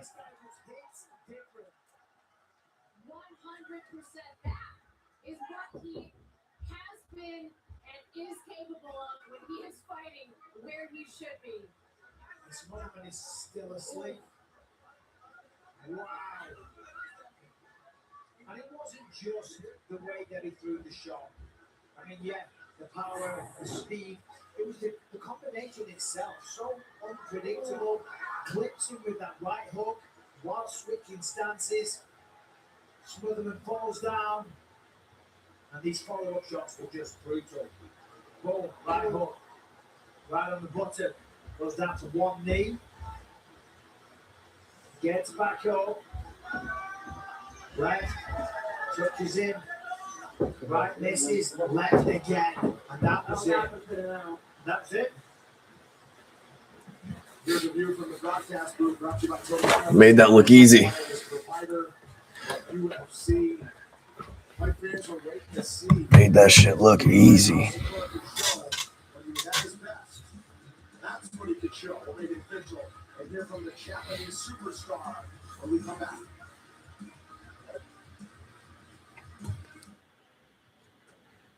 Acting like the ultimate host, out there hustling for your customers with all these ways to bet on sports. Make sure there's something for everyone. And you guys get prime, same day, parlay, live bet. You guys are in everything. And that's coming from a guy that's in everything. Get a Kevin Hart Sportsbook. New DraftKings customers turn $5 into 100 instantly in bonus bets. The crowd is yours. I respect the hustle, DraftKings. Respect the hustle. No, I think it's gonna do it. This might be a good moment to fail. Why? You seeing this? When your connection matters, you have to be AT&T. When we first started with 800 in AT&T. Now they really across the nation. Butterbug. It's a way of life. It's taking on the day. No Bro, matter what the fuck? And that's why on every bottle of Cancun's, it's not just water. It's a Get the same trusted vital disinfection that has a scent that'll make you move. Effortless Kill 99.9% fragrance. With Lysol Zen Stay Lavender. It'll leave a scent with no love.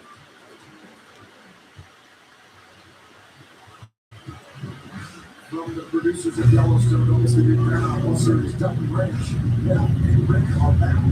It's time to take on Texas. And the ruthless rival Ranch. Boxer and Harris. Streets up edge now on Air Plus. Let's make this one official. If you're watching this. Ladies and gentlemen, it comes officially 1 minute 50 seconds of round number 1, your winner by way of knockout. Kai Asakura! I'm here with the winner, Kai Asakura. Kai, wow, that was ridiculous. I mean, that's what everyone wanted to see from you. How did that feel? 哇，你的表现实在是太棒了，这就是大家对你期待的这样的表现。这个什么体育新闻？ It's already over. Yeah, put him out pretty bad.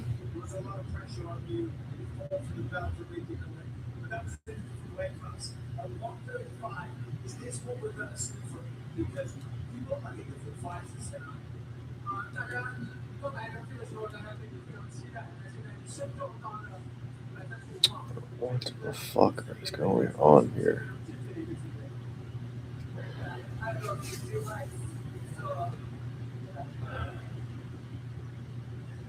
It's okay. It's okay. A lot of people watching. Obviously, you're very emotional right now. I don't think you feel so. I'm so I it's like.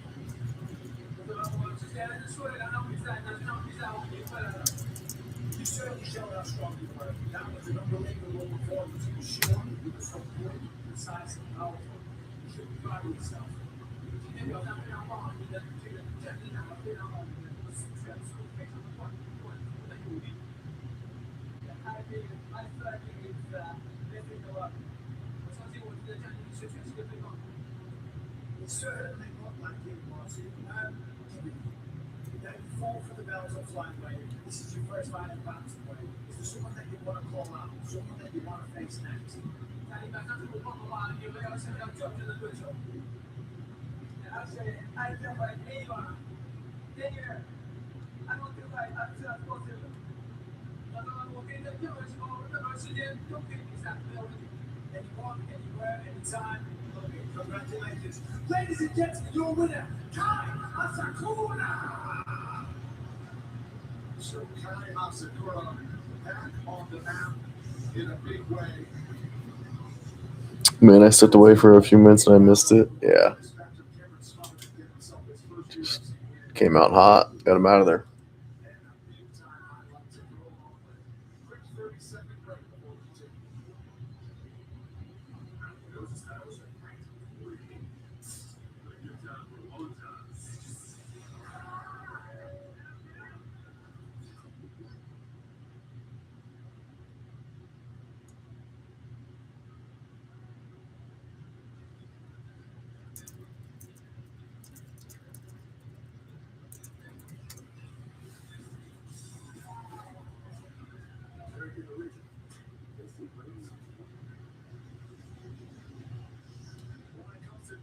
What's going on in Washington, D.C. A couple of starting construction underway to set the stage for the most historic sporting event of all time.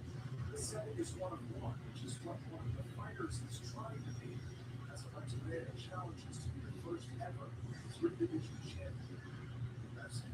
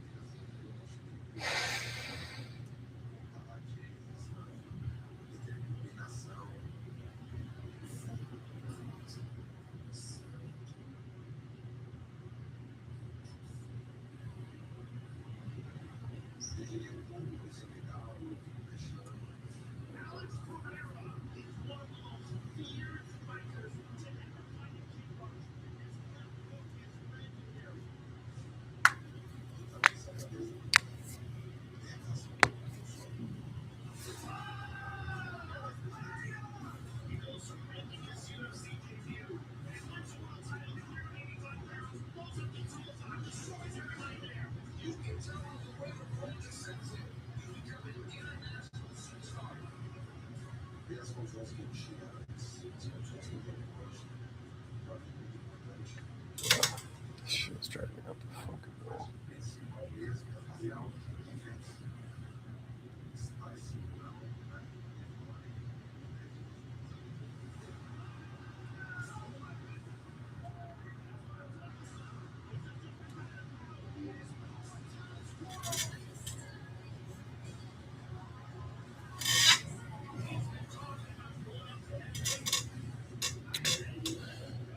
Now I gotta head off to work. See y'all later, man.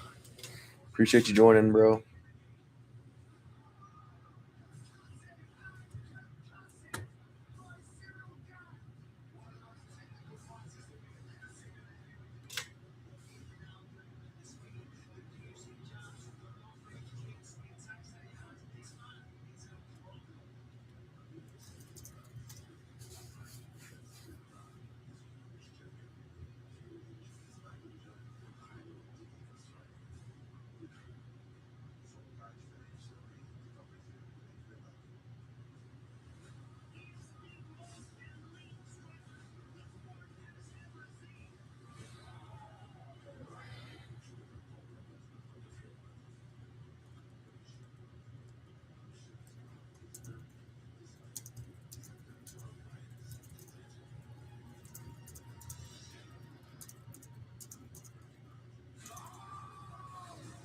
I'm watching this promo with Prayer and Gone. I can't help but think about the movement problem Gone is going to give Prayer. I know, like the same problem that he gave to Aspinall. Gane's used to fighting at heavyweight. He's been 5 rounds there. This isn't like a easy matchup for Prayer by any means.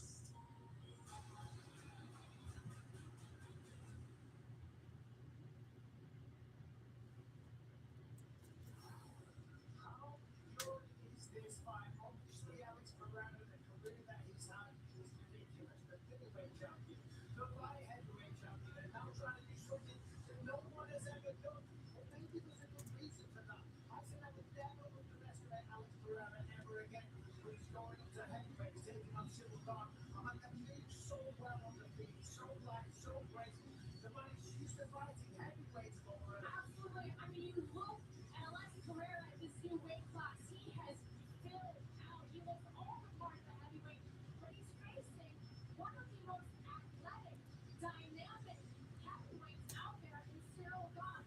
Both of these men have the power to put your lights out. But the difference is Cyril Gane has been facing much bigger guys. Can Alex Pereira do what he has done at middleweight and light heavyweight up at heavyweight? And enters an incredible opportunity to do a once-in-a-lifetime thing right here. That is exactly what's coming up on Sunday, June 14th. UFC Freedom 250 takes over the White House. South Florida. Alex Pereira trying to do what no player has ever done before. Win his third division UFC. A championship. Tony Taboria, Justin Gaethje. Your main event to unify the lightweight championship. It's all up there on Plus. The power's going to translate, but Gane is not going to be cornered easily. Yeah, I know. Gane can mix in the wrestling, though, too. We've seen him win fights with the wrestling.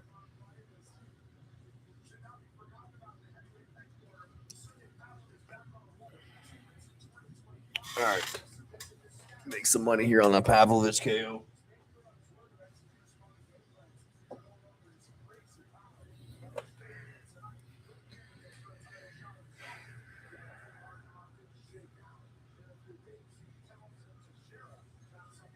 Minus 275 for KO.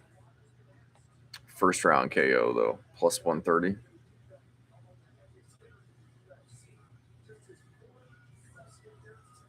I'm going first round KO. Pavlovich, baby.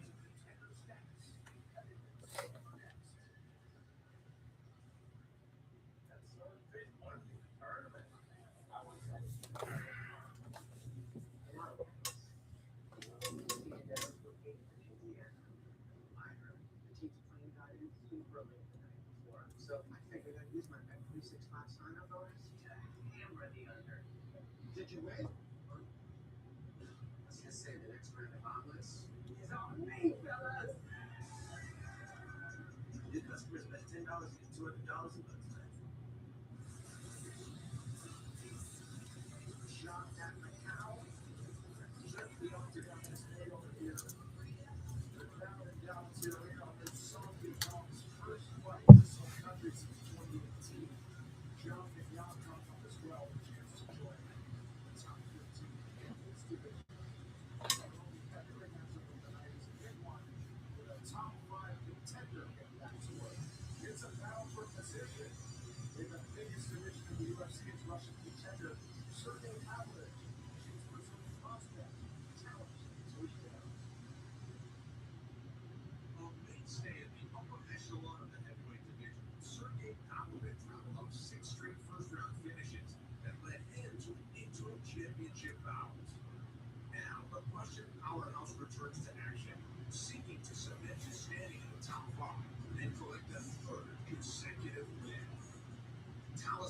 Teixeira opened his UFC career with a 35-second knockout win, and UFC 312 set the table for big things to come.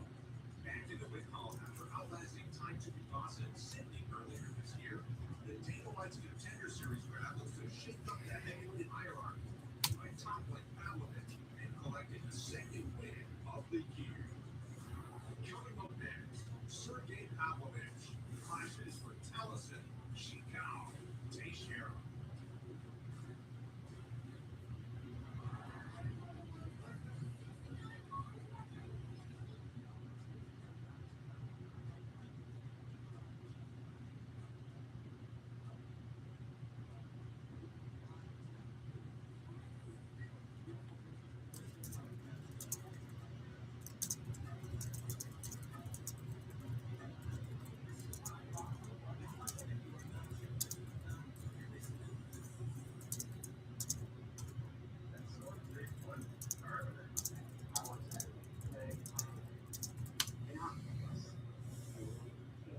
Solid bet, I think. Yeah, I think he should get this one done.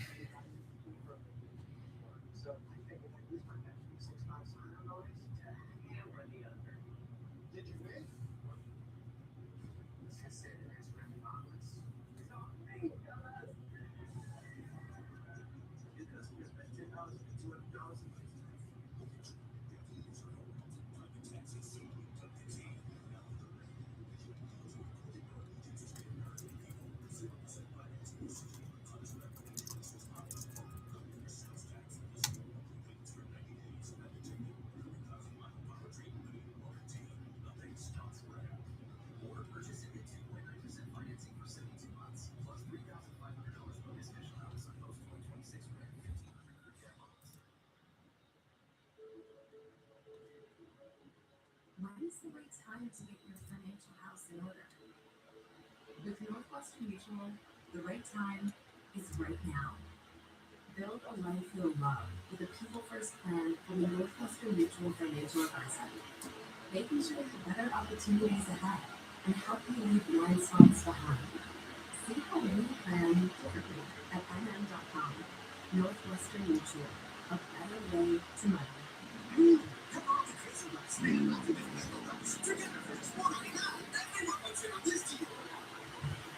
What is this? Mountain Dew Mango Rush Hour? Yes, it is. Try the Crazy Bucks Great Now over a limited time. Only little seasons.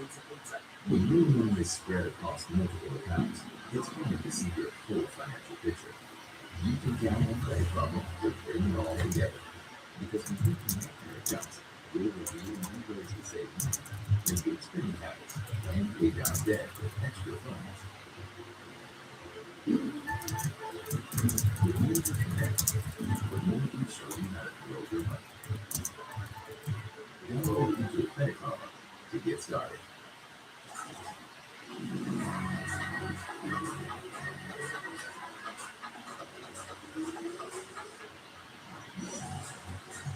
With hundreds of sales every week, eat well for less at Whole Foods Market.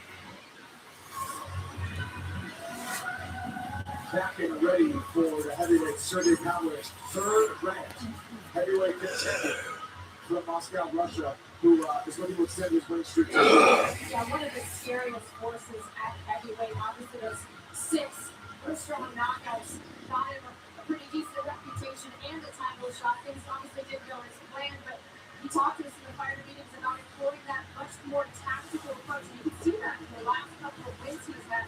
The power is still there. Okay, that's in the back pocket always. But now he's really focused on range management, using his counters, being a little bit more tactical in his approach, and taking the emotion out of the fight. So he steps in. Come on, Sergey. Come on, brother.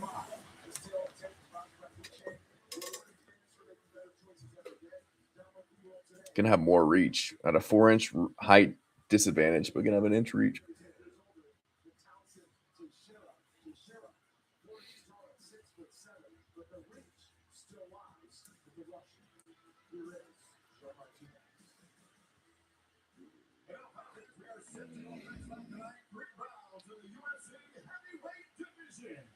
Introducing to you first, fighting out of the blue corner. A striker sitting 6 feet 7 inches tall. He weighs weighted officially 250 pounds, and his record 9 victories with 1 defeat. Fighting out of Sao Paulo, Brazil. Here is Towson Chico Teixeira.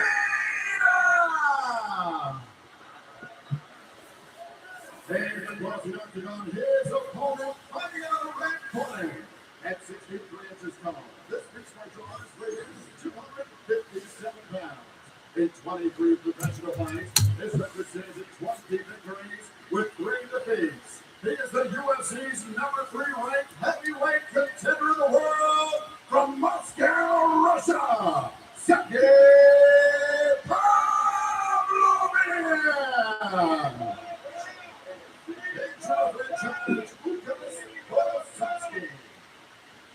All right. We got the Polish guy in here. He's definitely going to be defaulting to the Russian.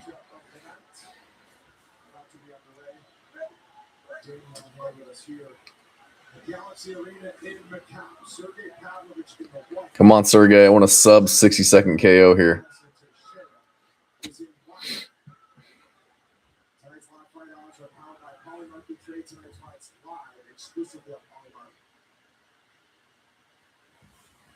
Shit's freezing. So this is quite a step up for Towson Teixeira. It really is. Come on, Serg. Come on, Serg. Woof! Woof! Oh, get him out of there! Get him out of there! Get him out of there! Man, my man, coming in clutch. Fucking Towson Teixeira, bro. Should never have been top 15. What are we doing? What are we doing? How did this fight even get sanctioned? They had to go to China to sanction this fight. Vegas would be like, yeah, we're not doing this.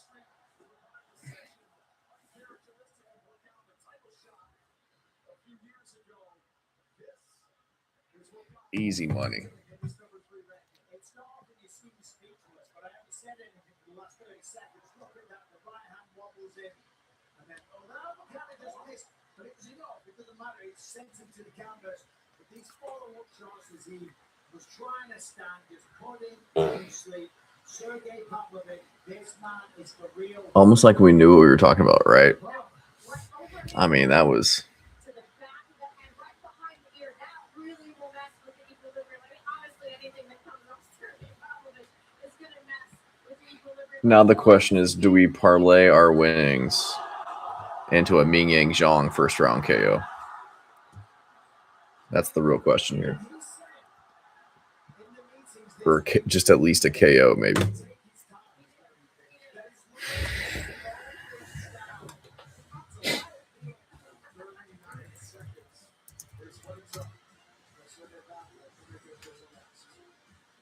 Damn, he hits hard. Dude, he was barely touching him. He's like touching him with a thumb and putting him down. Like, I don't think any of those landed clean, any of them that put him on the ground.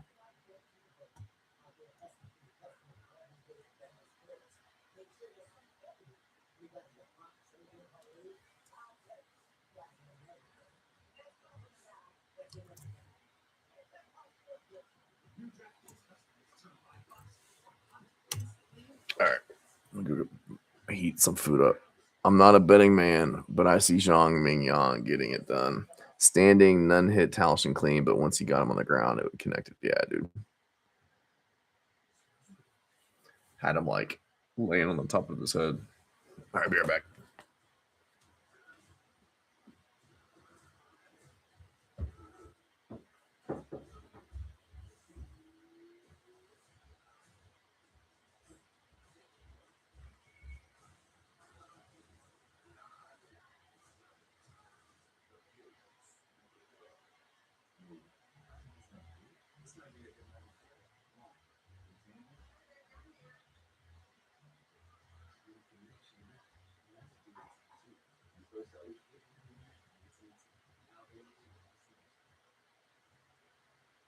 Welcome back, ladies and Joe Martinez to make this one official.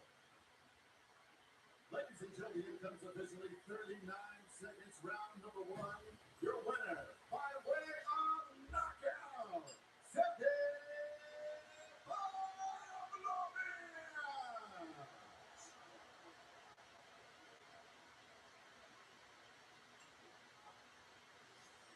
you would certainly compliment the winner on one of the scariest men on the planet.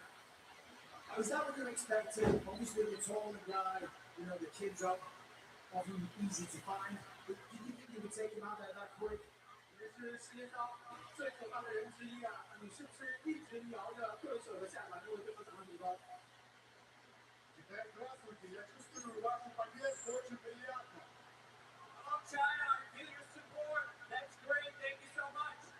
感谢中国的粉丝的支持，谢谢你们。Sergey. They love you. You told me that you were going to take your time. You know, that you're going to be more educated. You lied. You went out there and smoked this guy really quick. 这个赛前你跟我说了，你是要慢慢的，然后把比赛拖到后面，但是你明显就骗人了。Скажи, мы разговаривали, после боя на кого там если красиво.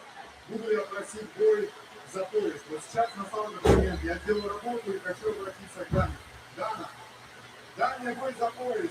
Или за по-президентски я готов. I'm going to talk to you and accept you. First, let me knock them out. Then we'll talk about the belt. This is the time now. I'd like to talk to Dana. Dana, give me the title shot, or at least give me a contender fight. 赛前我就说我会先解决掉这个对手，然后我们来说冠军赛的事情。那当然，现在是时候给我冠军的人权了。So you're saying you want the winner of Alex Pereira and Silicon happening in 2 weeks? 你是想要佩雷拉和戴恩之间的胜者，对吗？ Who do you think wins? 你觉得谁会赢？ Мне без разницы, кто победит. Я хочу понравиться, кто выиграет. Я для того, чтобы забрать пояс. Я тренируюсь, прошу. Я хочу пояс. It doesn't matter to me who wins. I want to get the winner. I work hard. I work every single day. I want the belt.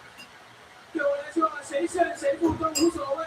我就是下一个挑战者。我每天训练就是为了这一天。我就是要这个腰带。 Well, I'll tell you one thing. I'm certainly not going to argue with you. 相信我，觉得你非常的挑战权的。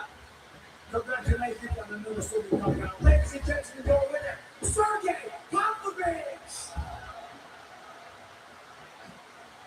Vintage Sergey Pavlovich. That's why Clark fans love to watch him. So now he's got the tactics, he's got strategy, and he's still got that unbelievable Red Sting knockout inside of 40 seconds to make it 3 wins in a row. Hey, great to have Daniel Wu, an actor, on hand with us.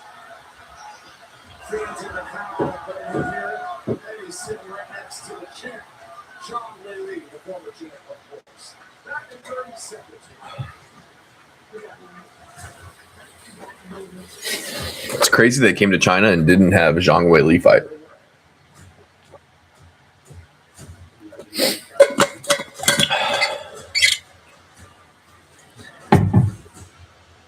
Take that back. Watching the replay, a couple right hands got in there, did they? The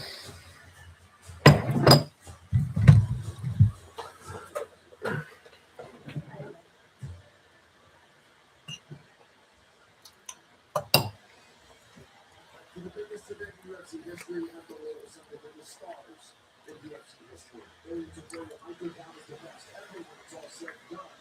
It's when he's confident and projected he will be. Hard to argue the results so far, but there's never a surety. The long odds are the common time the United States was formed 250 years ago. Justin Gaethje represents the fighter with a puncher's chance of becoming Magic to me is a rare opportunity. You know, around cars, you know, hope to have an opportunity to choose that. That is the representation. Give me the chance. She's definitely the biggest star. Such an honor. You look at Gaethje in front of Elia, he's kind of mogging Elia, dude. We are too great a nation to limit ourselves to small dreams. We have every right to dream your own dreams.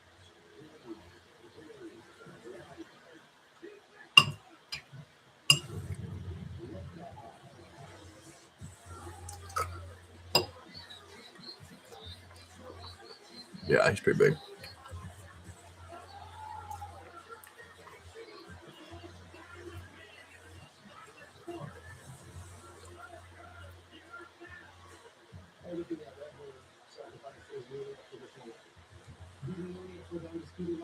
Yeah,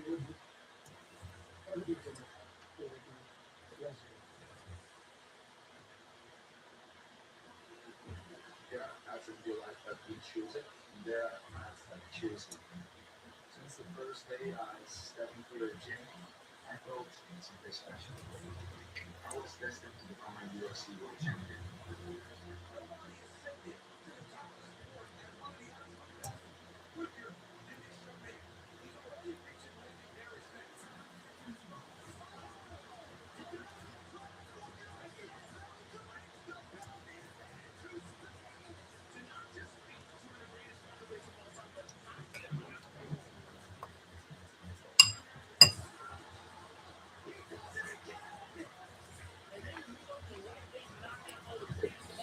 Then again, Max and Charlie Alls were too. Yeah.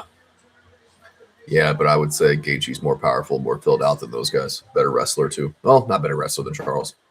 I don't know. Charles and Gaethje are bigger than Max, but the way that Charles was able just to take down and dominate Max Holloway, and the way that he couldn't do that to Ilya and got put out, like It sounds funny. Maybe it is a little bit funny. I don't feel like it. En la Casa Blanca ya se caerá y tengo una cosa preparada para mí.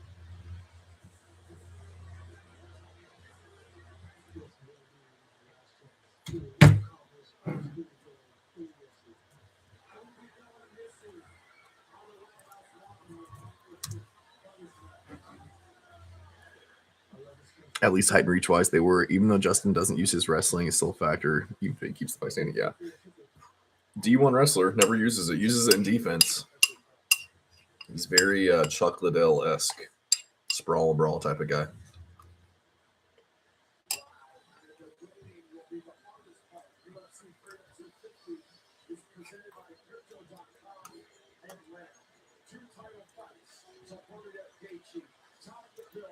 Historic sporting event of all time. O'Malley was to hold on to Zahabi, Josh Hogan, and Jarrett Lewis already have what one that I think we'll all be thankful for when the night comes on a Sunday, June 14th.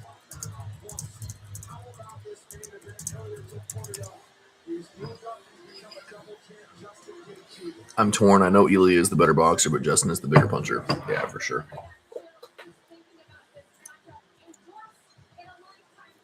And Justin's got those kicks, man. Be right back.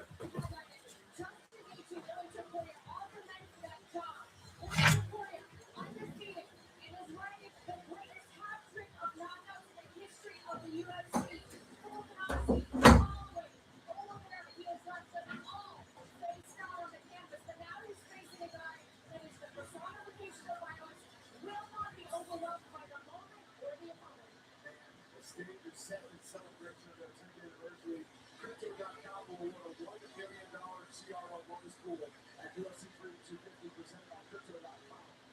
During the UFC Free 250 press conference, Dana White announced that bonus will be split between the two fighters who earned the Fight of the Night bonus.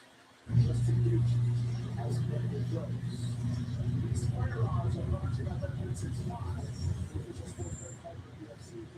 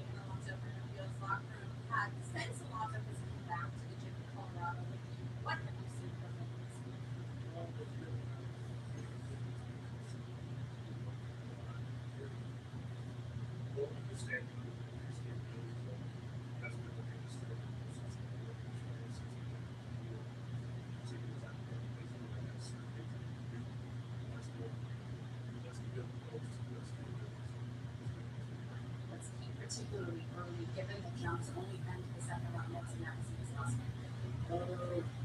Patience is our role. That's everything. That patience as everything. Take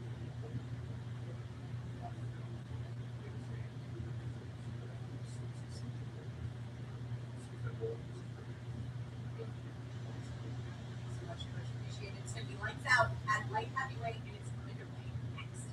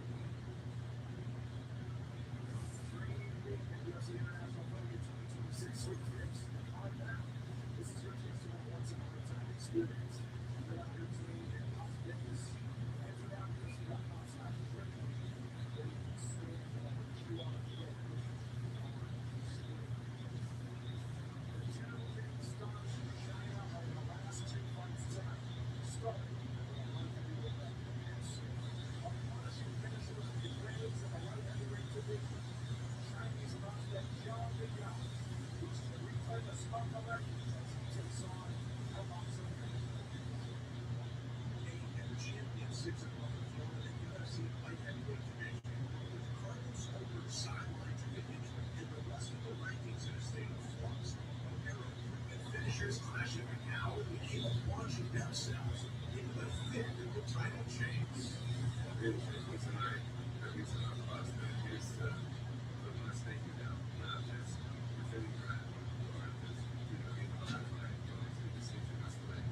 But, put a statement to stay on here. Of course, if you put it down, you just don't. That's it.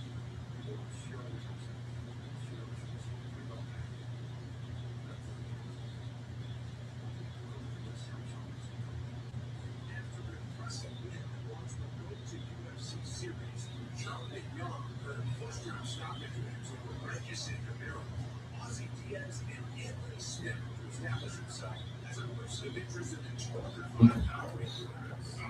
Tonight, the 27-year-old talent with a 100% finishing rate goes for his 20th career win as he faces off. All right. I really think Justin can win if he were to go back to his calf kicks out of the clinch or shell like he used to. I mean, he's got the tools to beat anybody, honestly.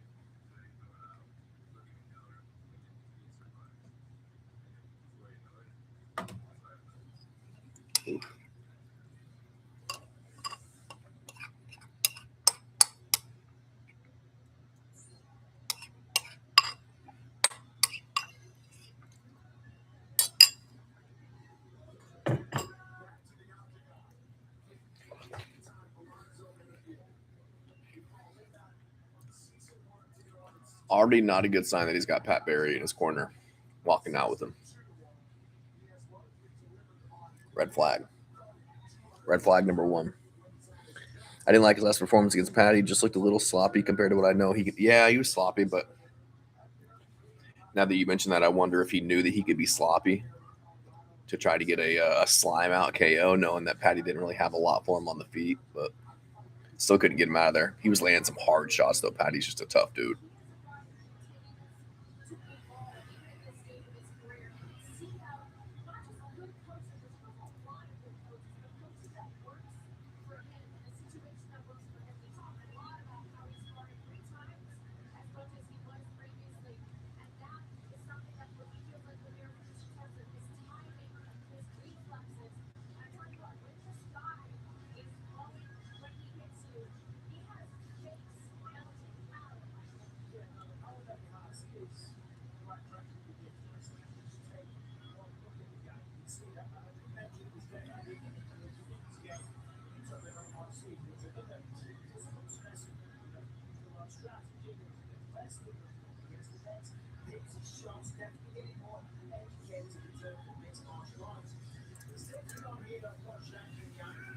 Yeah, he really threw himself against Patty. Yeah.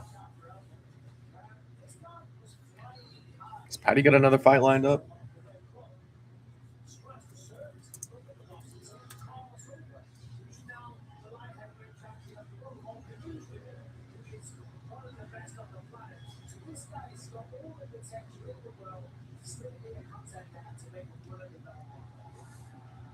Nope. Nothing yet. Oh yeah, he does. Benoit Saint-Denis. Not a good fight for Patty Batty. BSD's gonna beat him up.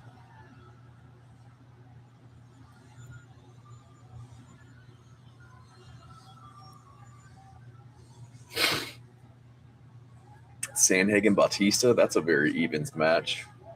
Gable Stevenson, we'll see. Royval Lonier Kavanaugh. Lean Kavanaugh. Damian Penis, Cesar Almeida. Lean Penis. Gandra Zach Reese. Gandra. He just beat Jose Medina. It's a good matchup. Durden Osborne. Man. It's hard to count out Durden anymore. Garbrandt Yanez. Yanez wins that one. Kamaka Luke Riley. Why is Whitaker so far down here on the prelims? Whitaker Krylov, you got to go Krylov. Whitaker's 2. He used to fight at 170, dude. He was an undersized middleweight. Now he's moving up to 205. Tracy Cortez, Kong Wang. Man, that's probably a lean Kong Wang, but it's a good card.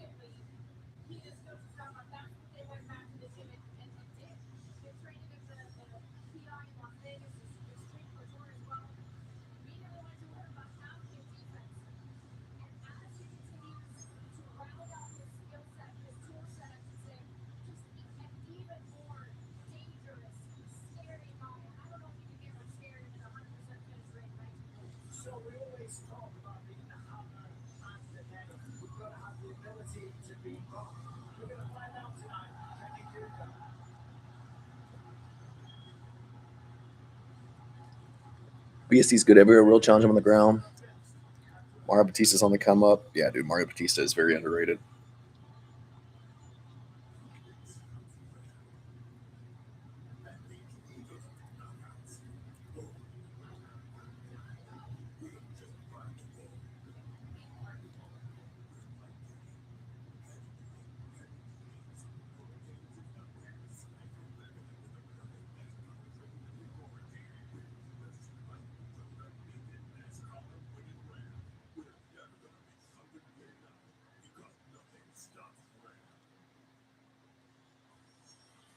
Tail of the Tape is brought to you by BeachAid, rewarding fans for making better choices every day. Download B-Roll today and earn with purpose. John Vignot still is 27 years old. Alonzo Mendenville, 11 years older at 38. Vignot 2 inches taller at 6'2". It's just about the same. John Vignot, your favorites. we get ready to say hello to Joe Martinez. And now, ladies and gentlemen, here we go with the co-main event of the evening. 3 rounds of the UFC Light Heavyweight Division. Introducing you first, fighting out of the blue corner. A freestyle fighter finished 6 feet even. He made it at the light heavyweight limit, 206 pounds even, and holds a professional record of 17 victories, 6 defeats, and 1 draw. Fighting out of Dallas, Texas, USA. Here is Atomic Alonzo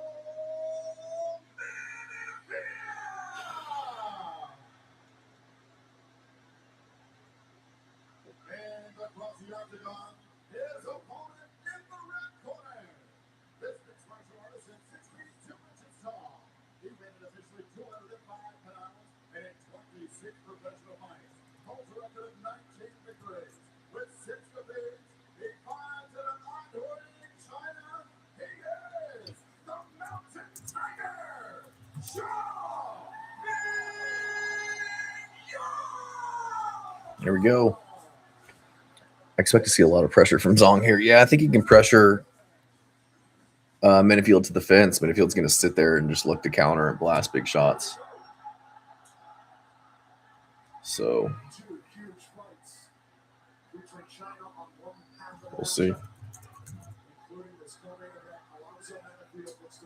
There we go. Ming Yang Zhang got to watch the leg kicks, but Anytime in his career he's gone past the first round, he has not won a fight. Which isn't something to be proud of. It hasn't broken out. It's only happened 4 times in 26 years. Yeah, no, of course. Menifield lands a good shot. The jump is so fast that he's over it. Menifield with the leg kick. His own leg kicks. Zhang getting kind of clipped here. Got to stay safe. Uneasy moments for the fans here. Jan seems kind of cool though. Took some big deep breaths there and gave out half a smile.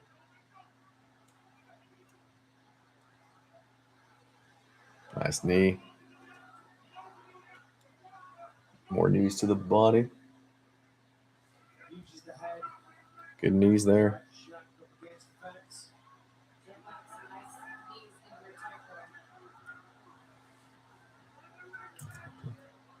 With the fence, gets the underhook. Now he's going to turn him on the fence there.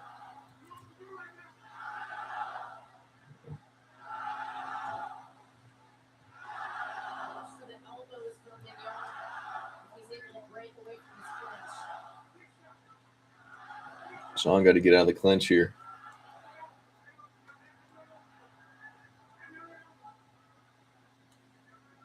Enfield working right in front of his coach back there.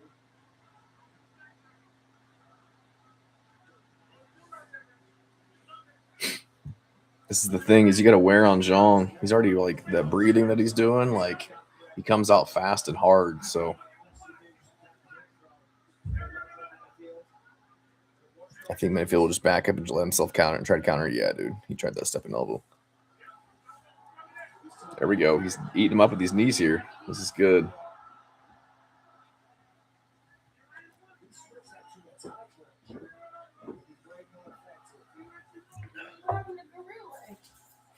Garule? They both shit the bed. Luke Bume, yeah, Kimura to armbar first round. Luke Garule didn't even defend the choke. It was kind of pathetic. So, but co-main event right now.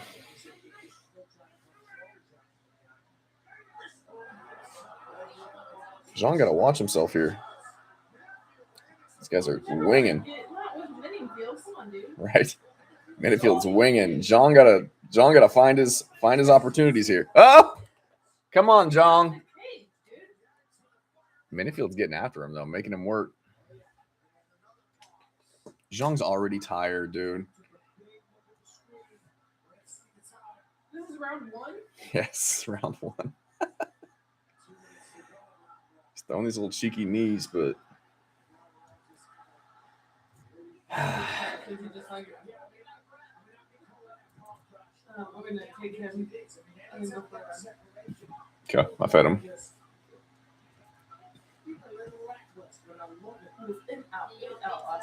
Was he?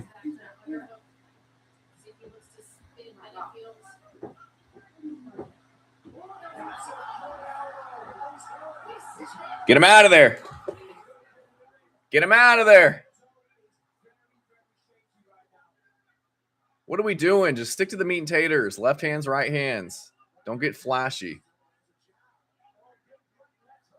He's looking for the step and elbow again. Bro.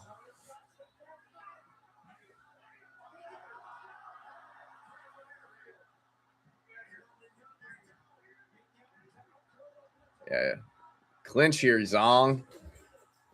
Clinch here.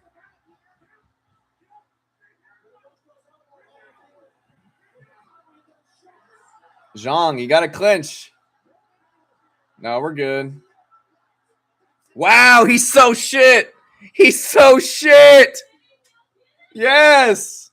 Zhang, what a fucking bust he is, dude.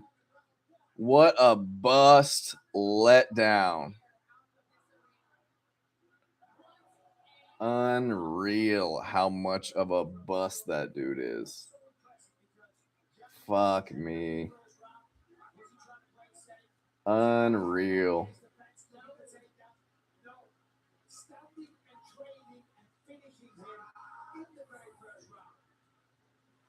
Man.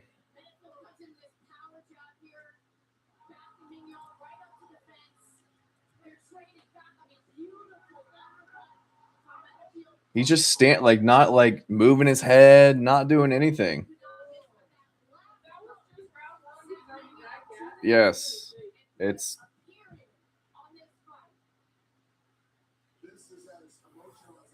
man, that's just pathetic.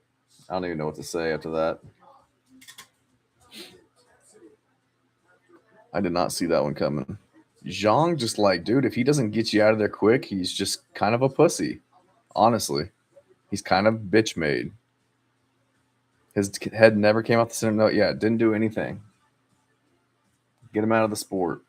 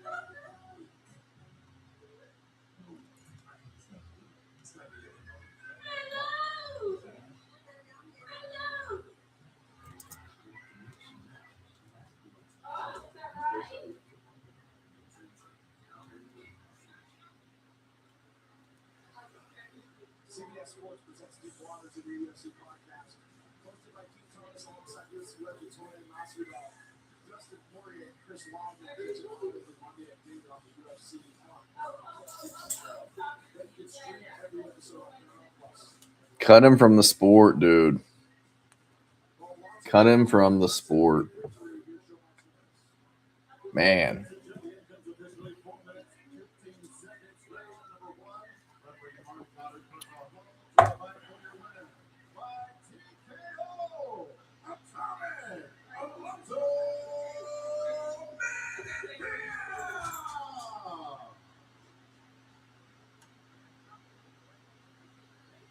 I'm here with the winner, Alonzo Alonzo.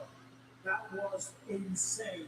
A very short fight, but while it lasted, just crazy. 你们俩之间的这场比赛真的是太疯狂了，从第1秒钟开始打到了最后。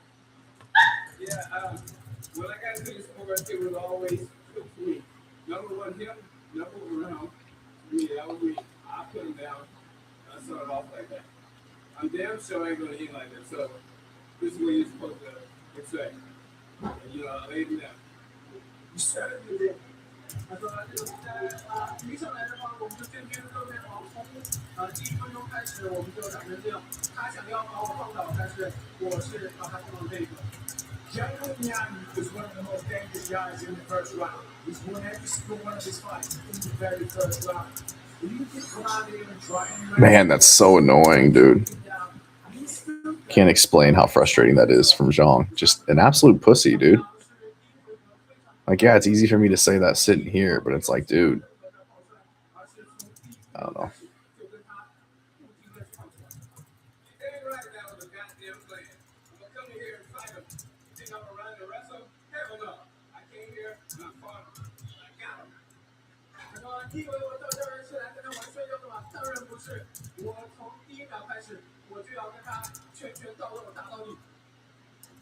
I know you were very emotional after the win.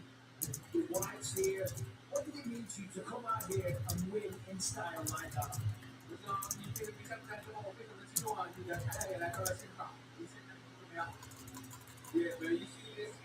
Yeah, man, after a few big shots, he clammed up for real. So why was Mickey Johnson ever sent to Bellator anyways? Who? Who's Mickey Johnson?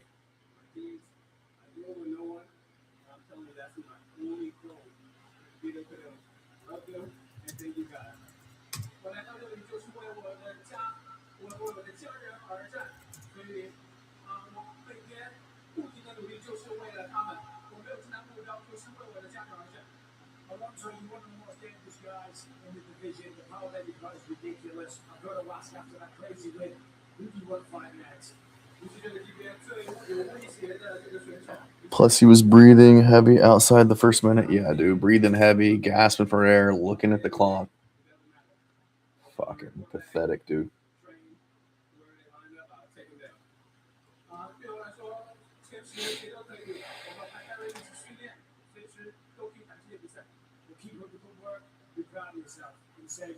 Ladies and gentlemen, your winner, Atomic Alonso Figueiredo. Well, a nice moment for Alonso Figueiredo is what Crystal made the trip all the way over here. Tonight's social media post brought to you by Threads for conversations happening inside and outside the round. Take you to Threads. Bring that back to this. The moment might have gotten to him being in his home country and all. Yeah, but come on.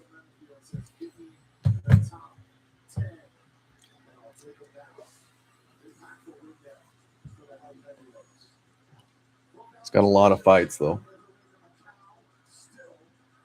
That was his 28th pro fight. So.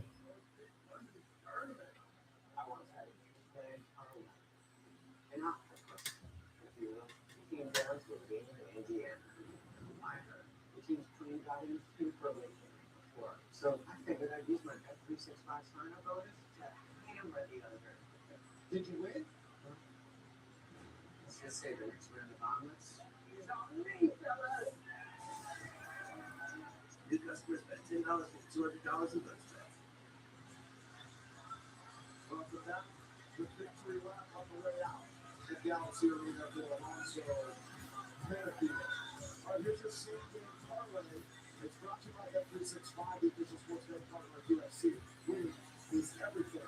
Son Yadong by knockout TKO DQ. If he lands more than 25 round one strikes, and if he gets it done in less than 2.5 rounds, these odds have been boosted from 4-1 to 5-1. Get it on Bet365. Son Yadong's big moment. I just want you out to see that. A sold-out crowd awaits, and after training blows with former champ John O'Malley, the Kung Fu Kid fights in China for the first time in 7 years. He's explosive, dangerous, and he goes a win tonight. Firmly reestablishes his claim to a title shot. But the UFC Octagon is a cool place for a homecoming because the man sharing the stage cares nothing for local sentiment. Davis and Figueiredo has crossed the globe with Brazil to play the role of villain, not just to stop soft rise, but to restart his own. Youth versus experience, a nation's pride versus this legend's legacy. On Man's End in the Cow is coming up next. I knew I wanted to chase something. UFC Lightweight Champion of the World.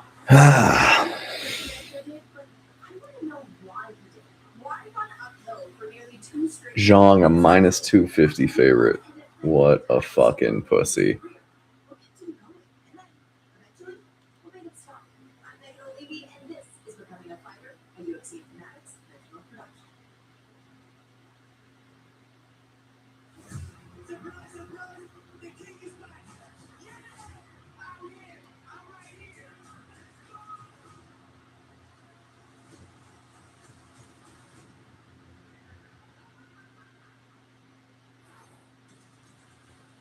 that's an aerial look at Galaxy Macau, a one-of-a-kind resort. Let me tell you, what a place Macau is.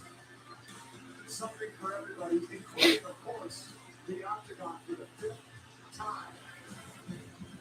We've had a great week here, and we welcome you back inside the arena. Time for the main event. Tough thing to want to be a UFC champion. It's a whole different thing to know what it takes to win it and to keep it. Davison Figueiredo did that, but he's here again. The headliner looking to prove that his championship flame burns as bright as ever. For Softy Dog tonight is about the next step on a hero's journey, the return home to fight for his people, to show he's no longer the future, that his time is now. Representing Sacramento, California, and his native China, here is one of the best bantamweights in the world, Song Yadong. This man, Song Yadong, has absolutely destructive knockout power. And that's gonna do it.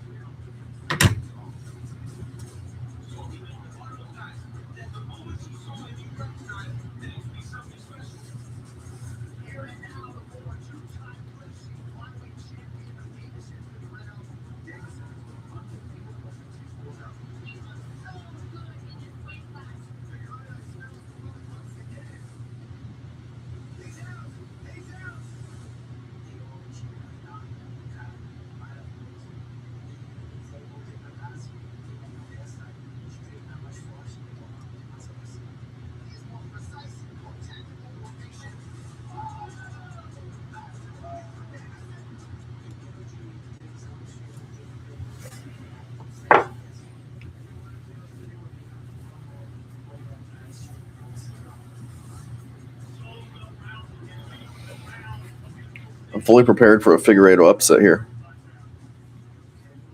given how this day's going.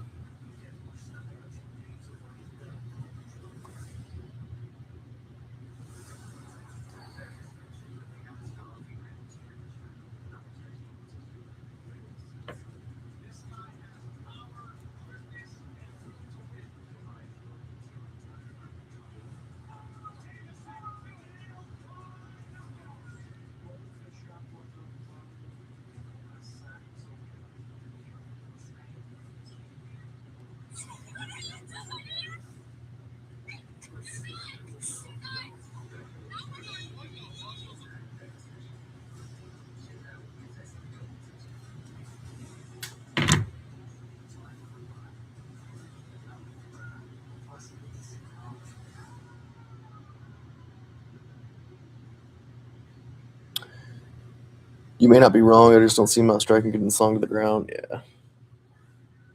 Much more confident in Song than I am in fucking Zhang Mingyang. I don't know if I'll ever pick that guy again. It's fucking pathetic.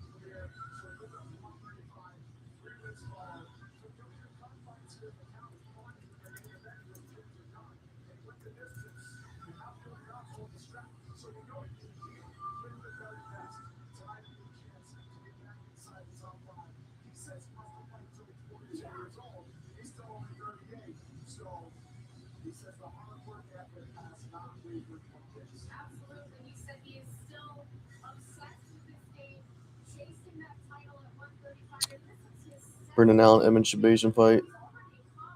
Yeah, that'd be a good fight. I'm going Brendan Allen. Brendan Allen on that one. Going probably Bilal Muhammad too.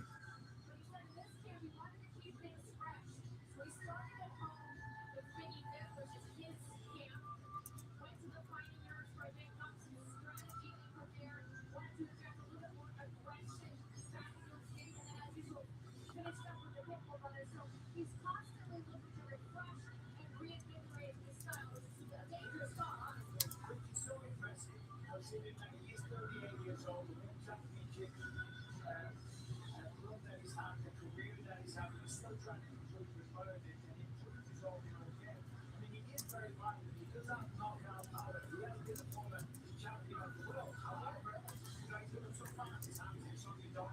The fact that he's gone around and traveled to different places shows that he understands that and he's taking this fight very, very seriously. He says, yes, something done hits hard. Of course, so do I. I'm going to repay the favor. But he says that he's seen some weaknesses in something done. I think he's going to look at takedowns. He said, I should believe in my jiu-jitsu more. Of course, he's a high-level black belt. If he can get something done down on the ground, and that's a big if. Now, some got great takedown defense. But if he can, of course, he's got a big advantage there. So Davison Figueiredo can turn right back toward the top. Should he pull off what would be a big upset against Song Yadong in his homecoming?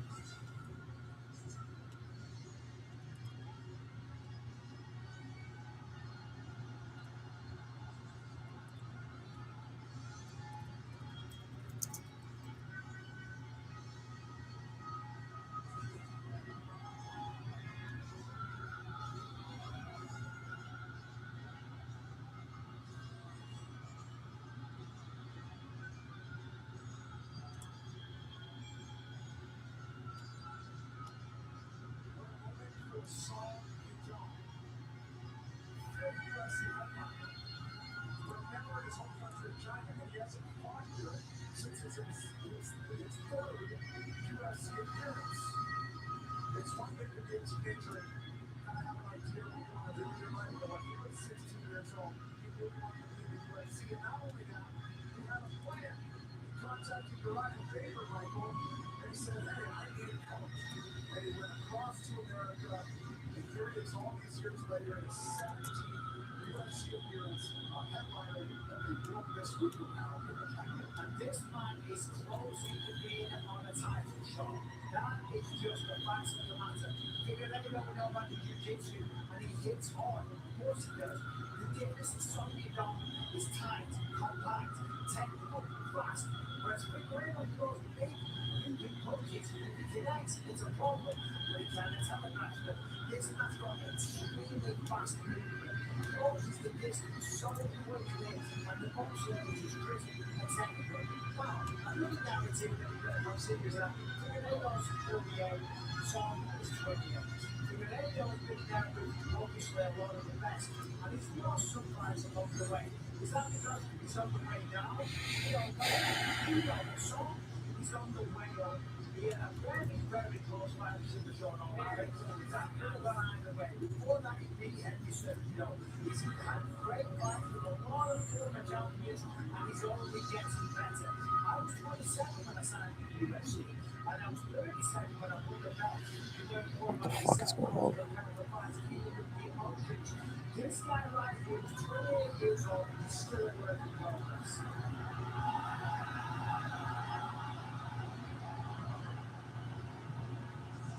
Trying to give him song, the love he deserves. And he was absolutely grown up. He signed the UFC Octagon, and despite that level of experience, is still looking to add new wrinkles to his game. Ronnie Rudy Fernandez, we know this man for 20 years, but he is a legendary boxing coach. And Uriah told me that just the work that they got together must really give him someone another level of confidence of finding the details and see Rudy in his corner. Innocent Figueiredo, like literally chomping his gloves and ready to go together. Where you can only amass experience for so long, as Sonya Dunn says, the time is now to really start winning these big fights and get myself a cut. Talented as much like you can, we're working fans are making better choices every day. Counting people on today will be perfect with purpose. 10 years younger is the fighter from China, who's the biggest known favorite in the card. Sonya Dunn reached taller at 5'8", 1 inch of reach. Feeling the Brazil, quarterfinal champ, Jason Figueiredo. Let's set the table one final time. Joe Martinez. And now, ladies and gentlemen, the moment we've all been waiting for is now! Live from Dennis Arena, Hills and Macau, China. This is the main event. 5 rounds table this in the UFC Middleweight Division. The three judges scoring at Octagon side, they privilege this week. And inside the Octagon, your referee in charge of the action, Jason Figueiredo. And now, ladies and gentlemen, the judges are ready, the fighters are ready, the world is ready.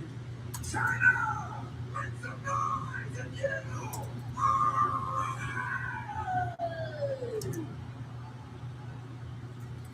Nicholas Beerberg, on your blue corner, is background boxing and Muay Thai. And by his finals installed, he went individually 135 and 1/2 pounds. His veteran record stands at 25 victories, 6 defeats, and 1 draw. He is the former 2-time UFC Flyweight World Champion. Currently, the UFC's number 7 ranked featherweight contender of the world. Boxing out of Brazil. Here is Davison. Feels the Figueiredo.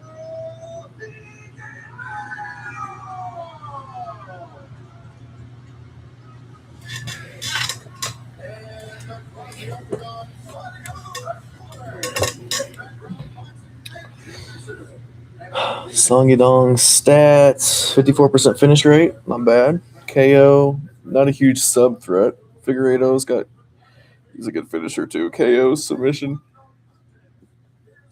You can see a Song KO here, but we'll see.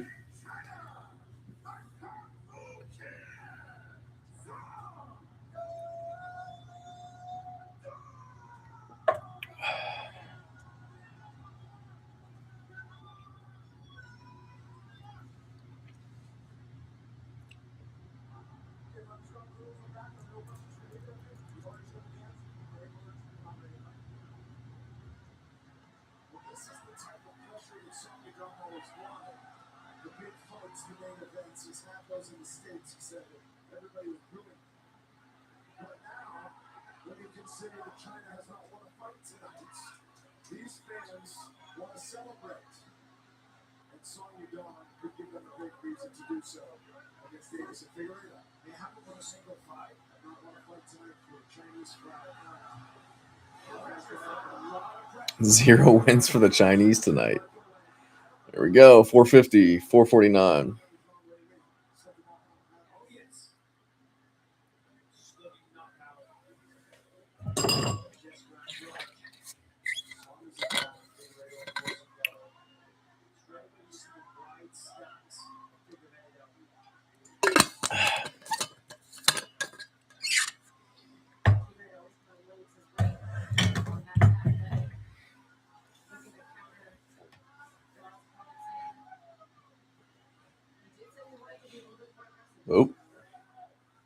Song biting on the feints there. Squatting a staying on the wall, but on the feet. Figueiredo throws the shots, obviously. Or normally there's a very weak one.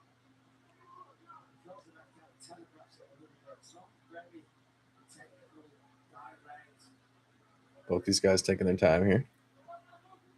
Closes distance, very, very quickly as well.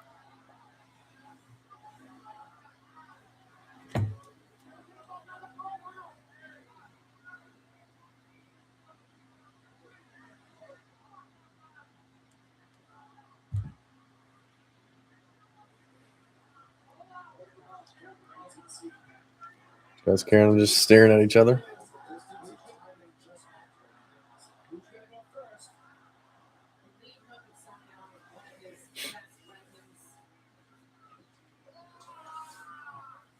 Check this shit.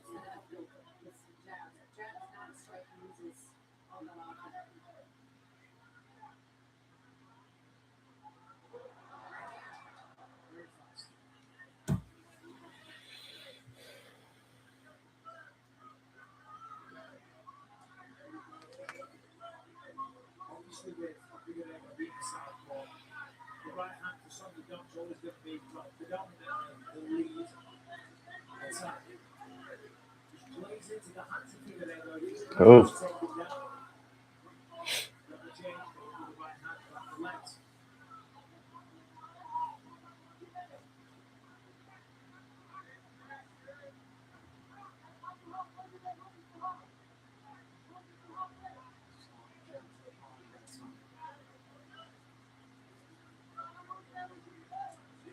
Nice right hand from Davison. Song just eats it.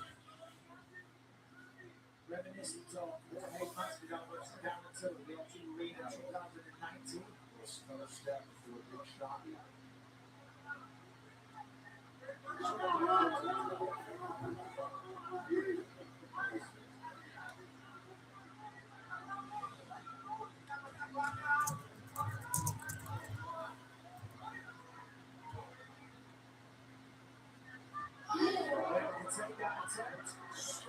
Stuffed easily. Yeah,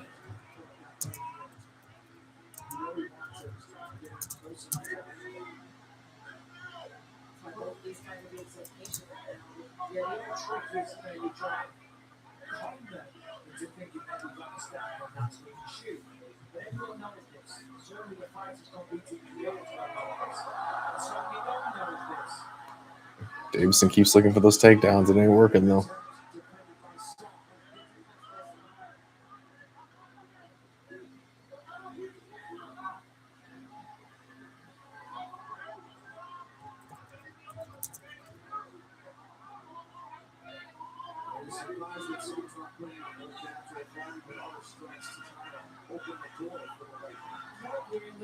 There's only concern with takedown attempt at this point, but more importantly, it's a five-round attempt. You know, he wants to get the win. However, last time out against Sean O'Malley, only went for 3 rounds and less than 0. Fig unsuccessful takedowns at the moment. Yeah, not any success. The relevance is that you don't let rounds slip away. Uh-oh.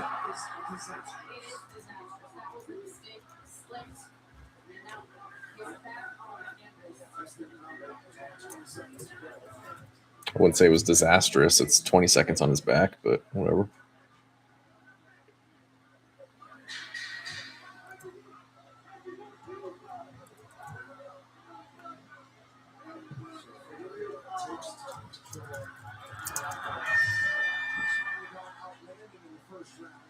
Still a Song Yadong first round, though, in my opinion.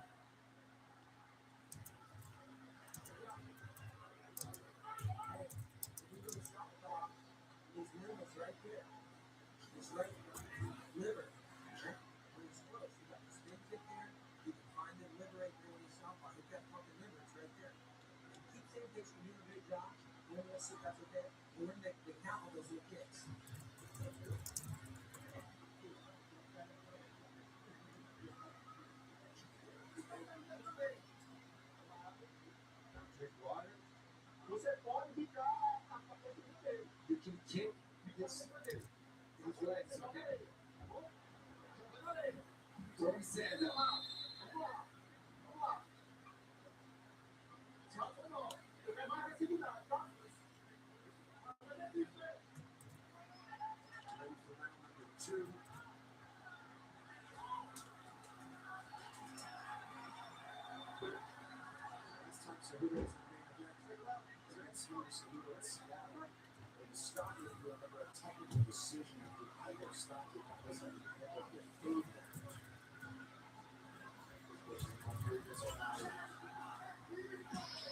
Figueiredo, second fighter of 2026. He left the distance against Marco on the playoff back in January. And that's the fight where he says that he's got to believe in his jiu-jitsu.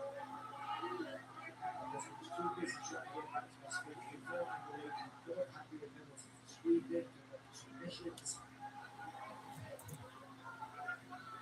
None of that counts right now because we're on the third.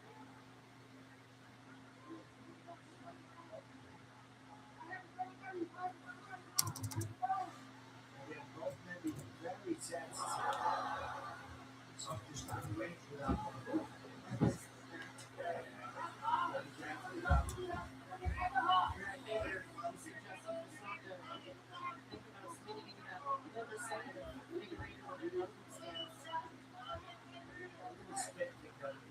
Very high risk for the low people. Closer. There's a right to run around the cat. Another big swing over the top.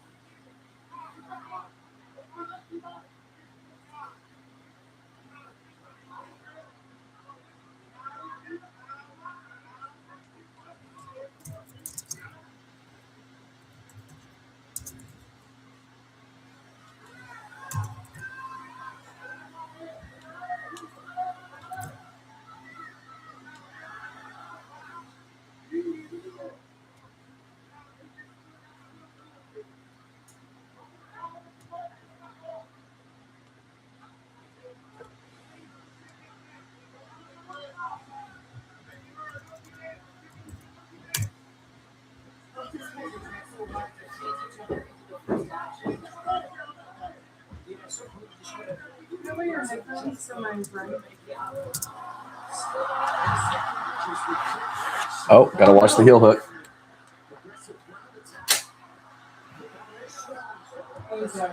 What's that? I'm so annoyed with Last guy? Big boy? I did Pavlovich first round KO to get up to like 68, then I put it all on a Zhang KO, and Should have been an easy one, right? it should have been. Zhang's just a pussy.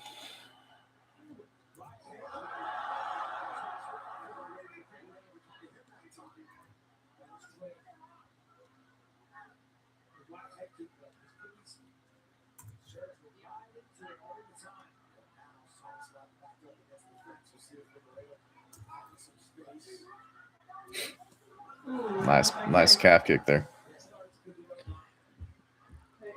Might have gone to figure with that top control at the end. Yeah, they could have swung it there. Good scrambles here for sure. Competitive matchup so far.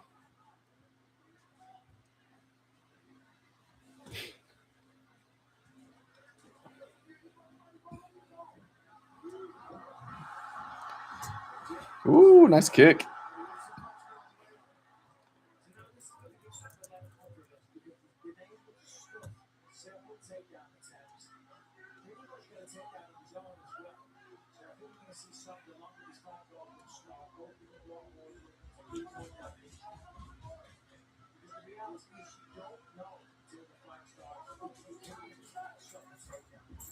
Nope. Come here, bud.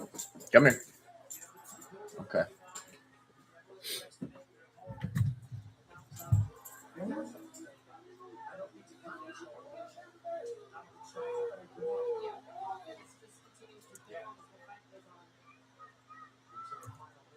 Come here. Come here. Come here. Come here. Say hi to everybody.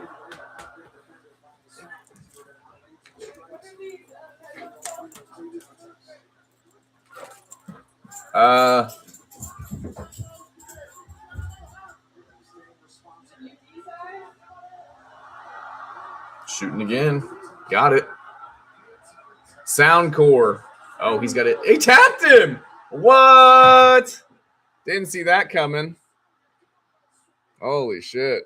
Got the tap over Figueiredo. That is not the way that I thought he was going to get that. There it is. The Team Alpha Male Guillotine.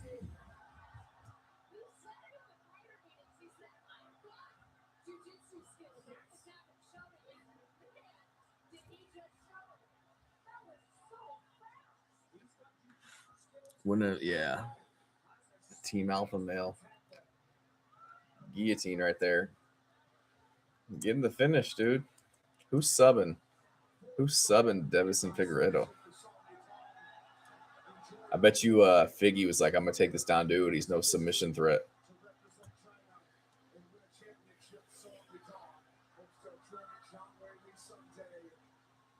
Tonight he took another step toward that.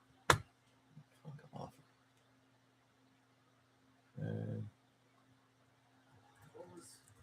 That was just a chess match of timing and range, and you could see around two, something about proven confidence and really put it together. Arm in too, right? Arm in.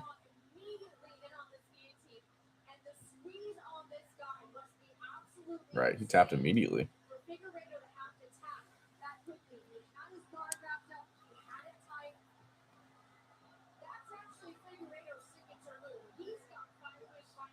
Right. Quick it developed as well. And Song Yadong will remember this moment. His first fight in China since 2018. We'll cap it after a 30-second break.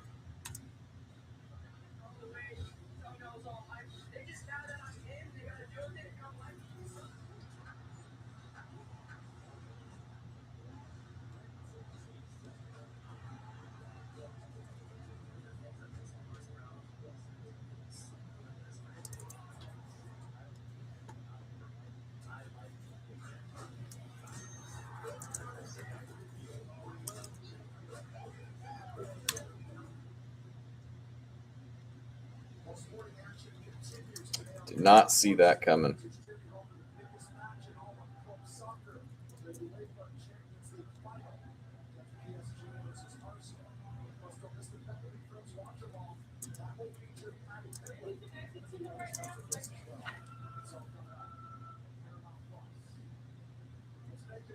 Yes, I'm not connected now.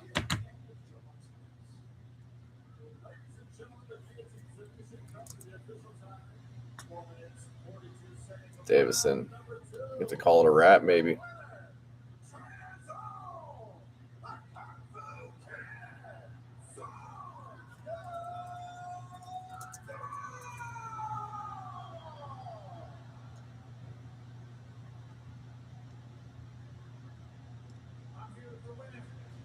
So you know, the biggest win of your career, in front of your own people. What does it mean to go out there to beat a former champion, but to do it here and to do it in style like that? 然后接下来最重要的一场胜利，现在什么样的感觉？在你的主场，在这么多家乡父老的面前赢下这场比赛。我等到这个时刻有8年了，在这8年前，我在上海也是用了人工训练这个医院，很多人一直问我你什么时候还用，我就等这个时刻。我现在是最开心的，我说你最开心的时刻。It has been 8 years for me to wait for this moment. A lot of people ask me when you're gonna give us this workout song. I said, this time I'll use it because this is in my hometown. For the win to serve worldwide, don't stop in the second round with the classic Team Alpha Male Guillotine. Let me ask you, talk to me about the game plan, because it's intense, 2 scores, you expect to get shifted earlier. I think what am I guilty? I think I know what you did. 在说上次比赛的这个战术吧，上一次我们是拿下了日本第一线还是怎么样？得到不少非常炸裂的 KO 拿下对手，因为这个2-3的是我在2个月前下来了，他 All right, man. Good talk with you for this card. Got to run errands. Yeah, thanks, bro. Thanks for joining. Have a good weekend, dude. I'll see you next weekend.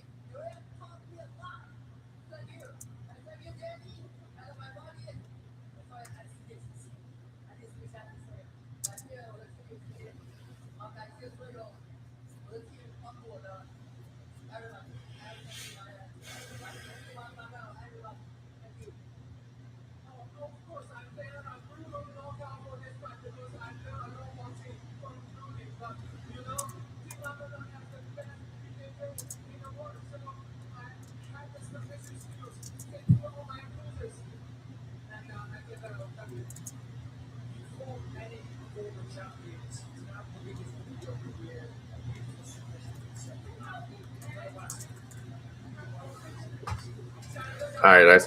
Catch you guys later.